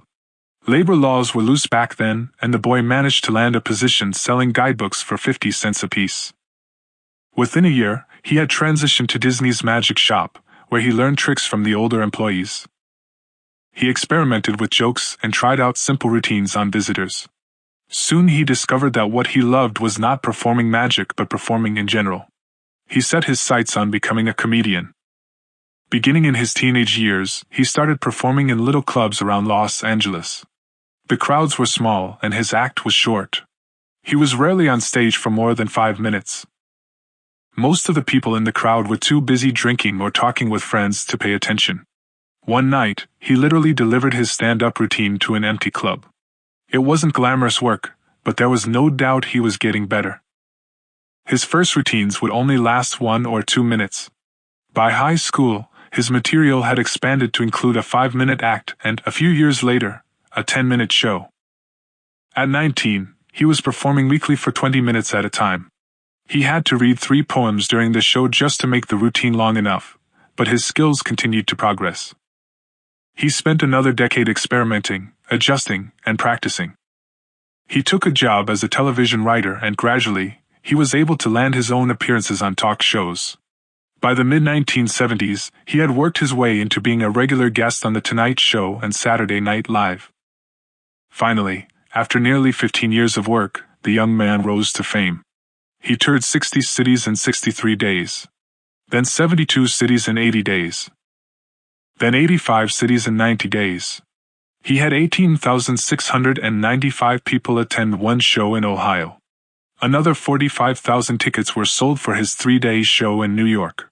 He catapulted to the top of his genre and became one of the most successful comedians of his time. His name is Steve Martin. Martin's story offers a fascinating perspective on what it takes to stick with habits for the long run. Comedy is not for the timid. It is hard to imagine a situation that would strike fear into the hearts of more people than performing alone on stage and failing to get a single laugh. And yet Steve Martin faced this fear every week for 18 years. In his words, 10 years spent learning, 4 years spent refining, and 4 years as a wild success.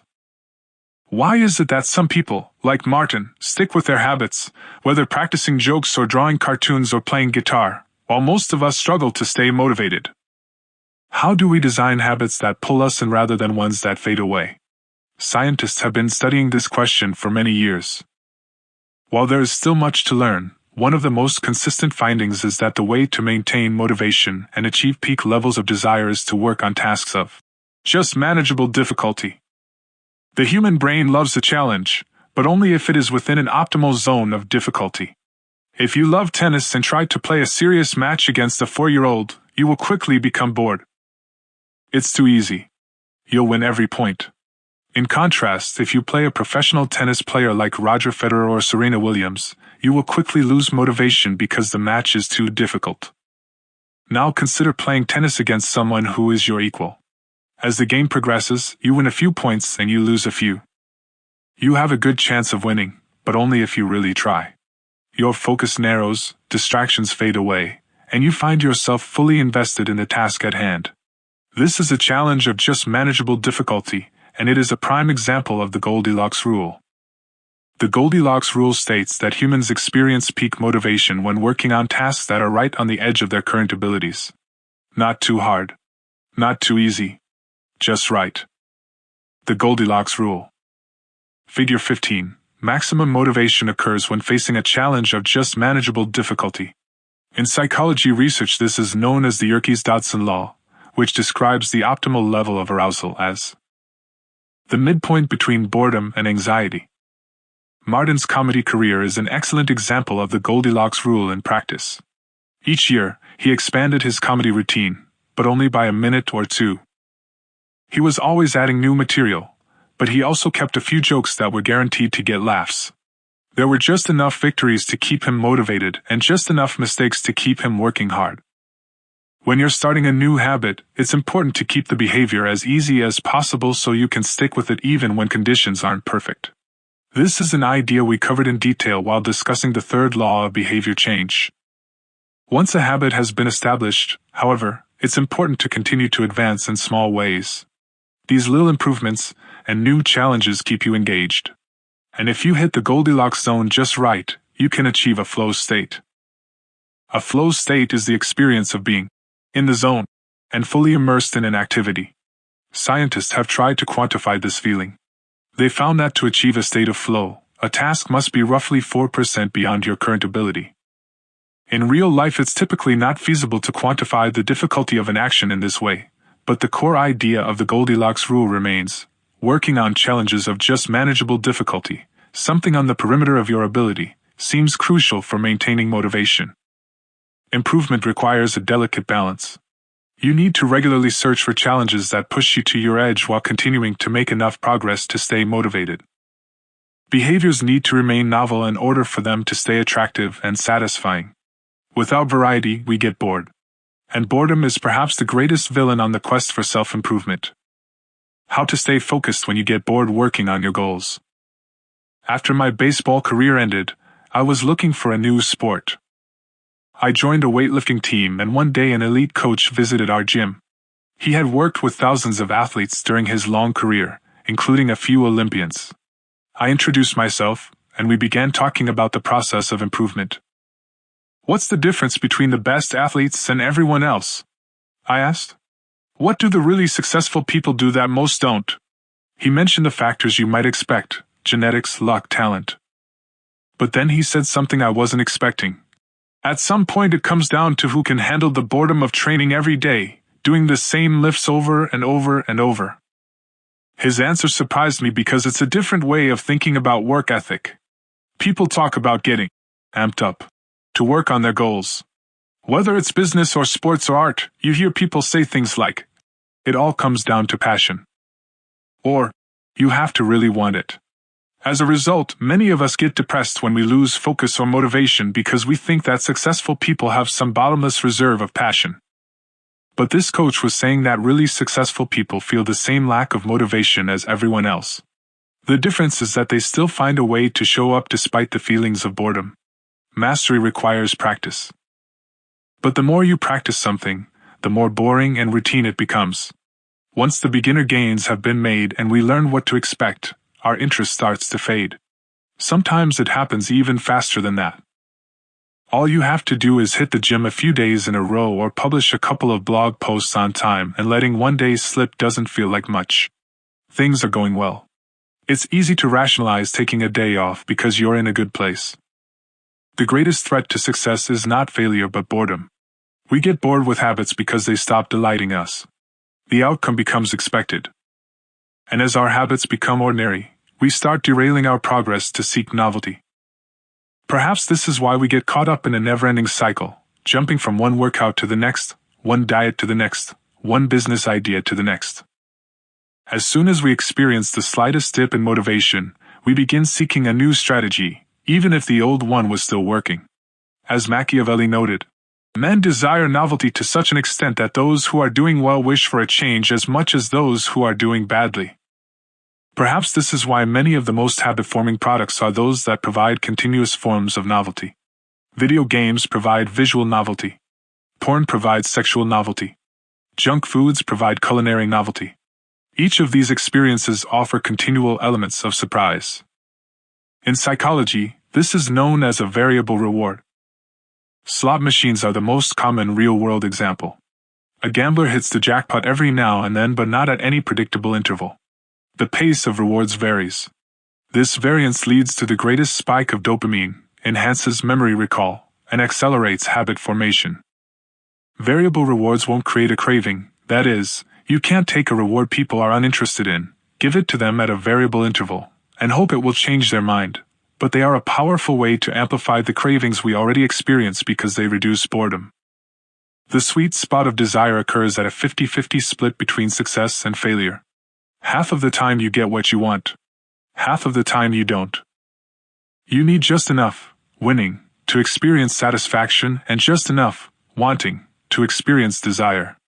This is one of the benefits of following the Goldilocks rule. If you're already interested in a habit, working on challenges of just manageable difficulty is a good way to keep things interesting. Of course, not all habits have a variable reward component, and you wouldn't want them to. If Google only delivered a useful search result some of the time, I would switch to a competitor pretty quickly. If Uber only picked up half of my trips, I doubt I'd be using that service much longer. And if I flossed my teeth each night, and only sometimes ended up with a clean mouth, I think I'd skip it. Variable rewards or not, no habit will stay interesting forever. At some point, everyone faces the same challenge on the journey of self-improvement. You have to fall in love with boredom. We all have goals that we would like to achieve and dreams that we would like to fulfill. But it doesn't matter what you are trying to become better at. If you only do the work when it's convenient or exciting, then you'll never be consistent enough to achieve remarkable results. I can guarantee that if you manage to start a habit and keep sticking to it, there will be days when you feel like quitting. When you start a business, there will be days when you don't feel like showing up. When you're at the gym, there will be sets that you don't feel like finishing. When it's time to write, there will be days that you don't feel like typing. But stepping up when it's annoying or painful or draining to do so, that's what makes the difference between a professional and an amateur. Professionals stick to the schedule. Amateurs let life get in the way. Professionals know what is important to them and work toward it with purpose. Amateurs get pulled off course by the urgencies of life. David Kane, an author and meditation teacher, encourages his students to avoid being fair-weather meditators. Similarly, you don't want to be a fair-weather athlete or a fair-weather writer or a fair-weather anything. When a habit is truly important to you, you have to be willing to stick to it in any mood. Professionals take action even when the mood isn't right. They might not enjoy it, but they find a way to put the reps in. There have been a lot of sets that I haven't felt like finishing, but I've never regretted doing the workout. There have been a lot of articles I haven't felt like writing, but I've never regretted publishing on schedule. There have been a lot of days I've felt like relaxing, but I've never regretted showing up and working on something that was important to me. The only way to become excellent is to be endlessly fascinated by doing the same thing over and over. You have to fall in love with boredom. Chapter Summary. The Goldilocks rule states that humans experience peak motivation when working on tasks that are right on the edge of their current abilities. The greatest threat to success is not failure but boredom. As habits become routine, they become less interesting and less satisfying. We get bored. Anyone can work hard when they feel motivated. It's the ability to keep going when work isn't exciting that makes the difference. Professionals stick to the schedule. Amateurs let life get in the way. 20. The downside of creating good habits. In chess, it is only after the basic movements of the pieces have become automatic that a player can focus on the next level of the game. Each chunk of information that is memorized opens up the mental space for more effortful thinking. This is true for any endeavor. When you know the simple movements so well that you can perform them without thinking, you are free to pay attention to more advanced details. In this way, habits are the backbone of any pursuit of excellence. However, the benefits of habits come at a cost. At first, each repetition develops fluency, speed, and skill. But then, as a habit becomes automatic, you become less sensitive to feedback. You fall into mindless repetition. It becomes easier to let mistakes slide. When you can do it, good enough, on autopilot, you stop thinking about how to do it better. The upside of habits is that we can do things without thinking. The downside of habits is that you get used to doing things a certain way and stop paying attention to little errors. You assume you're getting better because you're gaining experience. In reality, you are merely reinforcing your current habits, not improving them. In fact, some research has shown that once a skill has been mastered, there is usually a slight decline in performance over time. Usually, this minor dip in performance is no cause for worry. You don't need a system to continuously improve how well you brush your teeth, or tie your shoes, or make your morning cup of tea. With habits like these, good enough is usually good enough. The less energy you spend on trivial choices, the more you can spend it on what really matters. However, when you want to maximize your potential and achieve elite levels of performance, you need a more nuanced approach. You can't repeat the same things blindly and expect to become exceptional. Habits are necessary, but not sufficient for mastery. What you need is a combination of automatic habits and deliberate practice. Habits plus deliberate practice equals mastery. To become great, certain skills do need to become automatic. Basketball players need to be able to dribble without thinking before they can move on to mastering layups with their non-dominant hand.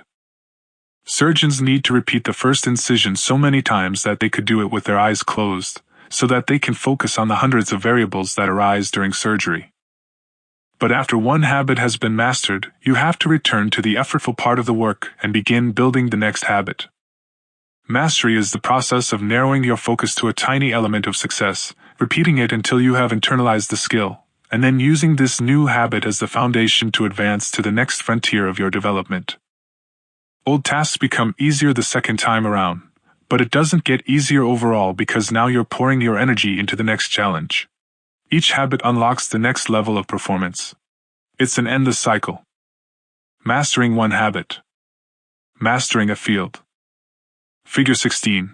The process of mastery requires that you progressively layer improvements on top of one another, each habit building upon the last until a new level of performance has been reached and a higher range of skills has been internalized. Although habits are powerful, what you need is a way to remain conscious of your performance over time, so you can continue to refine and improve. It is precisely at the moment when you begin to feel like you have mastered a skill, right when things are starting to feel automatic and you are becoming comfortable, that you must avoid slipping into the trap of complacency. The solution? Establish a system for reflection and review. How to review your habits and make adjustments. In 1986, the Los Angeles Lakers had one of the most talented basketball teams ever assembled, but they are rarely remembered that way. The team started the 1985-1986 NBA season with an astounding 29-5 record. The pundits were saying that we might be the best team in the history of basketball, head coach Pat Riley said after the season. Surprisingly, the Lakers stumbled in the 1986 playoffs and suffered a season-ending defeat in the Western Conference Finals. The best team in the history of basketball didn't even play for the NBA championship. After that blow, Riley was tired of hearing about how much talent his players had and about how much promise his team held. He didn't want to see flashes of brilliance followed by a gradual fade in performance. He wanted the Lakers to play up to their potential, night after night.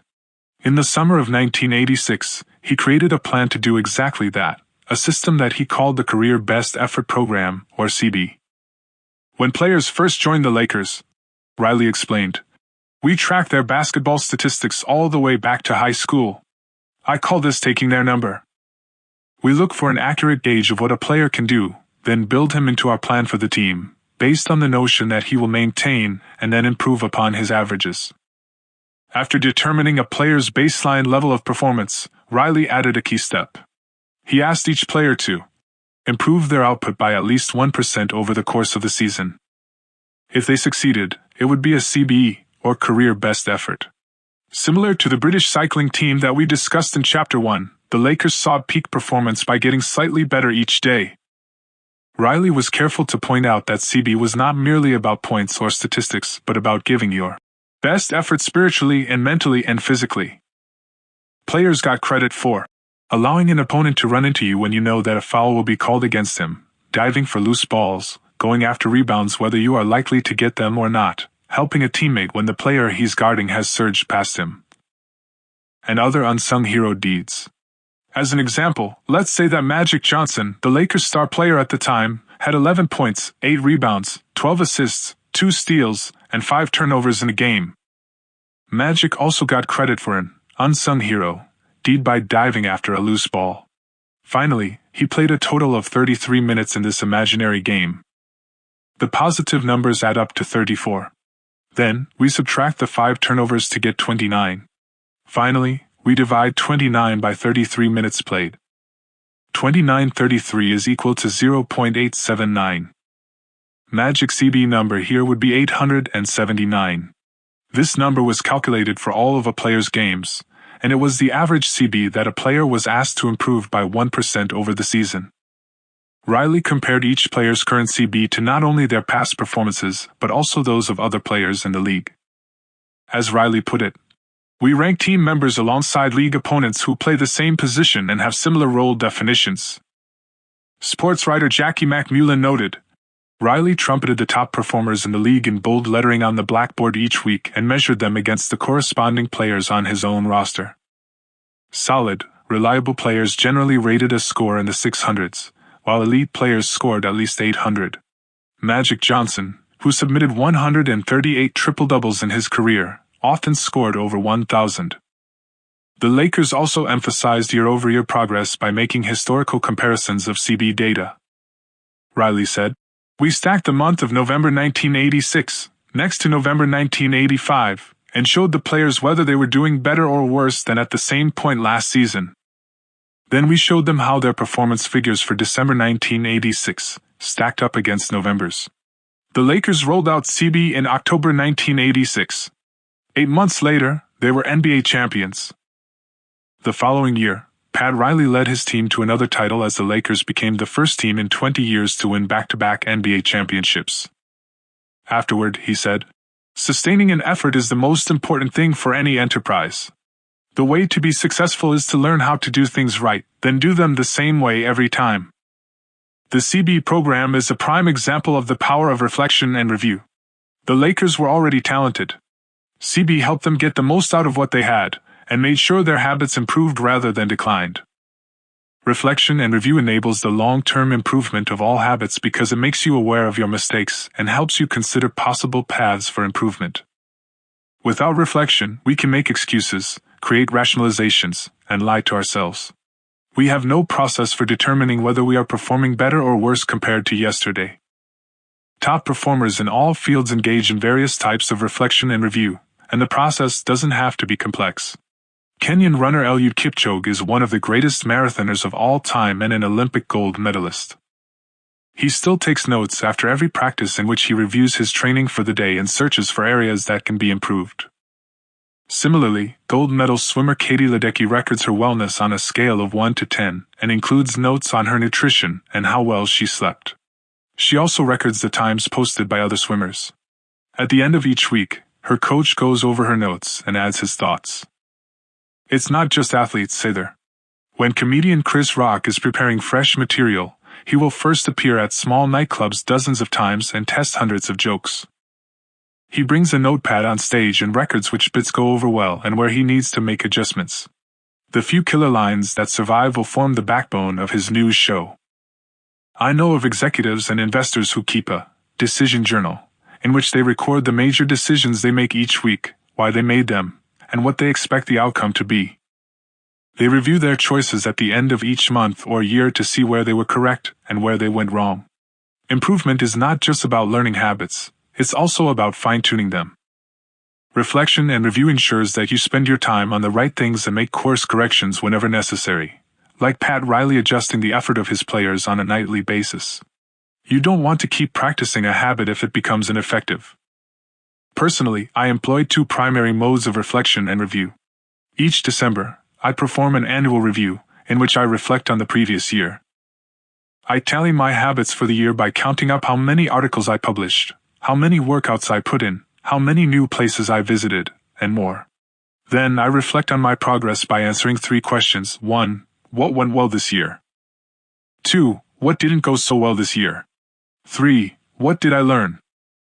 6 months later, when summer rolls around, I conduct an integrity report. Like everyone, I make a lot of mistakes. My integrity report helps me realize where I went wrong and motivates me to get back on course. I use it as a time to revisit my core values and consider whether I have been living in accordance with them.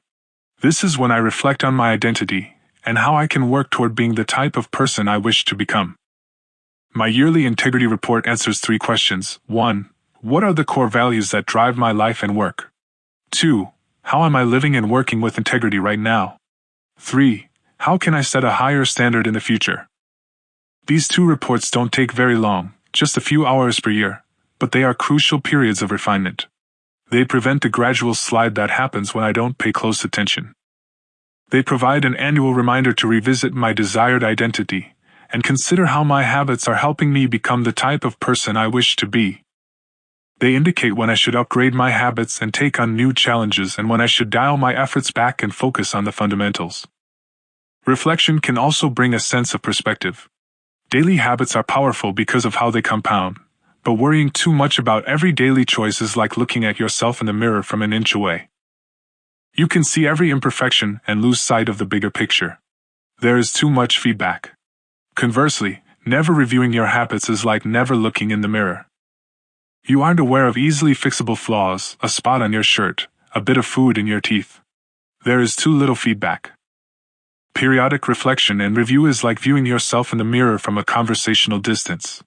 You can see the important changes you should make without losing sight of the bigger picture. You want to view the entire mountain range, not obsess over each peak and valley. Finally, reflection and review offers an ideal time to revisit one of the most important aspects of behavior change: identity. How to break the beliefs that hold you back. In the beginning, repeating a habit is essential to build up evidence of your desired identity. As you latch on to that new identity, however, those same beliefs can hold you back from the next level of growth. When working against you, your identity creates a kind of pride that encourages you to deny your weak spots and prevents you from truly growing. This is one of the greatest downsides of building habits. The more sacred an idea is to us, that is, the more deeply it is tied to our identity, the more strongly we will defend it against criticism. You see this in every industry. The schoolteacher who ignores innovative teaching methods and sticks with her tried-and-true lesson plans. The veteran manager who is committed to doing things his way. The surgeon who dismisses the ideas of her younger colleagues. The band who produces a mind-blowing first album and then gets stuck in a rut. The tighter we cling to an identity, the harder it becomes to grow beyond it. One solution is to avoid making any single aspect of your identity an overwhelming portion of who you are. In the words of investor Paul Graham, keep your identity small. The more you let a single belief define you, the less capable you are of adapting when life challenges you. If you tie everything up in being the point guard or the partner at the firm or whatever else, then the loss of that facet of your life will wreck you. If you're a vegan and then develop a health condition that forces you to change your diet, you'll have an identity crisis on your hands. When you cling too tightly to one identity, you become brittle. Lose that one thing and you lose yourself. For most of my young life, being an athlete was a major part of my identity. After my baseball career ended, I struggled to find myself. When you spend your whole life defining yourself in one way and that disappears, who are you now? Military veterans and former entrepreneurs report similar feelings. If your identity is wrapped up in a belief like, I'm a great soldier, what happens when your period of service ends? For many business owners, their identity is something along the lines of, I'm the CEO, or I'm the founder. If you have spent every waking moment working on your business, how will you feel after you sell the company? The key to mitigating these losses of identity is to redefine yourself such that you get to keep important aspects of your identity even if your particular role changes. I'm an athlete becomes, I'm the type of person who is mentally tough and loves a physical challenge. I'm a great soldier transforms into, I'm the type of person who is disciplined, reliable, and great on a team. I'm the CEO translates to, I'm the type of person who builds and creates things. When chosen effectively, an identity can be flexible rather than brittle. Like water flowing around an obstacle, your identity works with the changing circumstances rather than against them. The following quote from the Tao Te Ching encapsulates the ideas perfectly. Men are born soft and supple. Dead, they are stiff and hard. Plants are born tender and pliant. Dead, they are brittle and dry. Thus whoever is stiff and inflexible is a disciple of death. Whoever is soft and yielding is a disciple of life. The hard and stiff will be broken. The soft and supple will prevail. LT. Habits deliver numerous benefits, but the downside is that they can lock us into our previous patterns of thinking and acting, even when the world is shifting around us. Everything is impermanent. Life is constantly changing, so you need to periodically check in to see if your old habits and beliefs are still serving you. A lack of self-awareness is poison. Reflection and review is the antidote. Chapter Summary. The upside of habits is that we can do things without thinking. The downside is that we stop paying attention to little errors. Habits plus deliberate practice equals mastery. Reflection and review is a process that allows you to remain conscious of your performance over time. The tighter we cling to an identity, the harder it becomes to grow beyond it. Conclusion. The secret to results that last.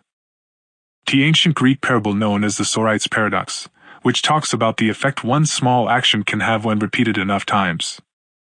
One formulation of the paradox goes as follows. Can one coin make a person rich? If you give a person a pile of 10 coins, you wouldn't claim that he or she is rich. But what if you add another? And another? And another? At some point, you will have to admit that no one can be rich unless one coin can make him or her so. We can say the same about atomic habits. Can one tiny change transform your life? It's unlikely you would say so. But what if you made another? And another? And another? At some point, you will have to admit that your life was transformed by one small change. The holy grail of habit change is not a single 1% improvement, but 1,000 of them. It's a bunch of atomic habits stacking up, each one a fundamental unit of the overall system. In the beginning, small improvements can often seem meaningless because they get washed away by the weight of the system. Just as one coin won't make you rich, one positive change like meditating for 1 minute or reading 1 page each day is unlikely to deliver a noticeable difference. Gradually, though, as you continue to layer small changes on top of one another, the scales of life start to move. Each improvement is like adding a grain of sand to the positive side of the scale, slowly tilting things in your favor. Eventually, if you stick with it, you hit a tipping point. Suddenly, it feels easier to stick with good habits. The weight of the system is working for you rather than against you. Over the course of this book, we've looked at dozens of stories about top performers. We've heard about Olympic gold medalists, award-winning artists, business leaders, life-saving physicians, and star comedians who have all used the science of small habits to master their craft and vault to the top of their field. Each of the people, teams, and companies we have covered has faced different circumstances, but ultimately progressed in the same way, through a commitment to tiny, sustainable, unrelenting improvements. Success is not a goal to reach or a finish line to cross. It is a system to improve, an endless process to refine. In Chapter 1 I said, if you're having trouble changing your habits, the problem isn't you. The problem is your system. Bad habits repeat themselves again and again, not because you don't want to change, but because you have the wrong system for change. As this book draws to a close, I hope the opposite is true. With the 4 laws of behavior change, you have a set of tools and strategies that you can use to build better systems and shape better habits. Sometimes a habit will be hard to remember, and you'll need to make it obvious. Other times you won't feel like starting and you'll need to make it attractive. In many cases, you may find that a habit will be too difficult, and you'll need to make it easy. And sometimes, you won't feel like sticking with it, and you'll need to make it satisfying. Behaviors are effortless here. Behaviors are difficult here. To push your good habits toward the left side of the spectrum by making them obvious, attractive, easy, and satisfying. Meanwhile, you want to cluster your bad habits toward the right side by making them invisible, unattractive, hard, and unsatisfying. This is a continuous process. There is no finish line. There is no permanent solution. Whenever you're looking to improve, you can rotate through the 4 laws of behavior change until you find the next bottleneck. Make it obvious. Make it attractive. Make it easy. Make it satisfying. Round and round. Always looking for the next way to get 1% better. The secret to getting results that last is to never stop making improvements. It's remarkable what you can build if you just don't stop. It's remarkable the business you can build if you don't stop working. It's remarkable the body you can build if you don't stop training. It's remarkable the knowledge you can build if you don't stop learning. It's remarkable the fortune you can build if you don't stop saving. It's remarkable the friendships you can build if you don't stop caring. Small habits don't add up. They compound. That's the power of atomic habits. Tiny changes. Remarkable results.